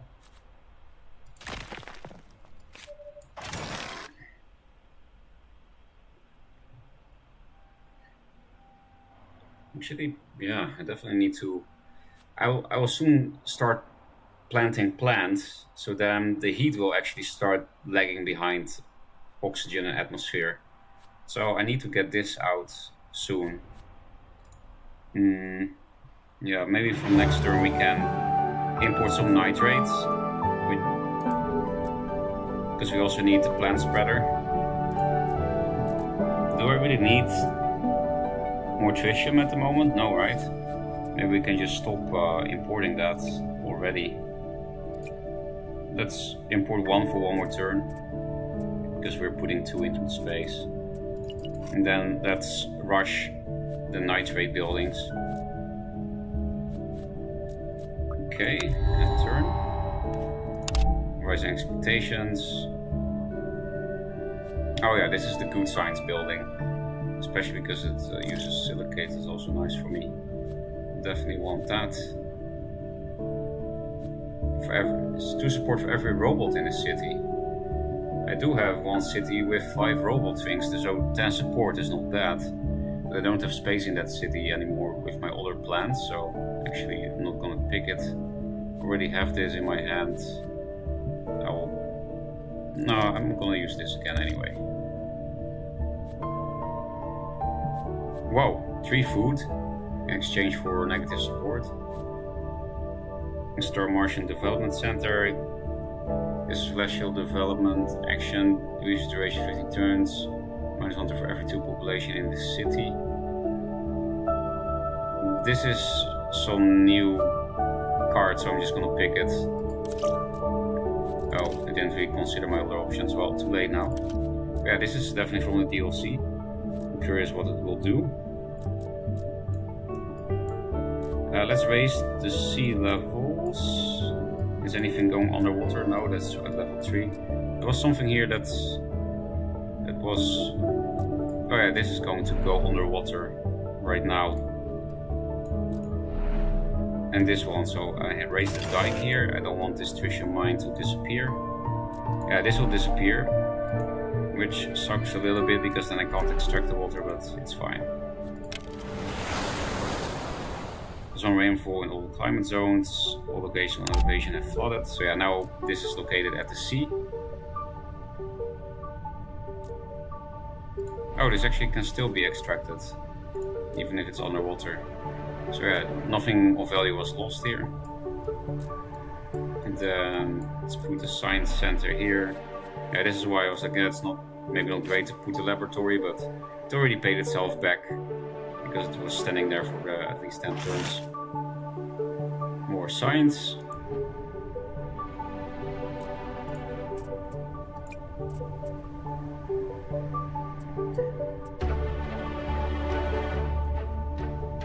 We could develop the colonies.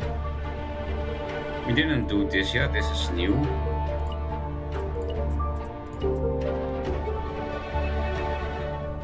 So yeah, let's finish this in 5 turns and see what happens when we develop a space colony.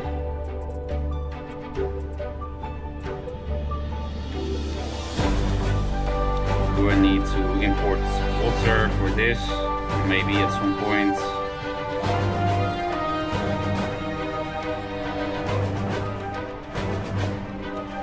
Actually, let's really speed up. No, it's okay. Spread bacteria alive, atmosphere third. Now definitely gonna keep spreading heat. Let's put it here. So as you can see, if you have bacteria in an adjacent climate zone, spreading it will go faster. But because the bacteria spreader is located in different climate zones, it's also slower. But now I'll get +2 heat return. You see, every time you spread it, you also increase. You know, I'm really happy I chose that heat bacteria, because I would still have 0 heat right now if I had chosen the oxygen atmosphere bacterium. it will be very out of balance.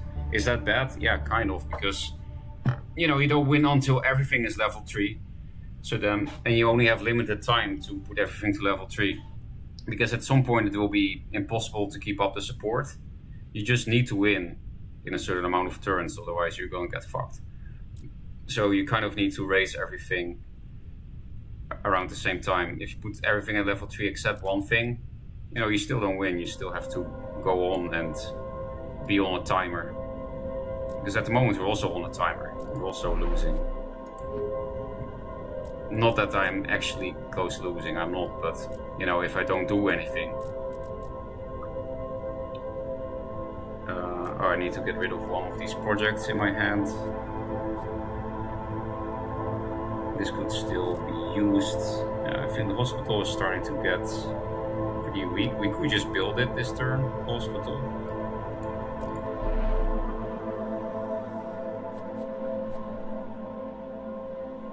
It's a kind of a why not situation, actually. I do need some support. It's not...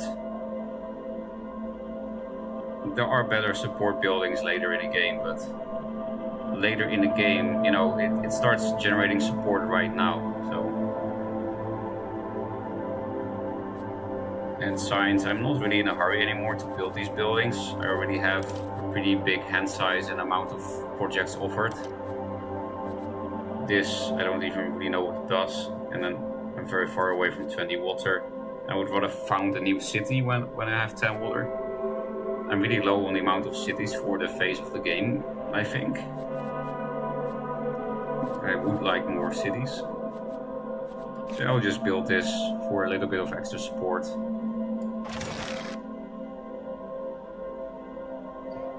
And yeah, it's good to put it next to the skyscraper because then it gives extra support.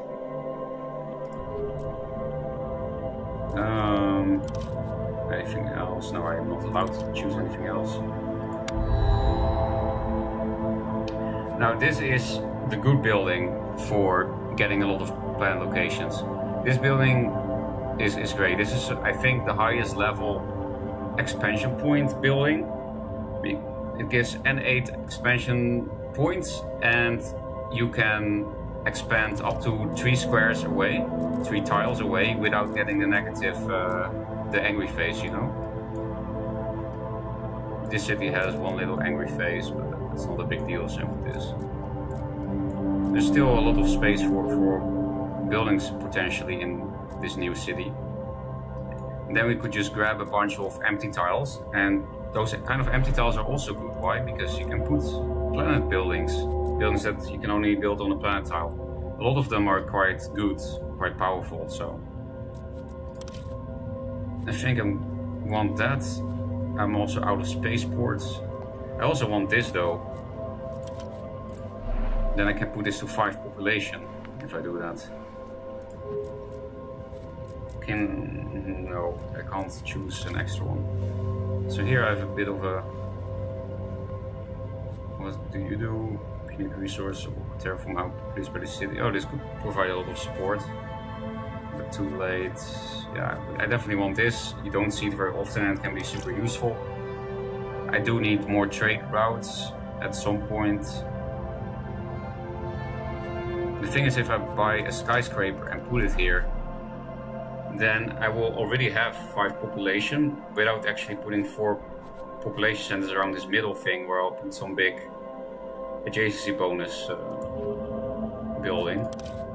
So maybe I really don't want another skyscraper in this building, just put 2 more regular population centers. Because if that's the case, I might as well pick the spaceport, you know.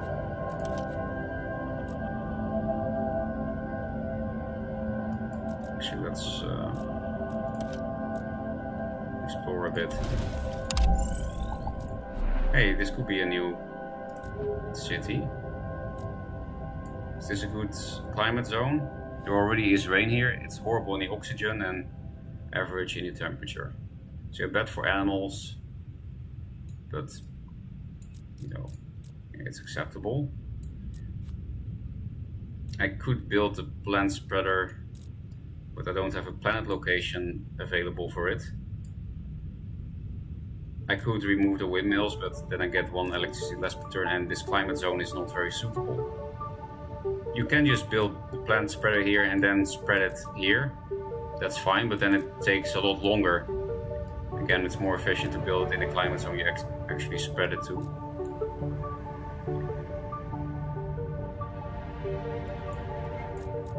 And yeah, I would also get rid of 1 electricity per turn income. I can next turn I can build 1 population here.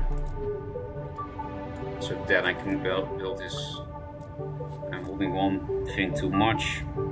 I really don't need this inferior robot hub. I can still research a project. Oh yeah, let's just grab this.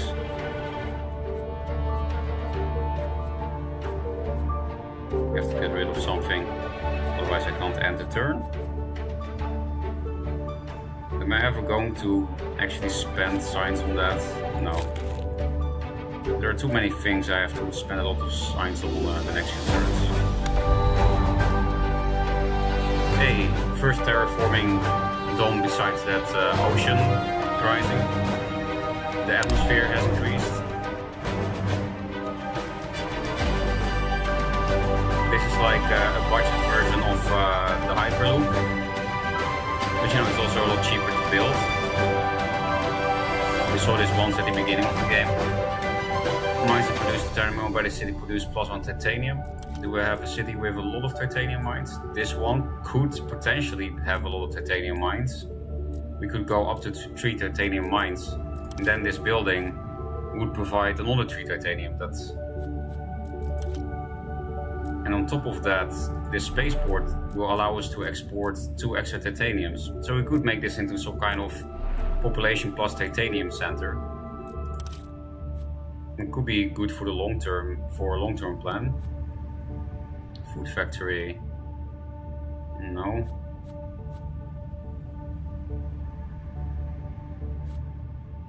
Machine Cooperative Academy.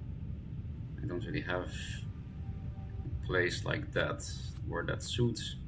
So this is actually a good pick here, and the rest not really. So let's use this ability of hers. And the rest is still crap.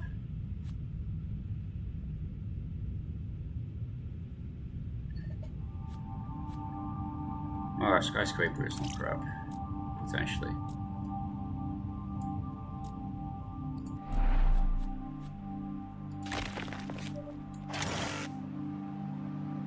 Oh wow, the graphics changed in the background.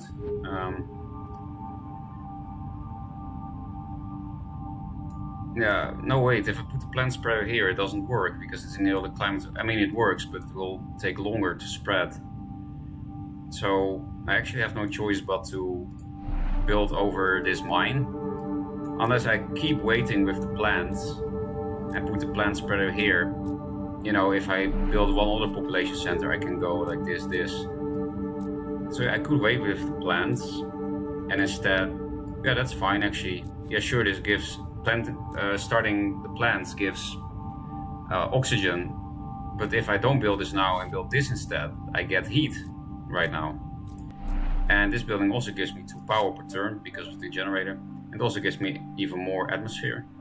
So just wait with the plants and start terraforming other shit first. 4, so let's see. 4, 8, 12, 16, 20, 24, 28. Yeah. Where do we put the satellites?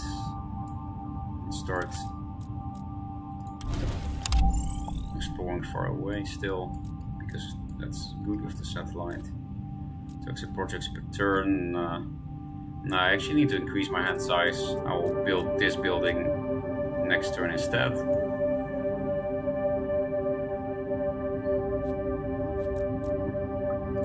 Turn. I need a population center card thing. So let's just do this. Let's see if we can find one. Oh, there we go. We got one. This one does cost science.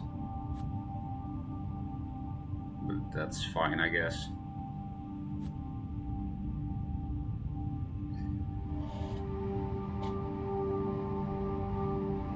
Yeah, I'll take it. Yeah, we have to increase the sea levels more, so this is also not bad. Once per city, life form spread buildings owned by the city spread life forms.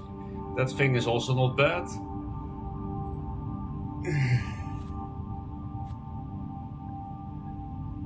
We have a small extra food center in the robot city, where we could also need this. Multiple good options here. This building is a bit rare. Let's first increase our hand size.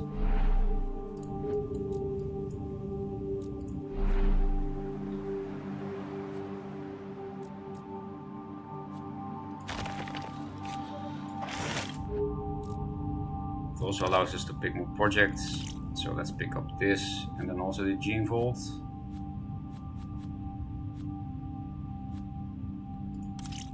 Yeah, just in case I want that, because this card in my memory is a bit difficult to find sometimes.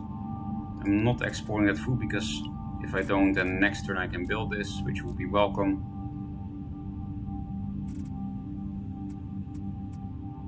So let's just randomly, I need to export something. And let's export science because it develops that colony.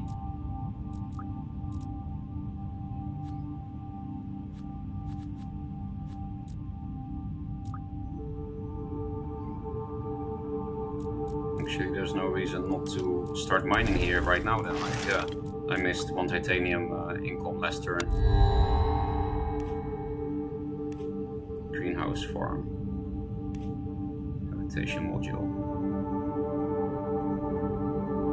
I think I'll just sell that. I'll just click something random because I don't care about this at the moment.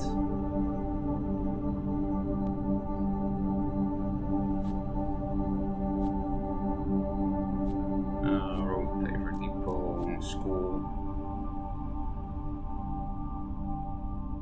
Alright, this is basically just with a bit of support. 2 water per turn. Must be built on an ocean location. And get 2 water per turn. I can't really expand this anymore, so no. So I guess I will not explore again because the cards kind of suck.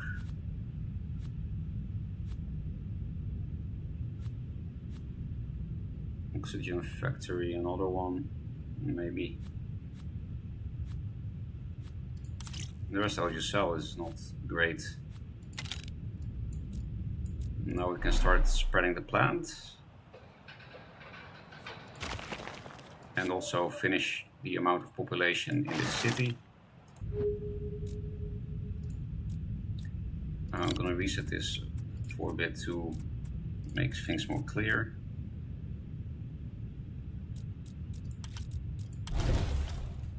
Oh, I can't even build a plant thing yet. I wasn't paying attention to that. So 10.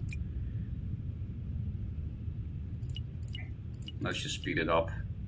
Normally I wouldn't really import nitrates like that, but do we need food anytime soon? Yes and no, because I don't want... I want to build a new city, but it's not really possible yet.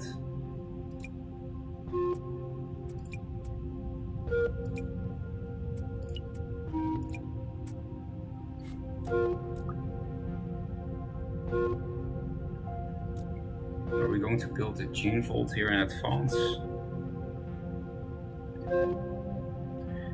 A big reason I want a new city is to spam more of these kind of buildings.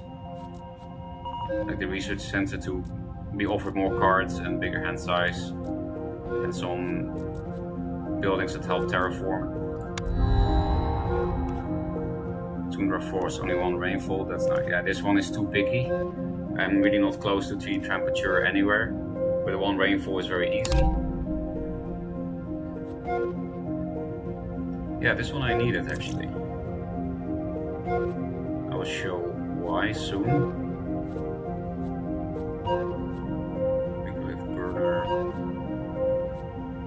Now expansion hub is nice to grab. It can always be useful at some point.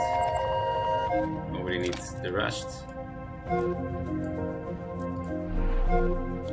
why did I need this silicate building? Because it multiplies with these things.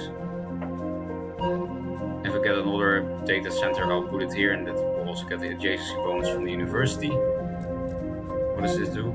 Oh, it increases the development of the celestial body. Let's see what happens if we do that. This one should increase easily by itself from exporting science. We'll start doing that soon. Titanium per turn. Some ocean increasement. Silicates per turn. Support goes down, so no thanks. Titium. I do have very low titium income, so I'll do this one. I'll post on Mercury. Okay, so you can indeed spend that kind of space project on making an outpost as well, but that could have also increased the level of Titan. The reason I didn't do that is because the development of that colony is kind of free, you know, when I export science. So it seems like a waste to put it on that.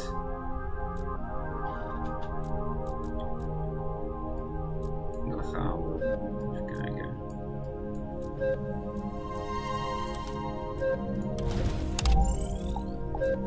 I do want to start collecting some water. I want to go to 10 water for a new city. But the satellite I'll always just use in an efficient way. Volcano. Yeah, if you put a lot of this resource into the volcano, you make it erupt and then you get some heat and atmosphere. It's a pretty cool mechanic as well. Now I have too much shit in my hand. Actually, this expansion hub is perfect to put here. I can't put it now because it doesn't grab land that you didn't explore. So in 2 turns, over 2 turns I will explore these 2 things, then put this and then put the plant thing here or something. I have to get rid of something as well.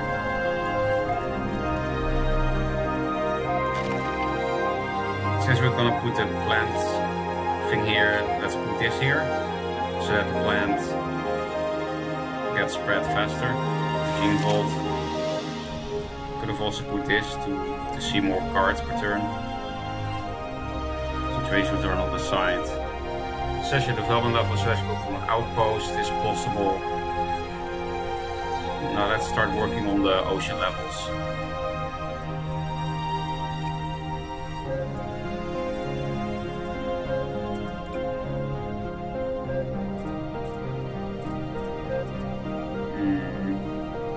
What do we want to import here?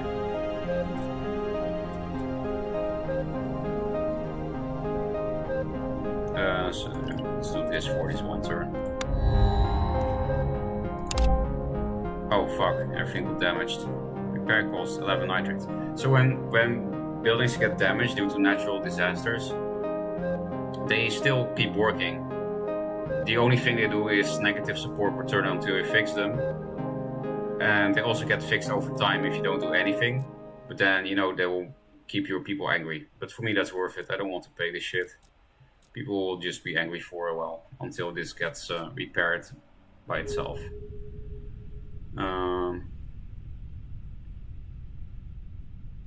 What are you? You return for every 4 powers it produces. Oh, this will be cool in my first city. We'll get some tissue.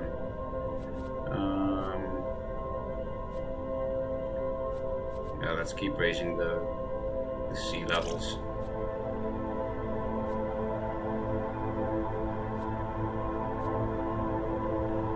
Let's keep increasing our hand size if possible.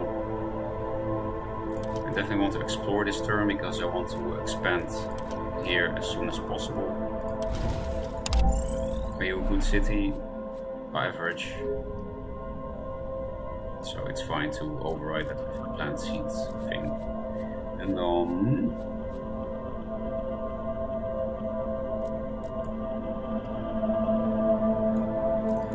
I need to watch out that I don't build this to full. I still need a hyperloop in here potentially. And this thing, I guess it's not a full one. And definitely something in the middle, some support building that I'm not seeing yet in the cards. I really don't need this anymore. This I'll keep just because it's a bit hard to find in the cards. Could be good for a new city. Now my hand size is not too big. If I sell my last pick, which I will do. Election year. Stashable can develop an additional level. The reward will be the same as the reward level 3. Oh, that's interesting. Then you get that twice, okay. And that, yeah, the specialization keep forever. Constructing plant spreader buildings costs 50% less nitrates. That's exactly what I was going to do this turn, which will save me some nitrates, but it's not super useful over the long term because I usually just build one. Can choose more life forms. Can help the life forms spread faster, which is nice for terraforming. This is not a bad ability. Select a celestial body, can 25 support per development level, can do multiple celestial body. Observatory for free.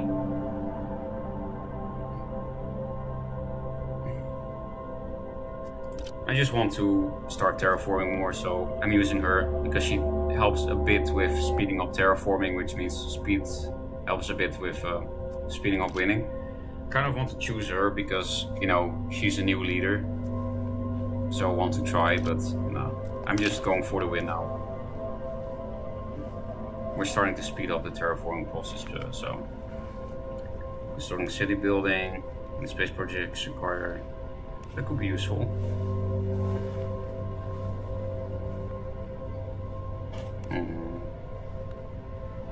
I'm still gonna build a lot of new buildings, I guess. And support is the only way I can lose.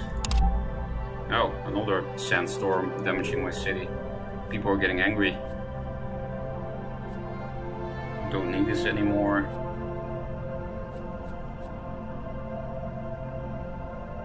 Am I still finishing farms here? Yeah, I still need one more farm, so I can choose this. The rest is all pretty useless anyway. So I'll use this and sell the rest.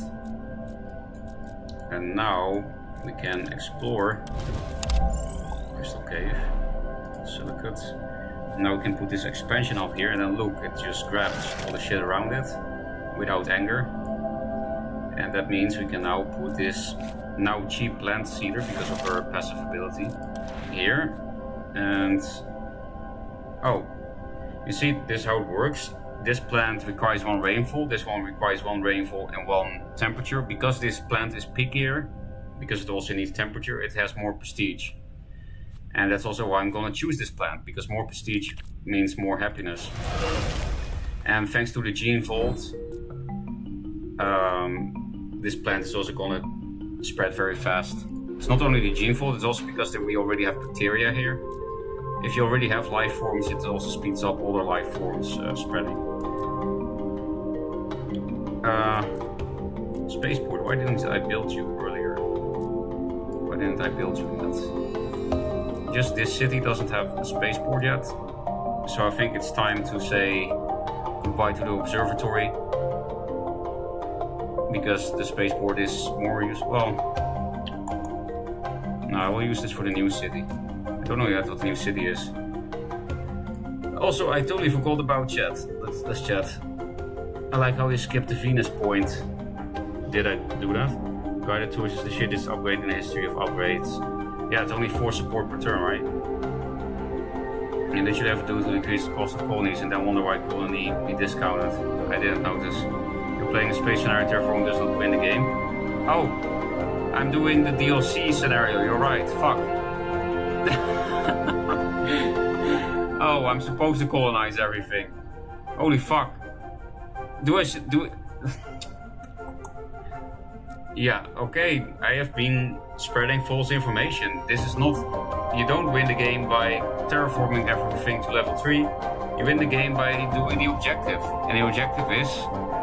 to achieve victory, we must develop successful a total of 8 times. Holy shit. I could have won this game so much earlier if I was aware of my objective. Nice. So I also chose the wrong leader. I had to choose the bold lady.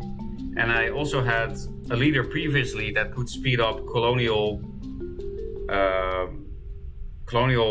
development, but then I was just exploring with him all the time. Nice.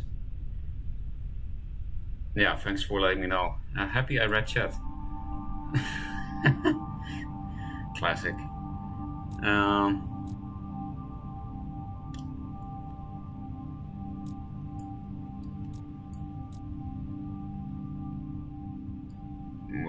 What am I supposed to do now?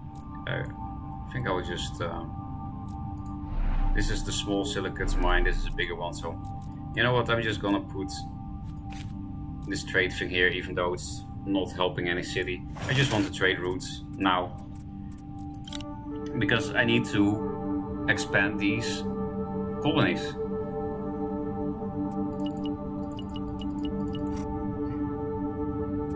Doesn't really speed up that way. 5 trade routes is enough. Exporting science also develops a colony, so let's export that.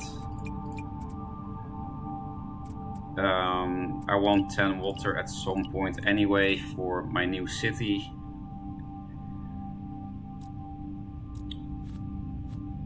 Give a celestial development. Yeah, so this is definitely a good building. You know what, I'll keep importing water, then I need 20 water for this thing. This helps me develop colonies, so that's gonna be a thing. Put a farm that gives a little bit of support here to decrease the hand as well. 2 extra projects per turn. I could put that somewhere if I want. I would rather keep the signs because I want to build this ASAP. Are you a good city location? Not really. Much better. So I'll explore these 2 things and build a city there. Rising expectations.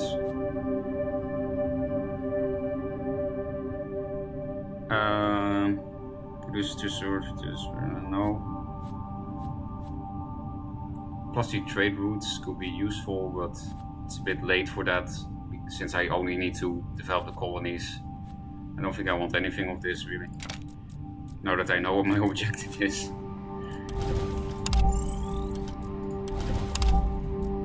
Now we could build a city here, but I should probably build this first, you know, the water thing.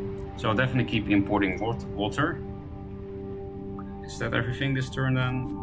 Yeah, I don't really feel like building this at the moment. Although, it says 22, yeah. Next. Support return, no thanks. Combined living center, that's useful for the new city that I'm gonna build now. 1 science per 3 robots. That's really enough. Train station. That could be useful maybe. Oh, I definitely want this thing, but I don't have space for that. So let's enable this first. Celestial body to develop. Does anything help me with developing other colonies maybe? I can only start an outpost with this, right? I can't actually upgrade. Yeah. It's only for an outpost, this project. Heat, titanium, silicates. I will increase the sea levels, I guess.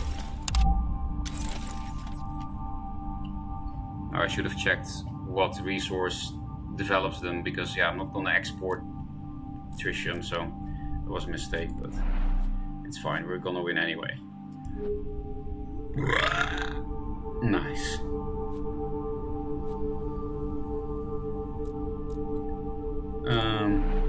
Found city. Well, Jason, okay. Oh, I didn't explore everything yet. Oh, this thing, okay. So next turn we build a city. Water I'm gonna keep.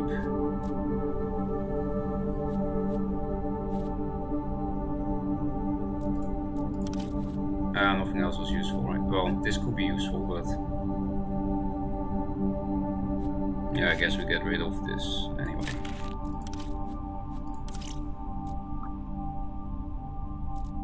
Oh, we still have An exploration action this turn, never mind.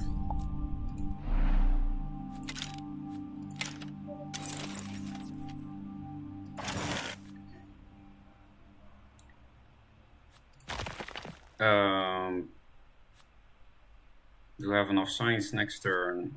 Yes.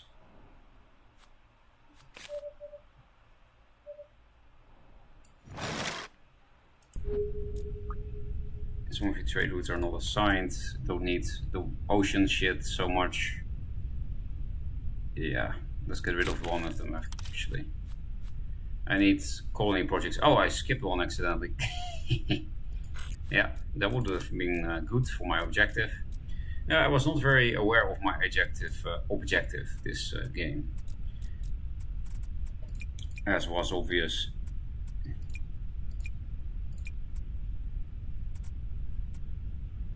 I guess I could still raise the oceans anyway. No. Let's increase the water supply. I raised some terraforming thing, probably oxygen. Local culture center, soil factory. Do I still need that for the robot city? Yes, but I have a better version, right? Yeah, I have the GMO lab, so no, I don't need that. Oh, that's the better version of this thing, right? So I'll pick up that for later, probably. Okay, nothing useful.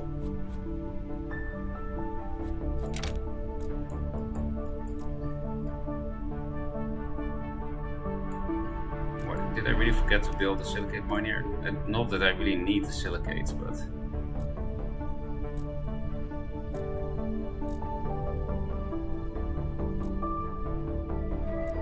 Actually, I want to offer it an animal, so I'll use that ability of hers. Yeah, exactly. 2 oxygen is a lot, but I just want to get an animal spreader building in my hand so that I can spend that water away as well. Here, it's very comfy in here. I don't have enough for a population center yet, so I'll actually just build these robots here because I'm impatient. Like, normally this is a nice city to put real people, not the robots, but it's fine. I need to get some cards out of my hand, you know.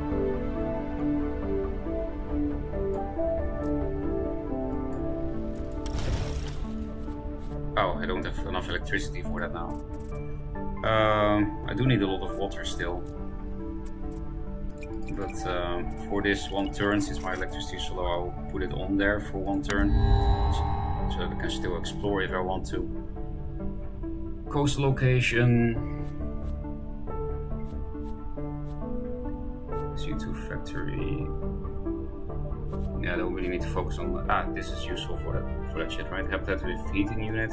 Increase development level of a celestial body by 1. Increase the development level of the celestial body by 1. Active the celestial body is further away from the sun than Mars is. Awfully specific, but yeah, this is a good thing. For every 2 climate zones, the city has expanded into the city's climate zone counts as well.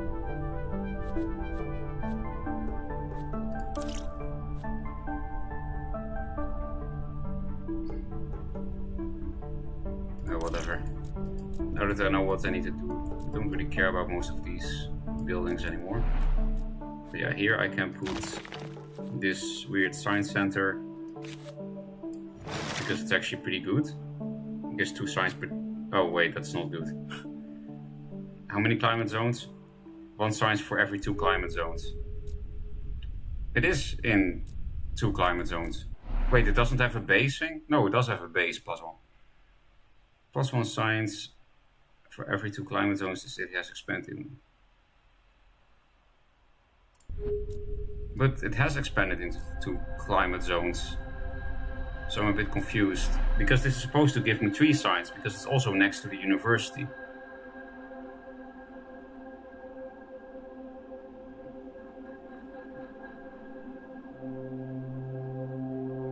Why is it not giving me 3 science? Does this not count as a university? Like it says adjacent science producing buildings. It does produce science, so it should give it a third. It has a base, 1 science per turn. Then it gives 1 science per turn for every 2 climate zones. Oh no, it indeed doesn't have a base science. I was reading the interface wrong. It doesn't have a base science per turn. And the 1 science per turn I see is from the 2 climate zones. So this building is pretty bad unless you expand it into every climate zone on the planet. Well, now I know. This was, I think, a new building. I don't remember seeing that before. You know, new from DLC.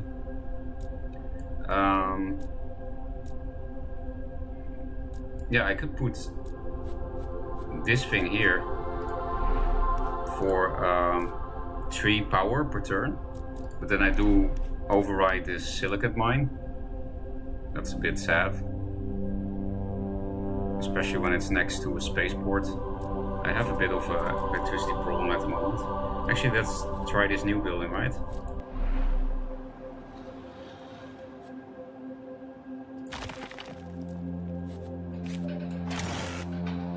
What happened? Gives a celestial development action.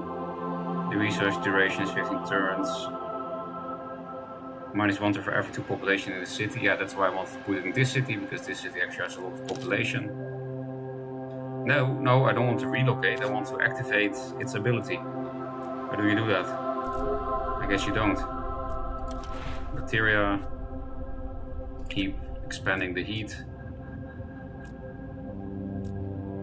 In my new city thing. It's very far away, but it's fine. Do I get a free development action now? What does that mean, a free development action? I'm not getting any. Oh, probably this is the button, right? Yeah.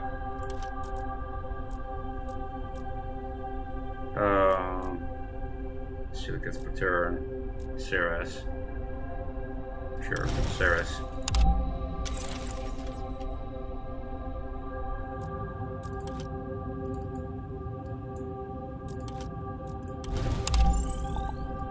That's a big nitrate. I don't have any energy, so I can't even explore. Let's take another piece of animal. Oh, no animals were offered.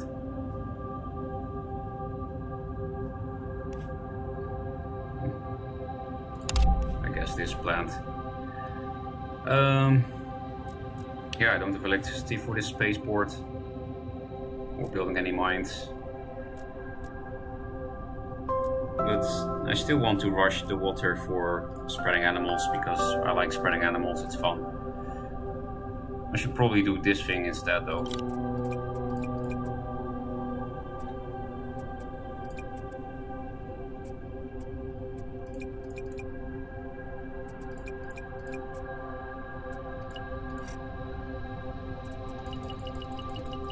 Well, we're making a start. Okay, I'm not focusing on the objective again. Produce food, science, and power again. Food, science, power, that's a lot. Yeah, and it's also more useful than this stuff at the moment, I think. It's also just more resources, because this is what I'm producing a lot. I will only choose buildings, I guess, that help me develop the colonies, so fuck all this stuff.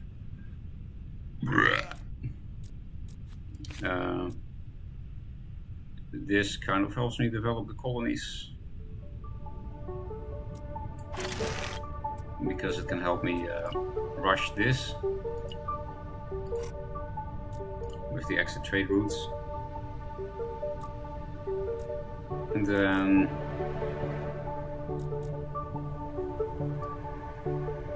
is there any water to discover? Yes, multiple places. So now next turn, if I import 6 water, I can build the plant spreader. Let's put a bit into electricity. Speaking of that, I should probably build this thing. Is there some... Oh yeah, we can put that here. I don't care about the volcano restart because we're not terraforming.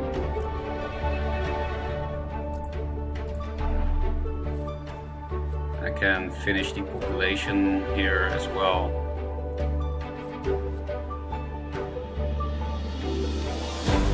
Yeah, whatever.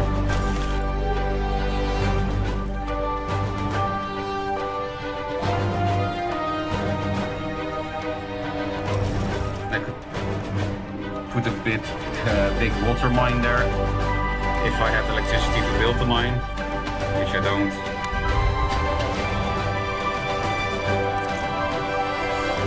Why is the music suddenly so loud?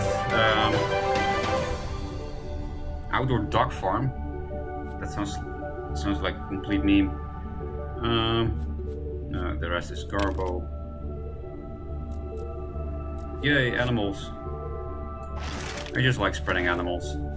And I can't because I don't have oxygen for this animal. Let's see if she can give me a good... She gave me 2 plants again. Fuck you. Well, no animals for me until my oxygen levels rise. Temperate forest. 2 rainfall. This is more prestige, right? Yeah, so I'll take that one. Is there really no place for penguins? No. Okay. Next turn I will ask for a life form again from her and hopefully get rabbits or something. They don't need much.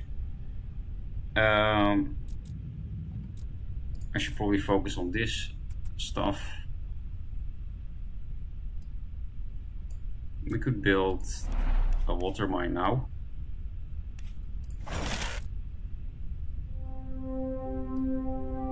We could also get a silicate mine.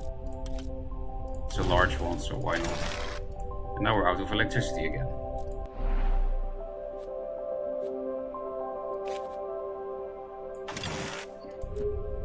Just random thing.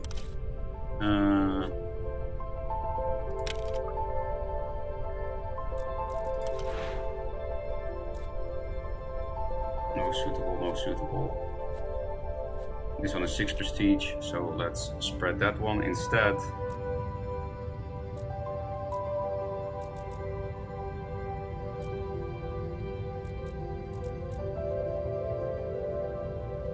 Life already present, there's no cities here, but also they sure don't care.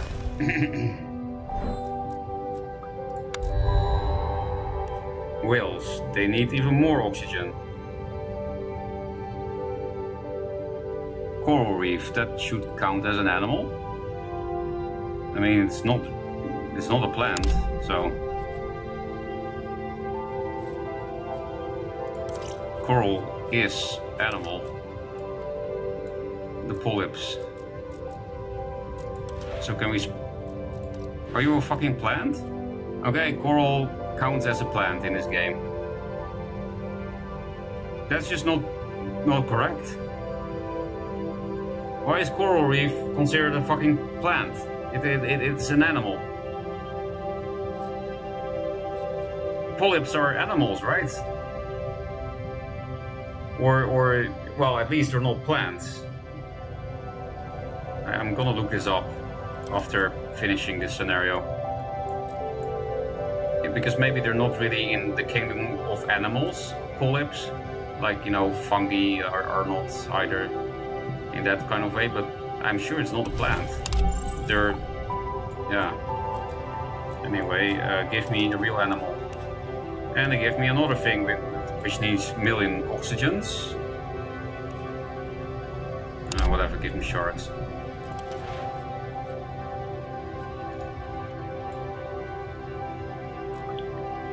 Oh yeah, I'm supposed to research things, I guess.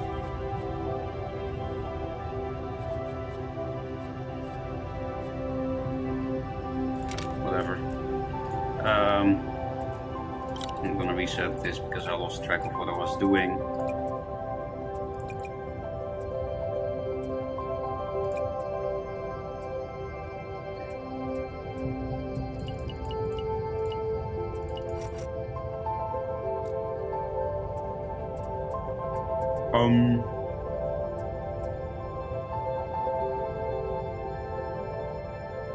What are we aiming for here?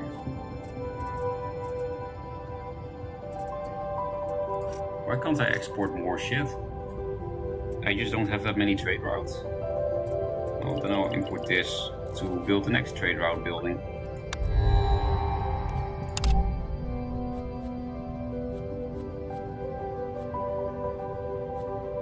Marsnet. Okay, this is all useless.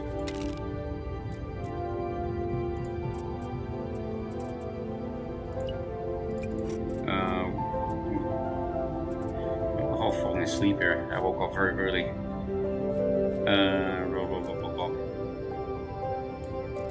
Any more places where I can put a trade center?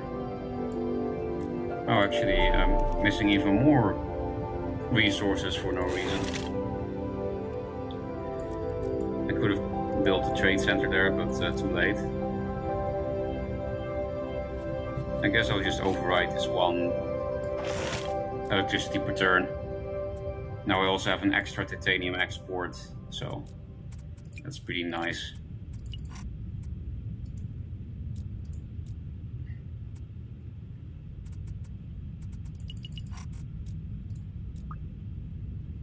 Animal? No. Oh, she can still do garbage. I'm still not offered a basic animal. Why? I don't think I've ever had this before. Because they always offer you, like, rabbits with plant seeder from some random event in the mid-game. But it just didn't happen this time. I guess it really is a random event. This is the first time that I don't get a basic animal, that I'm only offered high-level animals, and that I can't start with a rabbit quickly. Give me horses. Use asteroid, no. Oh yeah, no, not anymore. I needed that, but then I built some shitty building instead. Hey, this is useful. Enable. What is this? Increase the development level of Celestial by 1. It's by 1 extra Celestial is further away from the Sun than Mars is. Okay, so if I put it on here, I should go to level 2 immediately, right? Yeah, exactly. So that was a good project. And now we almost won. Just 2 more development levels. And I got 1 more project here.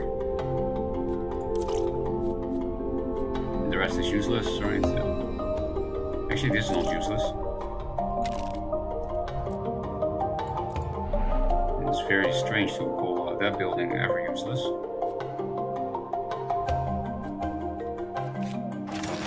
More cards per turn.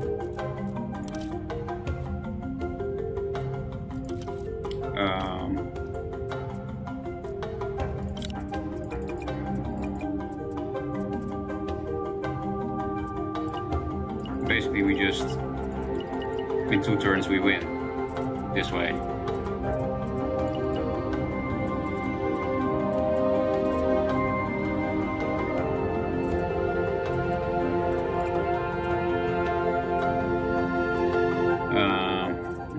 Do something.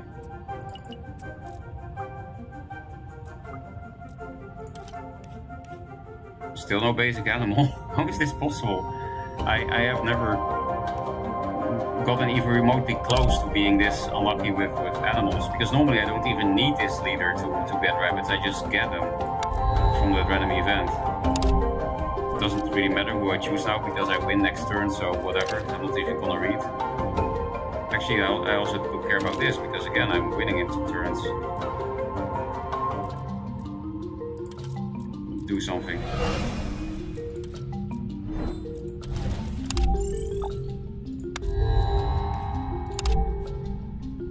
Yeah, it took me a lot longer to win this game because I didn't know what the fuck I was doing, what my objective was. Enable. Let's start a colony on Venus and see if it actually gives negative support per turn. It really does, so it's intended. Why does this colony give negative support per turn? All the other colonies only have upsides and no downsides. It's so weird that Venus is the only colony that has a downside. Also, let's upgrade one of them to a full colony, just for the fun of it. Io will become a full colony. Hello? Oh, it's only an outpost or something, that project, so I didn't win in 2 turns. You know, this is what happens if you don't read. Well, I guess I win next turn because it says in 1 turn we'll discover a new celestial body, blah blah blah. So next turn we win, I guess. Elephants, birds of paradise, still no basic bitch animal. Okay, we're gonna settle on Saturn. Did I just waste that project enablement? Is that possible? Because I don't remember that there was anything in the game, any project in the game that you could accidentally waste enabling. Maybe except if you have level 3 ocean level and then do a new project again, but I never tried that because that's stupid. So now instead I did this other stupid thing. Okay, I think that's what happened. I think I wasted a project that starts an outpost, but you can't actually upgrade to a new level. You can only start an outpost with it, because there was a project like that, right? It can only start an outpost and not upgrade a colony. So yeah, I'm not winning. I actually only have 10 turns. Am I going to lose on this low level because I discovered so late, thanks to Mazer, what my actual objective is?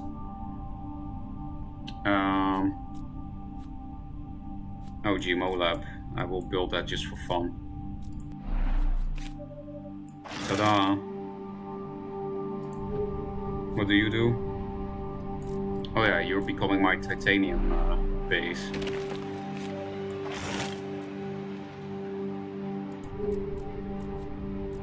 Is there maybe some good support building that they can put in the middle of that populous lava tube city? Nope.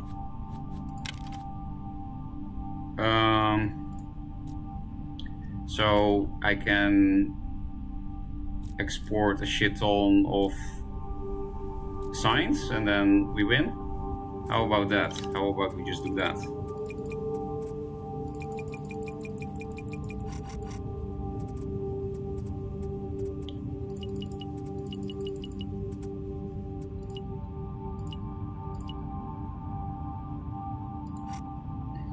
Yeah, this is kind of a whatever thing. Okay, 11 signs per turn. Oh, destroy 5 rocks for free this turn. I'll do that just for fun. I didn't even know. Oh, oops, that was from my own power. Well, too late.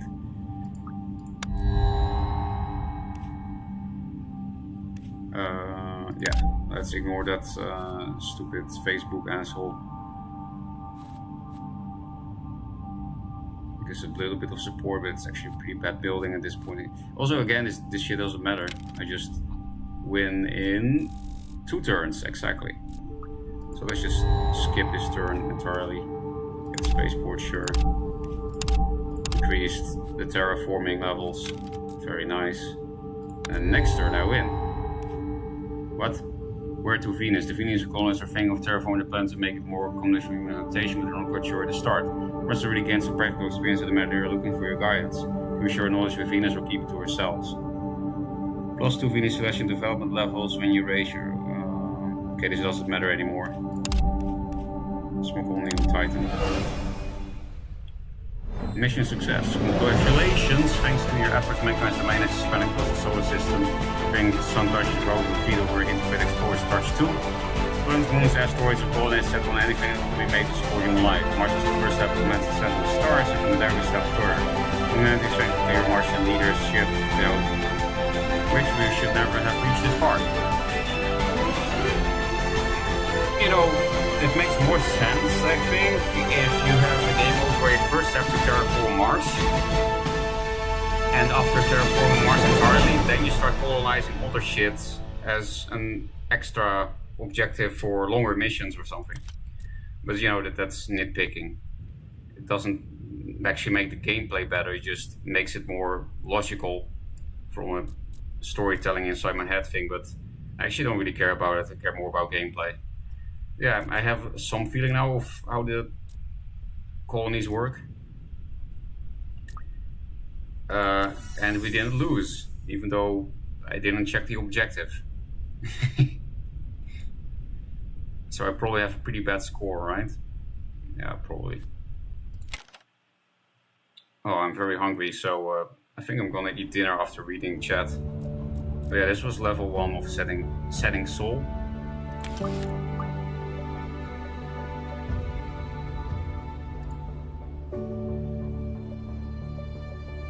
Okay, let's yeah. I see Mazer gets mad. This game has no RNG, why so unlucky? I mean, it didn't really matter. That's why I said this game. I didn't say this game has no RNG. I said the game is RNG, but it doesn't really matter. It doesn't decide the game entirely like Duel is sometimes. It just means you have to change. Oh shit, it's so loud. Just means you have to change your game plan if there is bad RNG.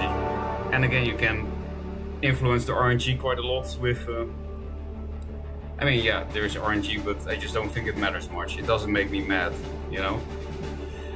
That's why it gives negative support. Hello, use your brain.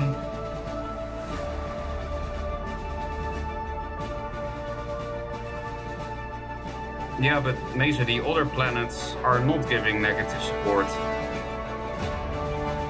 Like, I don't understand why Venus does specifically. What's so angry about colonizing Venus compared to some other shit?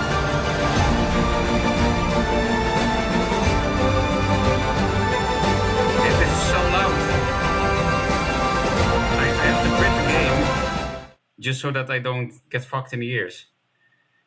Also, yeah, I need to get dinner because it's 7 p.m. here. So thanks for watching, everyone. And yeah, now it will be automatically uploaded to YouTube because it's a fucking stream. A great amount of 2 viewers. So yeah, thanks 2 viewers. But yeah, this game is fun as usual. I will definitely play this again. Probably next weekend stream again. Same DLC. Bro, Venus. It is literal hell.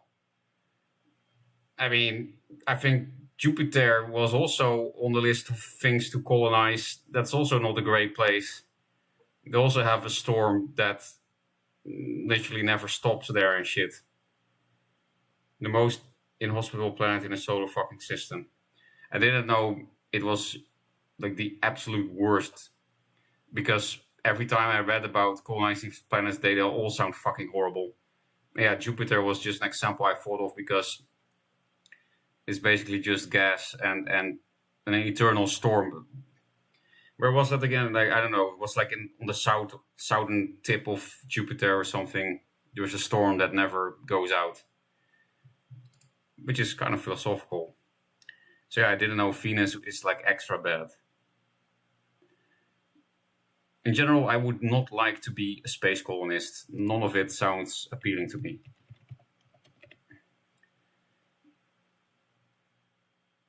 But yeah, I'm gonna have dinner, so thanks for watching. And yeah, I'll probably see you guys next weekend. Venus is what ecologists used to scare people with as what will become to Earth. Let's hope we all die before that happens. I mean, we probably do, Macer. Yeah, I hope so. I hope we don't get immortal and then also meet, you know, what's the name? Not extraterrestrial, that's not the movie name. You know, that good space movie that everyone liked, including myself even normally I'm more into hipster things. What's the name? No, that's a fucking game. What the fuck was that name? Interstellar. Yeah, exactly. Interstellar. Anyway, I'm gonna go get dinner before the good restaurants are closed. Well, I'm just hungry. So I think next weekend, same DLC. And hopefully less retardation. More DLC, less retardation. More reading of things. Bye.